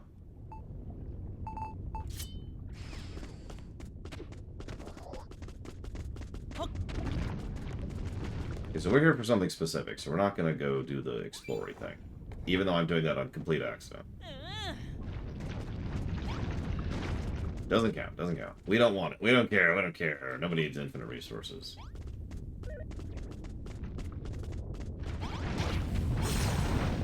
Okay, fine, I'll get this one because it's lava. Yaha! I mean, I'll need you to do design work too, Evo. I'm a very demanding taskmaster, which I think you actually know. Yay! You know, that's a good question. I don't think so, because items don't really have the same kind of collision they do in Minecraft. I mean, isn't that what you're supposed to do as a streamer? Oh my god, really? Oh, get out of my way.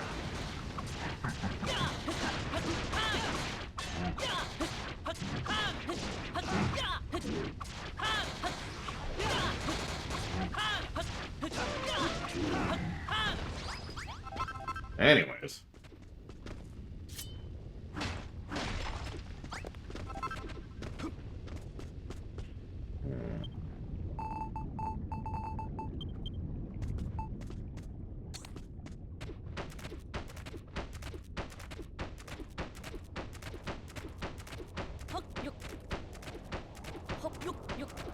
Yeah, I just wish I could have paid you a proper wage for that, Evo. Someday. I'm pretty good at remembering my debts.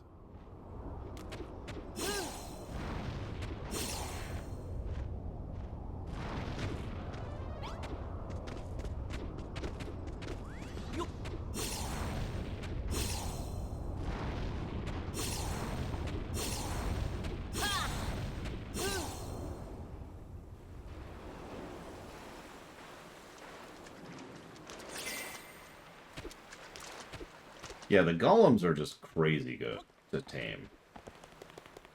Like, honestly, the game just kind of opens up a bit once you have tamed your first golem.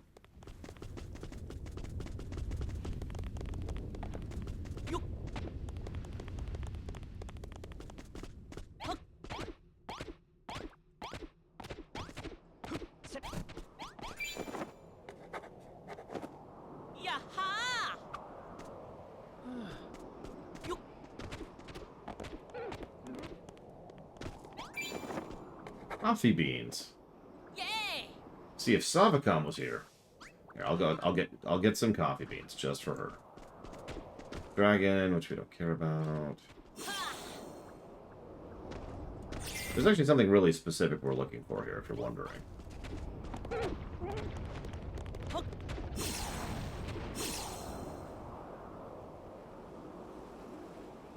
And it's a cow.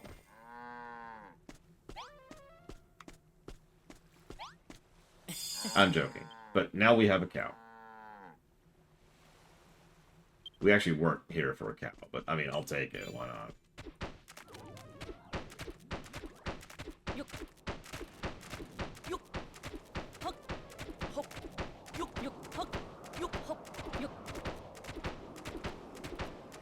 It's okay, Evo. 50 years from now, I'll be like, hey, you remember that one time you said that Dragon Quest Builders 2 is just exactly perfectly like Minecraft? You remember saying that, Evo? As I remember. I'll never forget. Woo, woo, woo. Remember when you said this game is gutter trash just like Minecraft? Because I remember that too. And you said I was gutter trash. I'll never forget when you said I was gutter trash. Why would you call me that? Why? Yeah, red dye is neat. Always nice to have red dye. Thank you, Five. Thank you very, very much. I will jot that down for a couple of things if you give me a moment. The FF Final Fantasy 7 to 12 audit, Stranger of Paradise, and Futurama streaminations. We might have to extend those soon. Occurred to me. Thank you, Five, as always.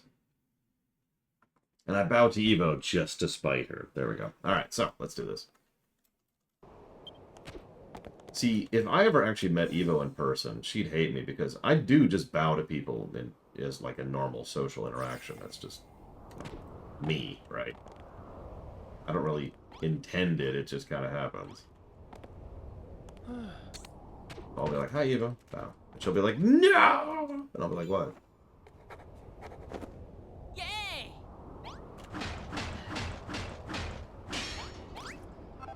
Go and grab the ruby while we're there. Ha! Why are you setting up fireworks now? No, Shadow Machine. First of all, I don't have a golem. That's it. That's the reason.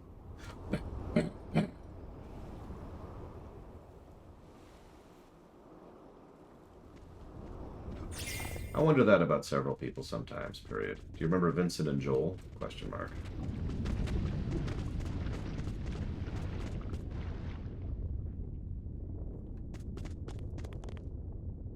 And that girl I was friends with who lived in Reno. I can't remember her name right now.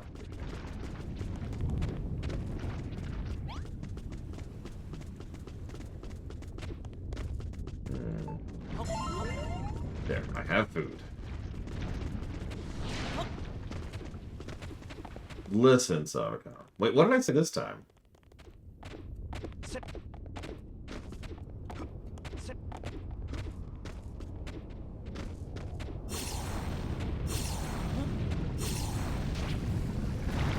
Okay, I was gonna say.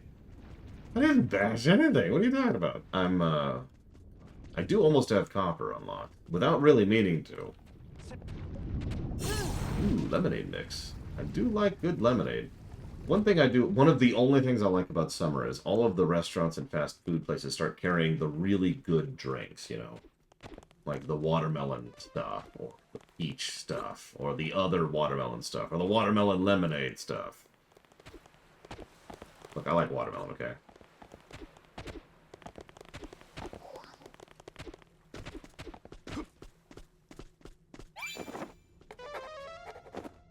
Yaha! Live, cow, live! Favorite time of year for food? Probably spring, because there's usually some cool stuff in spring that's available.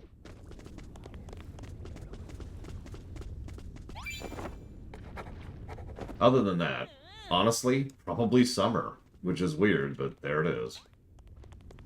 They usually just have, most places usually have some really cool stuff available in the summer. Shrug. It be weird, yo.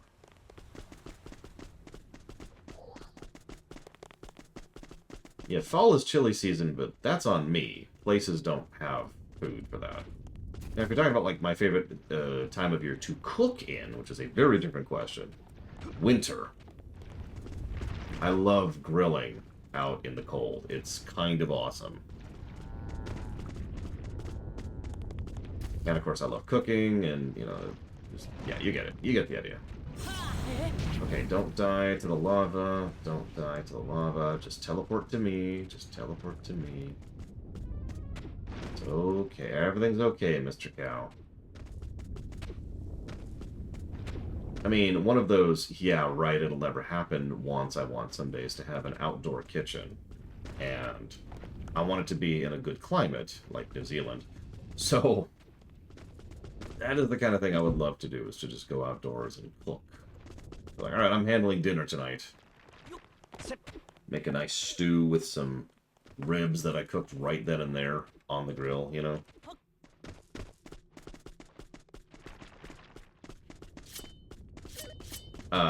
There is a near total certainty we're going to move to New Zealand someday. Not New Zealand, sorry. That we're going to move away from this country someday. Sorry, let's be clear about the terminology. We're kind of sick of the United States. And it feels like it's getting worse, not better.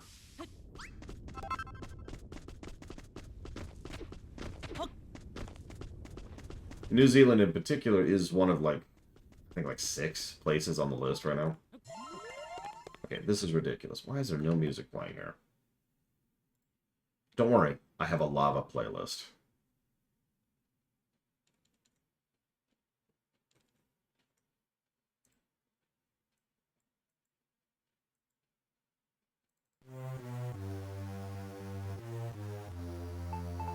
Nope, music's on. It's just some places just don't have music playing.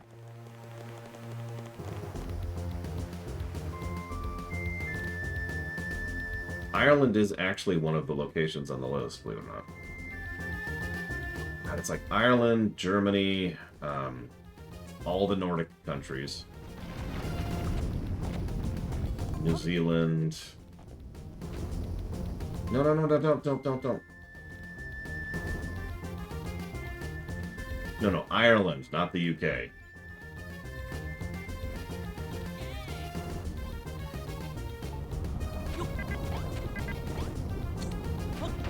Slight difference.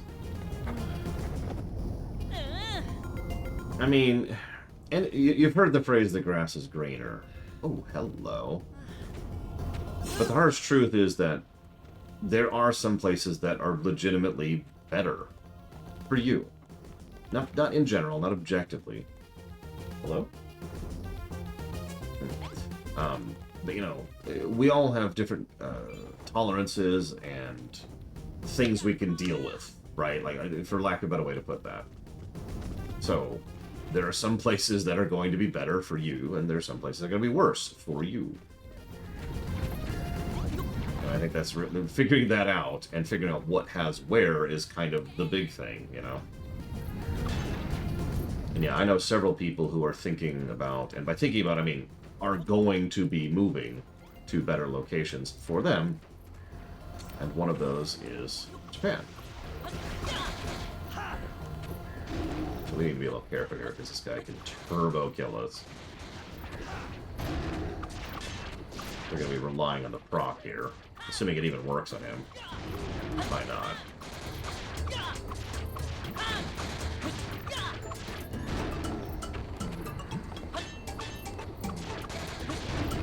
Well, see, that's exactly what I was just saying, Jay Palmer. Every place has negatives. Every place has downsides. There's no such thing as a place where you can live where there's not some problem with it, right? So the question becomes, what are the downsides you can deal with? Okay.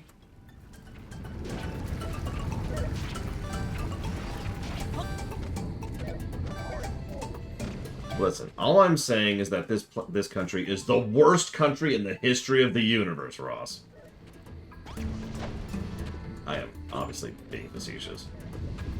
But, getting back to what I was literally just talking about, for me, the negatives of living in this country are things that I'm just having trouble dealing with. And that's really all there is to that. Okay. Cute.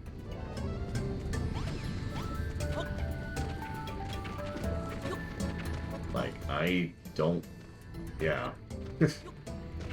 There are issues with being here. I don't know what else to say about that. Okay, I'm gonna give up on this. This is a waste of time.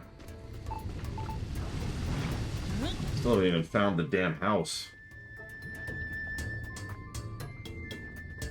Well, I just mentioned the Netherlands and Germany, Lord Hare. Both of those are on the potential list, so make of that what you will.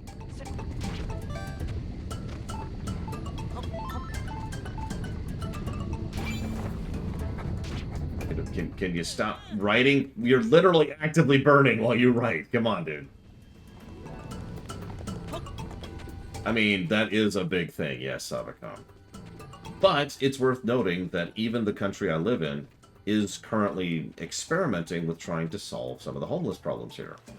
Like, I can speak all day about other countries that are trying to solve the homeless problem too, but that's derogatory, right? Like, that doesn't get across the fact that there are specific places which are trying to do more helpful things in order to try and make it so that people don't have to be homeless. It's just that here in the States, it's usually state-bound, right? It's usually something that a specific state or a specific county is attempting. Yeah, no, we're not dealing with that.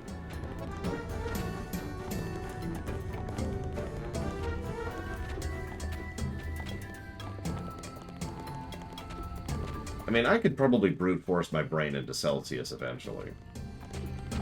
And it's already really easy to do meters. That's a quick calculation.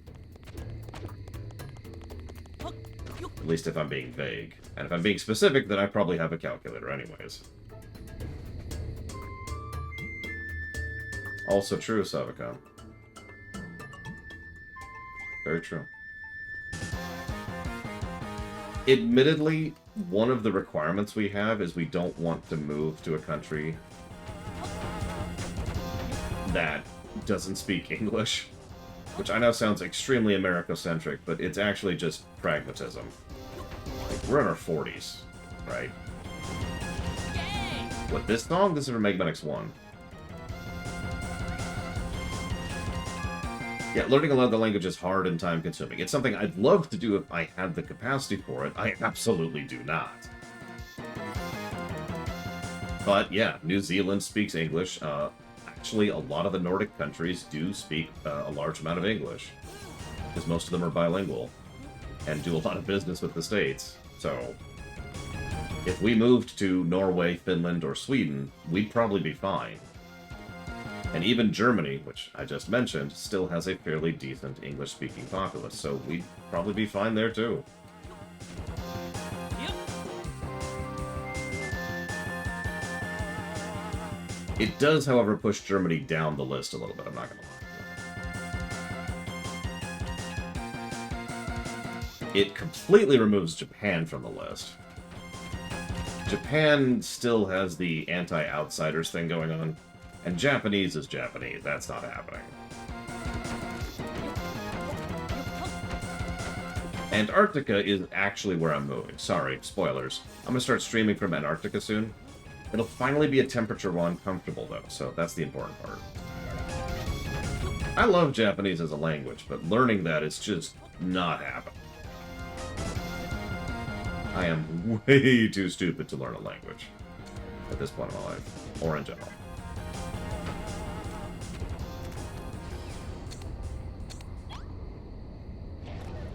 Really? Oh, I'm sorry, Vigilant. I got so wrapped up in the discussion. I apologize. I did actually see it. I even wrote it down. But let me say it properly. Thank you very, very much, Vigilant.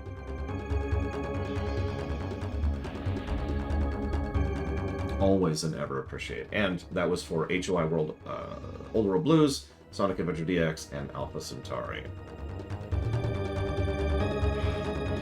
Now, I'll be real, if I spend an hour on character creation in Baldur's Gate 3, first of all, I don't think most people would really mind that much, but second of all, that probably says something about the quality of the character creator, doesn't it? Oh, I could never learn Finnish. Oh my god, I am way too stupid on that. That's something we were considering, Lord Harriman. I mean, like it or not, a lot of life is about trying to make sure, at least from my perspective, a lot of life is trying to make sure that the next generation has a better life than I did, because my life has kind of sucked, to be very blunt about that. And I've been fortunate and blessed in my life.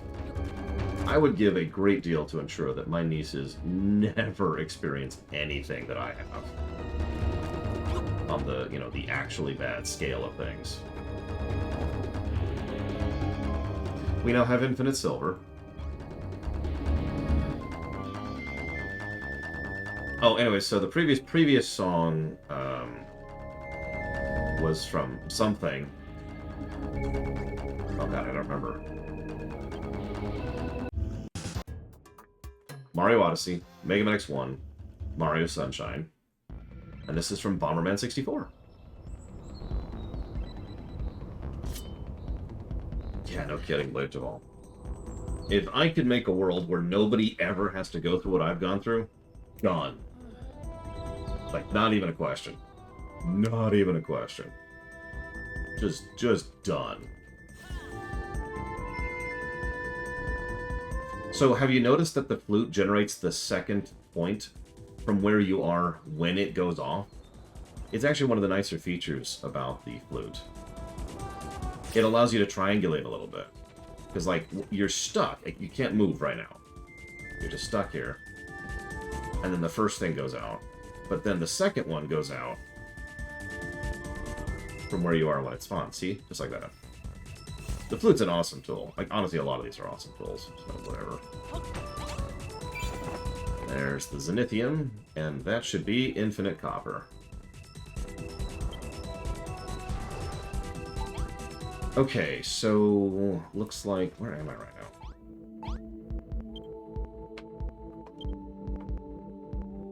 Let's try middle? We haven't done anything in the middle. Be here for a specific reason. Like I said, we're trying to recruit a merchant. Can't tell me about it, Sabaton. You know what they say, think small. I don't do that. I don't follow my own advice. But that is what they say. So I'm looking for a house. So if anybody sees a house, or basically a man-made looking structure, feel free to say something, please. I can't even sprint right now because I'm starving, and I have no food on me. Do I have a campfire on me? Of course I don't. Fine, hang on. I'm just gonna eat raw cabbage.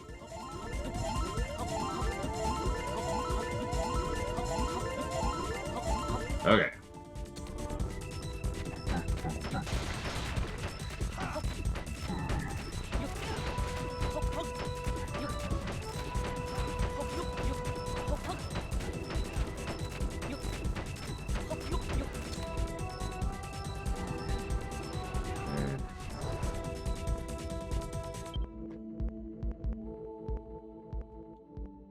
I mean, I can't say anything. My own parents have made absolutely no efforts to improve my life versus theirs. In fact, they tend to follow more into the I had to suffer, therefore you do too line of thought, which is the other way that tends to work. Which, I'm going to be honest, is a line of thinking that makes absolutely no sense to me whatsoever. I see it all the time in MMOs, specifically. To bring this away from something polemic. A huge amount of players, and I mean a huge amount of vocal players, I should probably say that better, in MMOs tend to be like, well, I don't want the game to get better because I had to deal with the game when it was worse. Therefore, the game should stay worse. And you probably think I'm being facetious, and I super am not. That's not quite what I mean, Lord Harrimont. Let me use a specific example. Let's say that there's a quest that gives you an item that people want. Doesn't matter what the item is. Cosmetic, weapon, armor, mount, flowers, doesn't matter. Doesn't matter. People want it. Cool. So this quest is long and boring and stupid. So then the developers who implemented it are like, oh man, this quest is so bad, we need to fix it. So they patch the quest to get rid of some of the boring and stupid parts of it.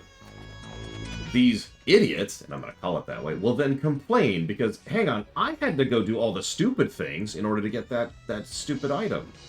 I don't want other players to get it. That diminishes my accomplishment. My life is made worse by the fact that you have gotten the same thing easier than I did.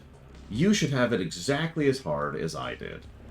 And if this sounds familiar, well, let's just say I'm trying not to drift into polemic territory. College! Oh, excuse me. Had something stuck in my throat there. I am not seeing this thing. And I've covered most of the map at this point. Hang on, let's go this way. Hey, Mr. Floyd Pinkerton. Yeah, speaking of evil people, the Pinkertons. No, I'm joking. I mean, the Pinkertons are evil, but that's neither here nor there. No, I don't... The flute's not going to help, I think? Yeah, because there's nothing to find. I'm looking for the man-made structure so I can recruit someone from it. I knew it, Mr. Floyd Pinkerton. Your evil knows no bounds.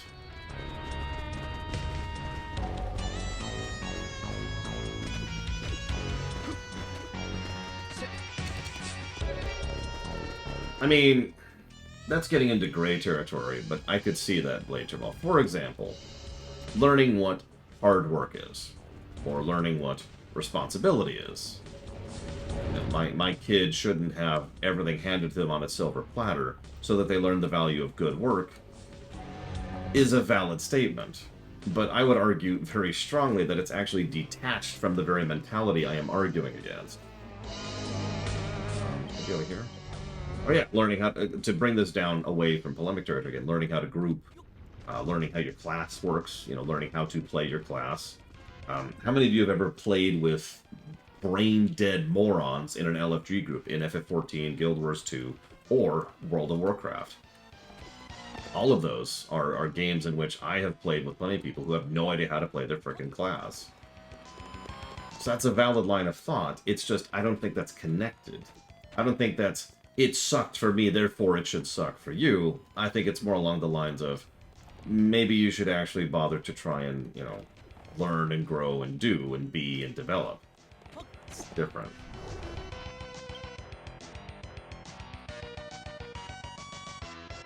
There are not many places we haven't checked at this point. Alright, we're going to try the far northwest, and then we're going to try the far southeast. And then we're going to say thank you, Mr. Floyd Pinkerton. So, I will not put that towards Baldur's Gate 3, because it's been funded for the better part of like a year and a half. So, I do absolutely put those towards things, and I do appreciate the sub. Thank you. You can put it towards up to 3 things, but you can't put it towards something that's already funded.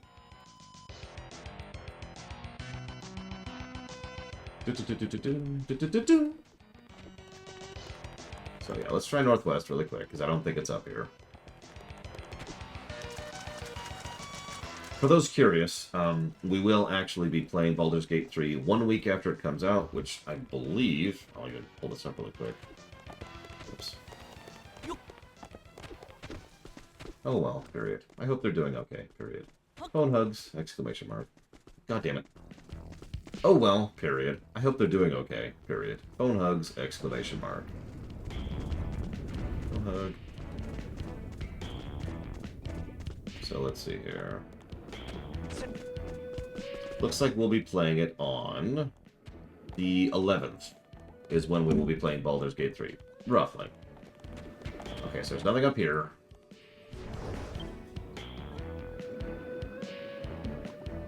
So it looks like that pretty much just leaves the southeast corner.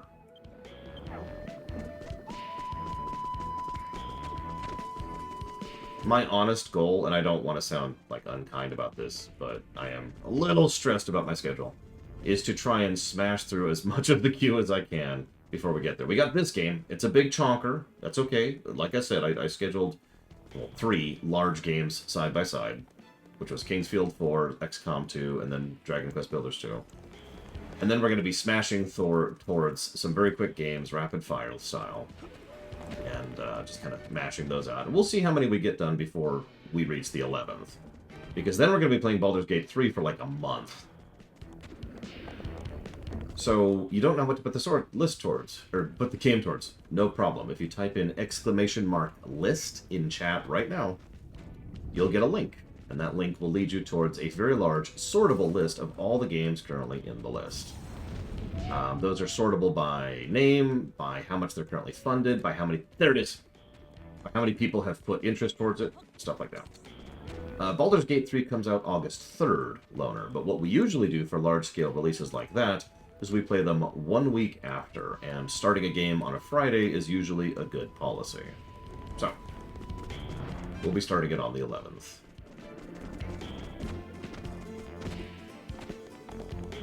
All of what, Loner? I don't understand that question.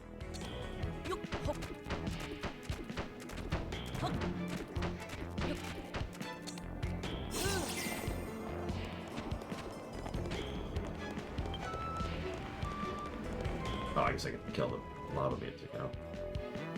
Baldur's Gate 3 is a CRPG. If you've played DOS 2, you've played Baldur's Gate 3. God of War 5. Now, you can pick 2 other things, Mr. Floyd, don't forget. I knew you'd come. I saw it in the stars. I am Rochelle, a merchant. Whoops.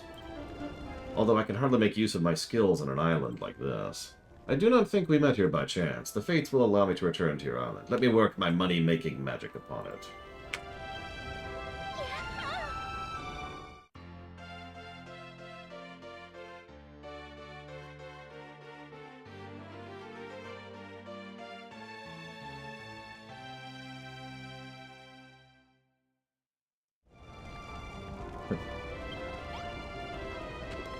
It's okay. We all know you secretly think I'm a bum. It's fine. I understand.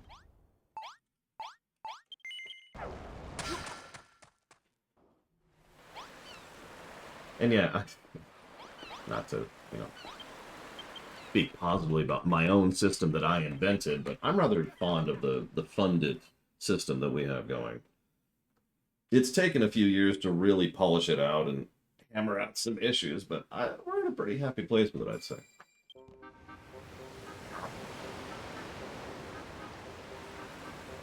Okay, we got the merchant.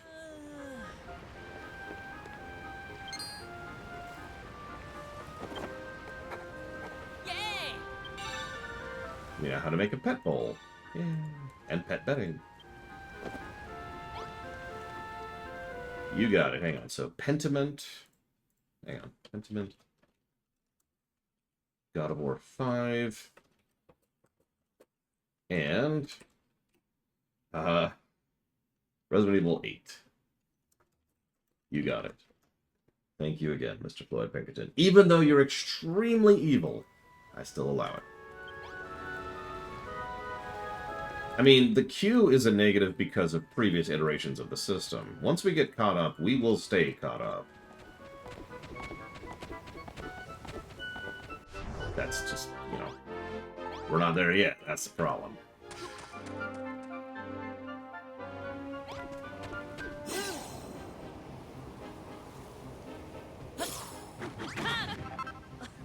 So we brought a shopkeeper. We did price tag, blah, blah, blah, blah. So you sell items for happiness. The list hasn't been updated in about a week, very much on purpose. It's specifically because we're trying to... we're trying a couple of new systems for keeping everything up to date. So the spreadsheet on my end is up to date as recently as yesterday. But the spreadsheet on the website is up to date as recently as 2 weeks ago. Whoa, whoa, whoa, whoa, whoa. Oh, I didn't mean in the game, Mr. Floyd Pinkerton. I meant in real life.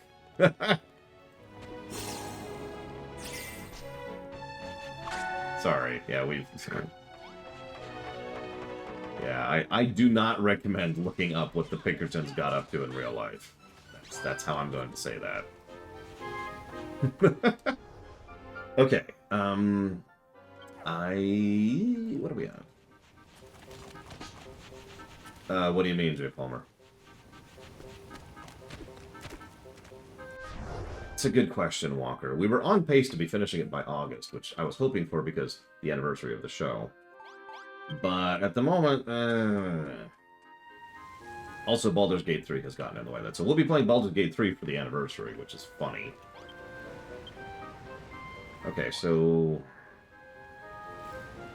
Funny thing, it'll actually tell you what you get infinite supplies of, and that's the island I want. Coal and iron. This place gives us cord and grass fiber, which, but no, we want that.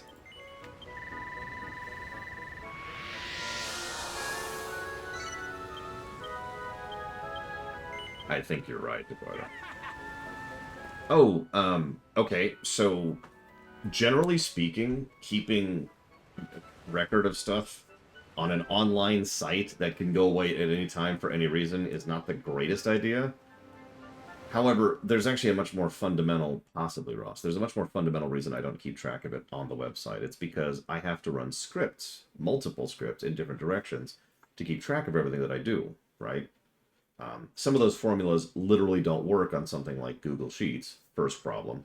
Some of those scripts cannot run on a website, second problem. And some of those scripts can only run on a website, third problem. So there's no real reason to just keep everything in one place. It is a much easier and better system to keep track of things locally, and then have the online version, which is a relatively easy thing, and then the website thing, which requires the script to run. Oh yeah, also interfacing between different infrastructure, I guess is the word I want to use there, can be a problem too. And if I'm being honest, there is a final reason, which is I'm very, very used to open offices sheets, which is what I use locally, which has caused a hassle with some people, including Savicom, because they're like, why don't you use Excel? But, look, I'm sorry. But, it is a sheet system I know very well, and I actually have a lot of custom formulas set up for. So. Yay! So let's see. Now we need a desert playlist. Funnily enough, I do also have a desert playlist. So let's see. If anybody can name what game this song is from, and you have to be specific, then I'll put $2 towards a game of your choice.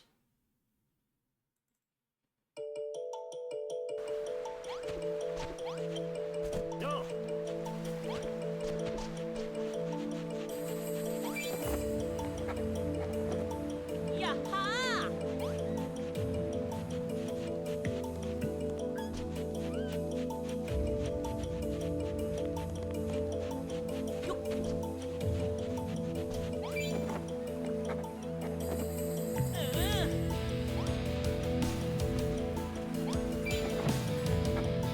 No hints.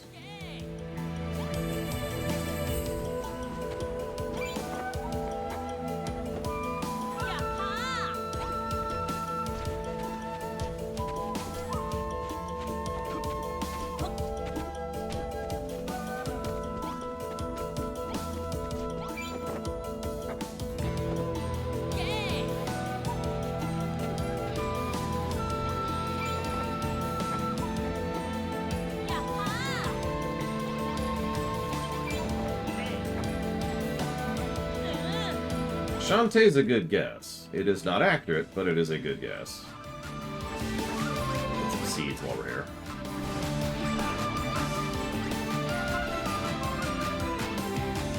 Ghost of Tsushima, another good guess. Still no.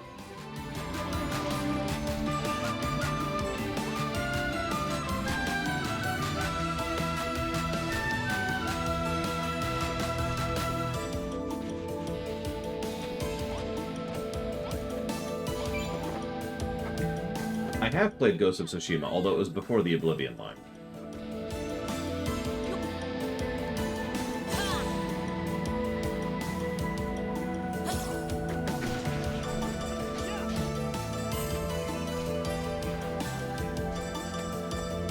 Ghost of Tsushima was a very good game, although its third act was kind of lackluster, as is very common.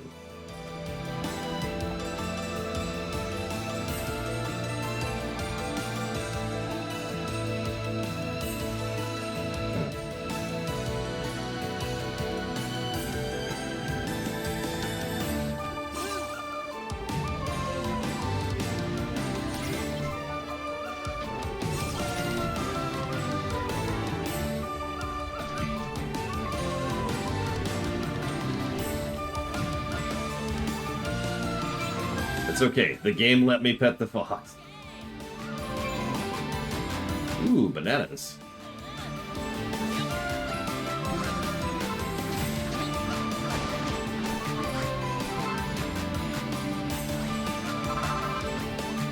Cat.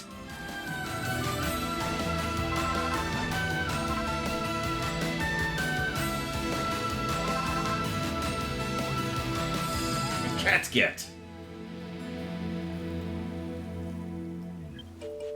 Alright, so Blade Travon, Savacom, and Cash will get partial credit. But I'm afraid all of you are incorrect, because this is the Secret of Mana remakes Desert Song soundtrack. I did say you have to be specific.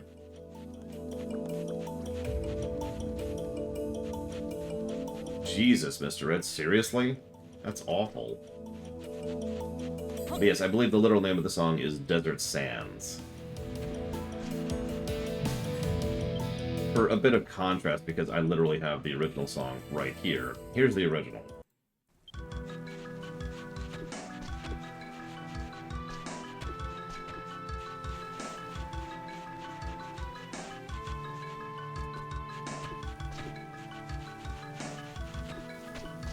Oh wow, we find this place immediately. Look at that. And a dancer girl. I don't want a dancer girl. I said specifics. Nobody said the specifics. Yaha! And I'm sorry you had to deal with that, Mr. Red. What's really weird is I have really, really good luck with delivery drivers. Unless it's freaking pizza. And I don't even know what to say about that.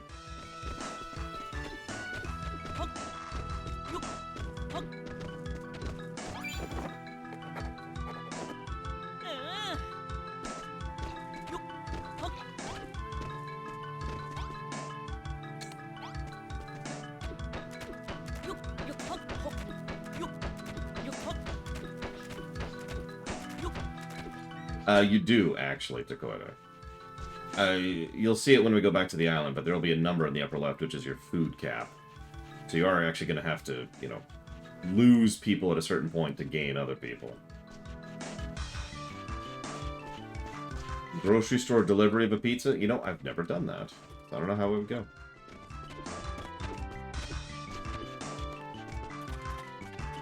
You know, Mr. Ed, I'm going to be very honest. You know what I would do?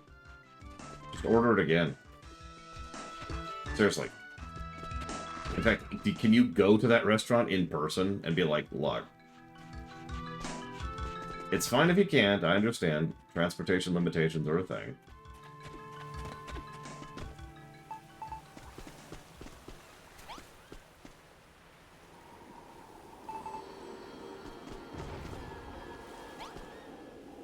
No, it's not the restaurant's fault.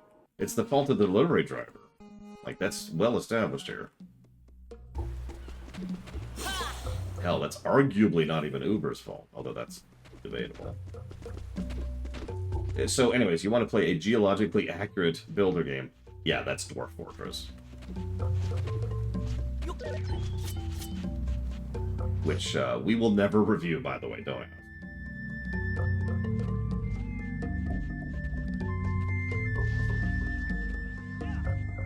Really, game?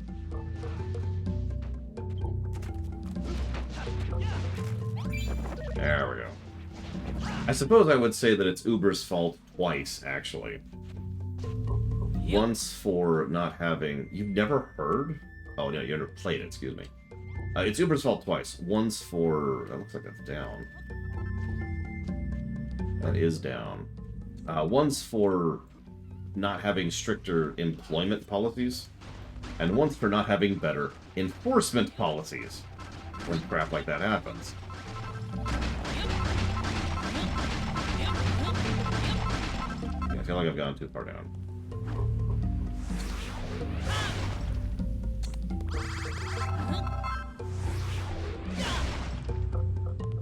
I mean, one of the things Dwarf Fortress is literally known for is its accuracy in its simulations.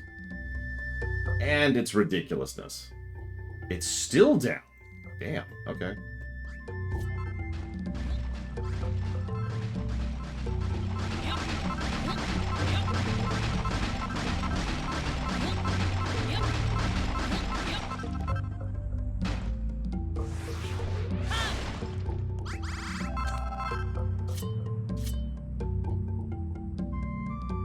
No, Mr. Floyd Pinkford. I haven't even watched season 1 at this point.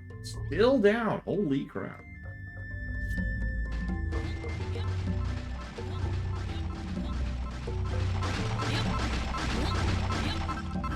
I mean, honestly, I'm kind of with you on this one, Savicom. The honor system's neat and all, but we can do better than that.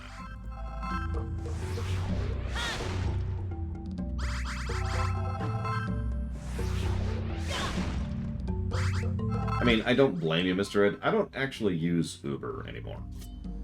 I use DoorDash. And that's because, well, first of all, they're better than Uber. I know.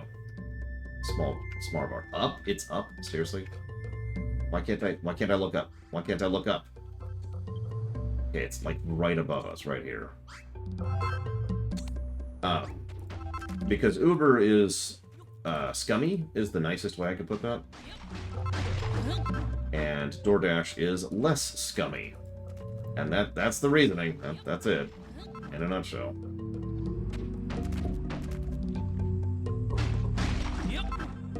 There we go. We found the cave, everybody. Jeez Louise.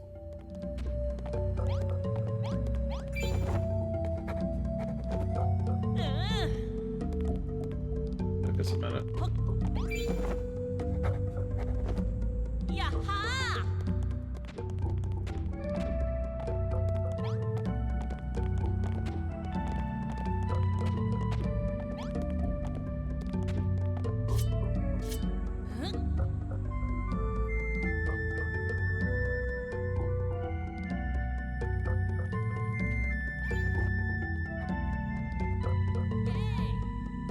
Strawberry, pineapple, and blackberry, I believe? Yep. With chocolate, of course.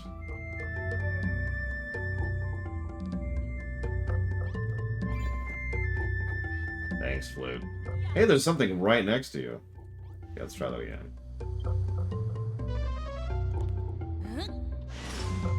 Well, the chocolate's the protein powder.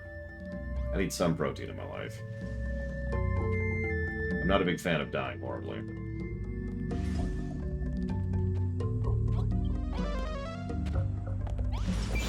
There we go.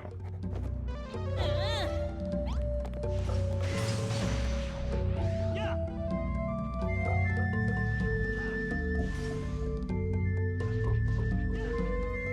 Okay, that's up. So we might be done with the cave for the time being. Or there could be a thing right here. Yaha! Whatever.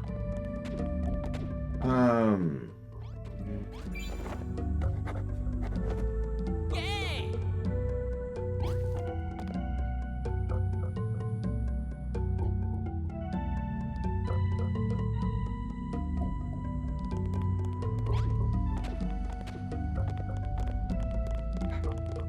People, Savicom.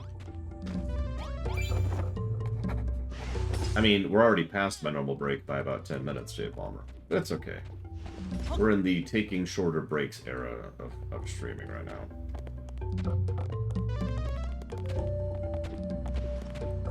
I've said it before and I've said it again. As much as, you know, I just talked about how, back in my day, honestly, I really do feel like having a little bit of mandatory people work is something that would probably do people good. You know, whether it's working in fast food or working a register. You know, just having to interact with, I think it's actually technically called the service industry on a regular basis might help people to have a little bit more sympathy and understanding of the person on the other side of the counter.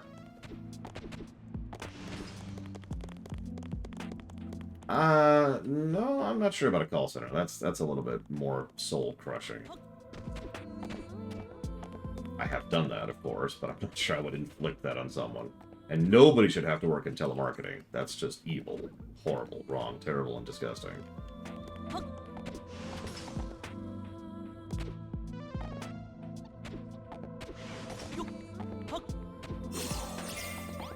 For God's sakes.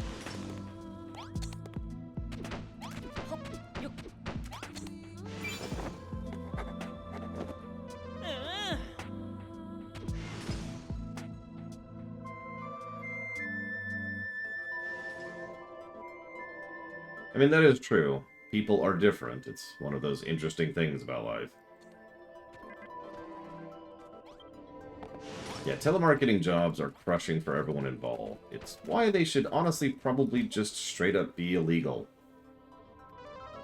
Just straight up. No, it's a crime now to be a telemarketer. That's it. That's it. We're done. We're done. Full stop.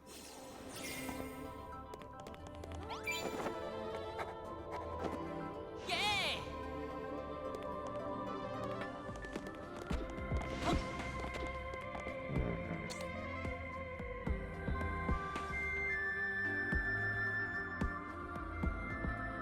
Down? Really? Really? Oh my god. Okay, hang on. That's a ways, too. And we're running out of food. Hang on, let me eat a bunch of raw cabbage again.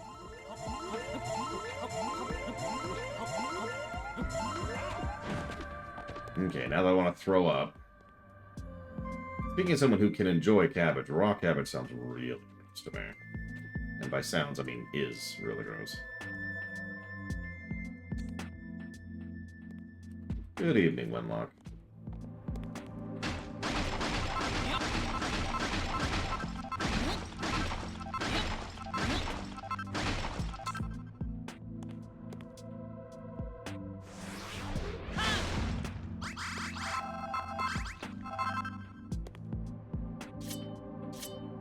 So that's what I'm having for lunch, Evo. Cabbage and onions.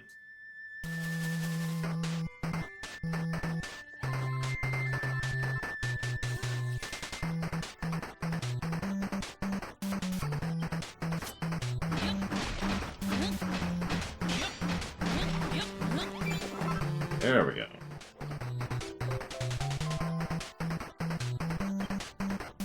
So we now have infinite coal, which is nice. We might warp up for the rest of this, because that looks like it's going to be topside. Or not. Okay.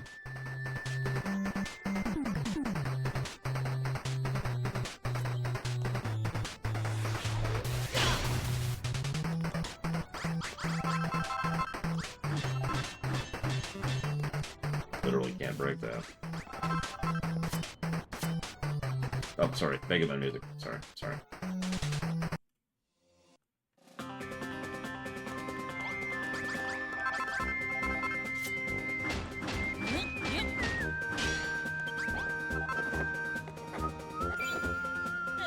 Mithril. Interesting. Oh god, I can't do coleslaw at all. That's just nausea-inducing for me. Okay, that's up.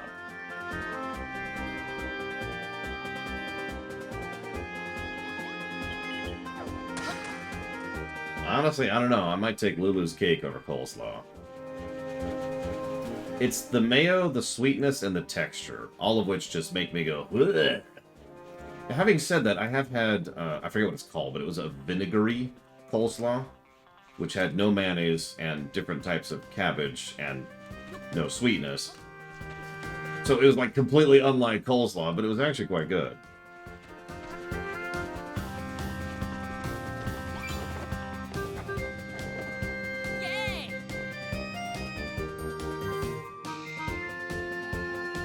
Best way to eat coleslaw. In the trash. No, you literally get into the trash. You just eat it while you're in there. It's great.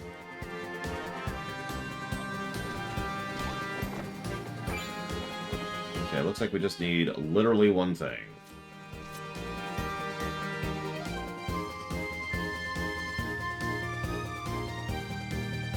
I mean, honestly, I've had decent experience with Uber Eats' support, but I stand by what I said earlier. There's a reason I don't use them anymore.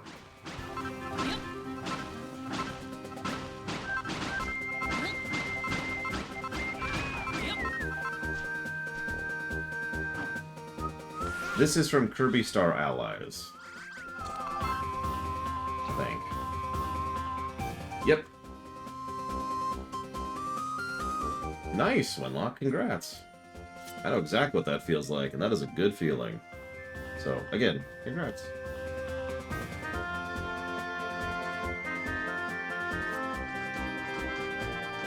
Are you going ahead and getting the good chicken again, Mr. Red? I can even give my reasoning why I think you should do that, if you want. Come here to my stupid thoughts.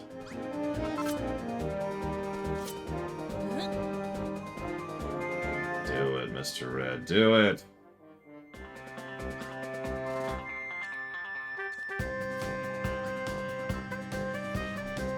Give in. Yep.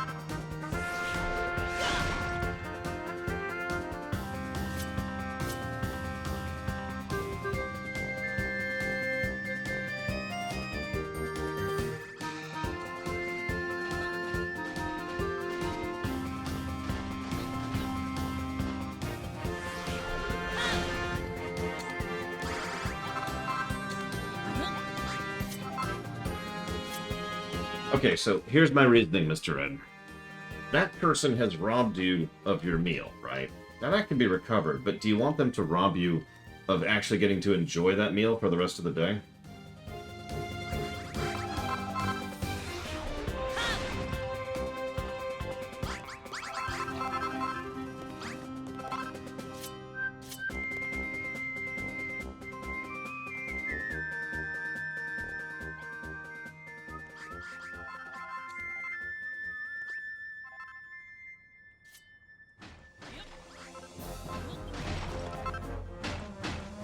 Yep.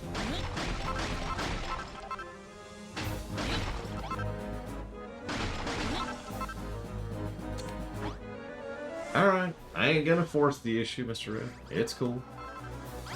We're cool.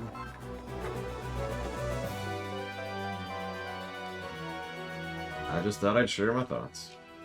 And then horribly kill you. Okay, so the first thing I'm gonna have you do is I'm gonna give you this extremely good meal, right? And you're gonna be like, oh man, this is incredible. And then you're like, can I have this meal again? I'm like, yeah, sure. And then it'll be delivered. And then that person will be like, oh, this is an incredible meal. I should steal this food. And then they go to steal it, and then it kills them. It doesn't like poison them or anything. The food just gets up and beats them to death on the spot. Like imagine like a bunch of chicken pieces just going, and the person's like, and that's what happens.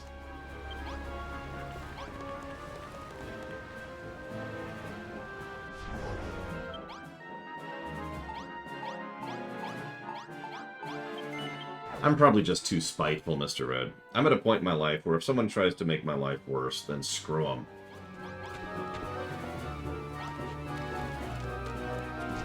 You know.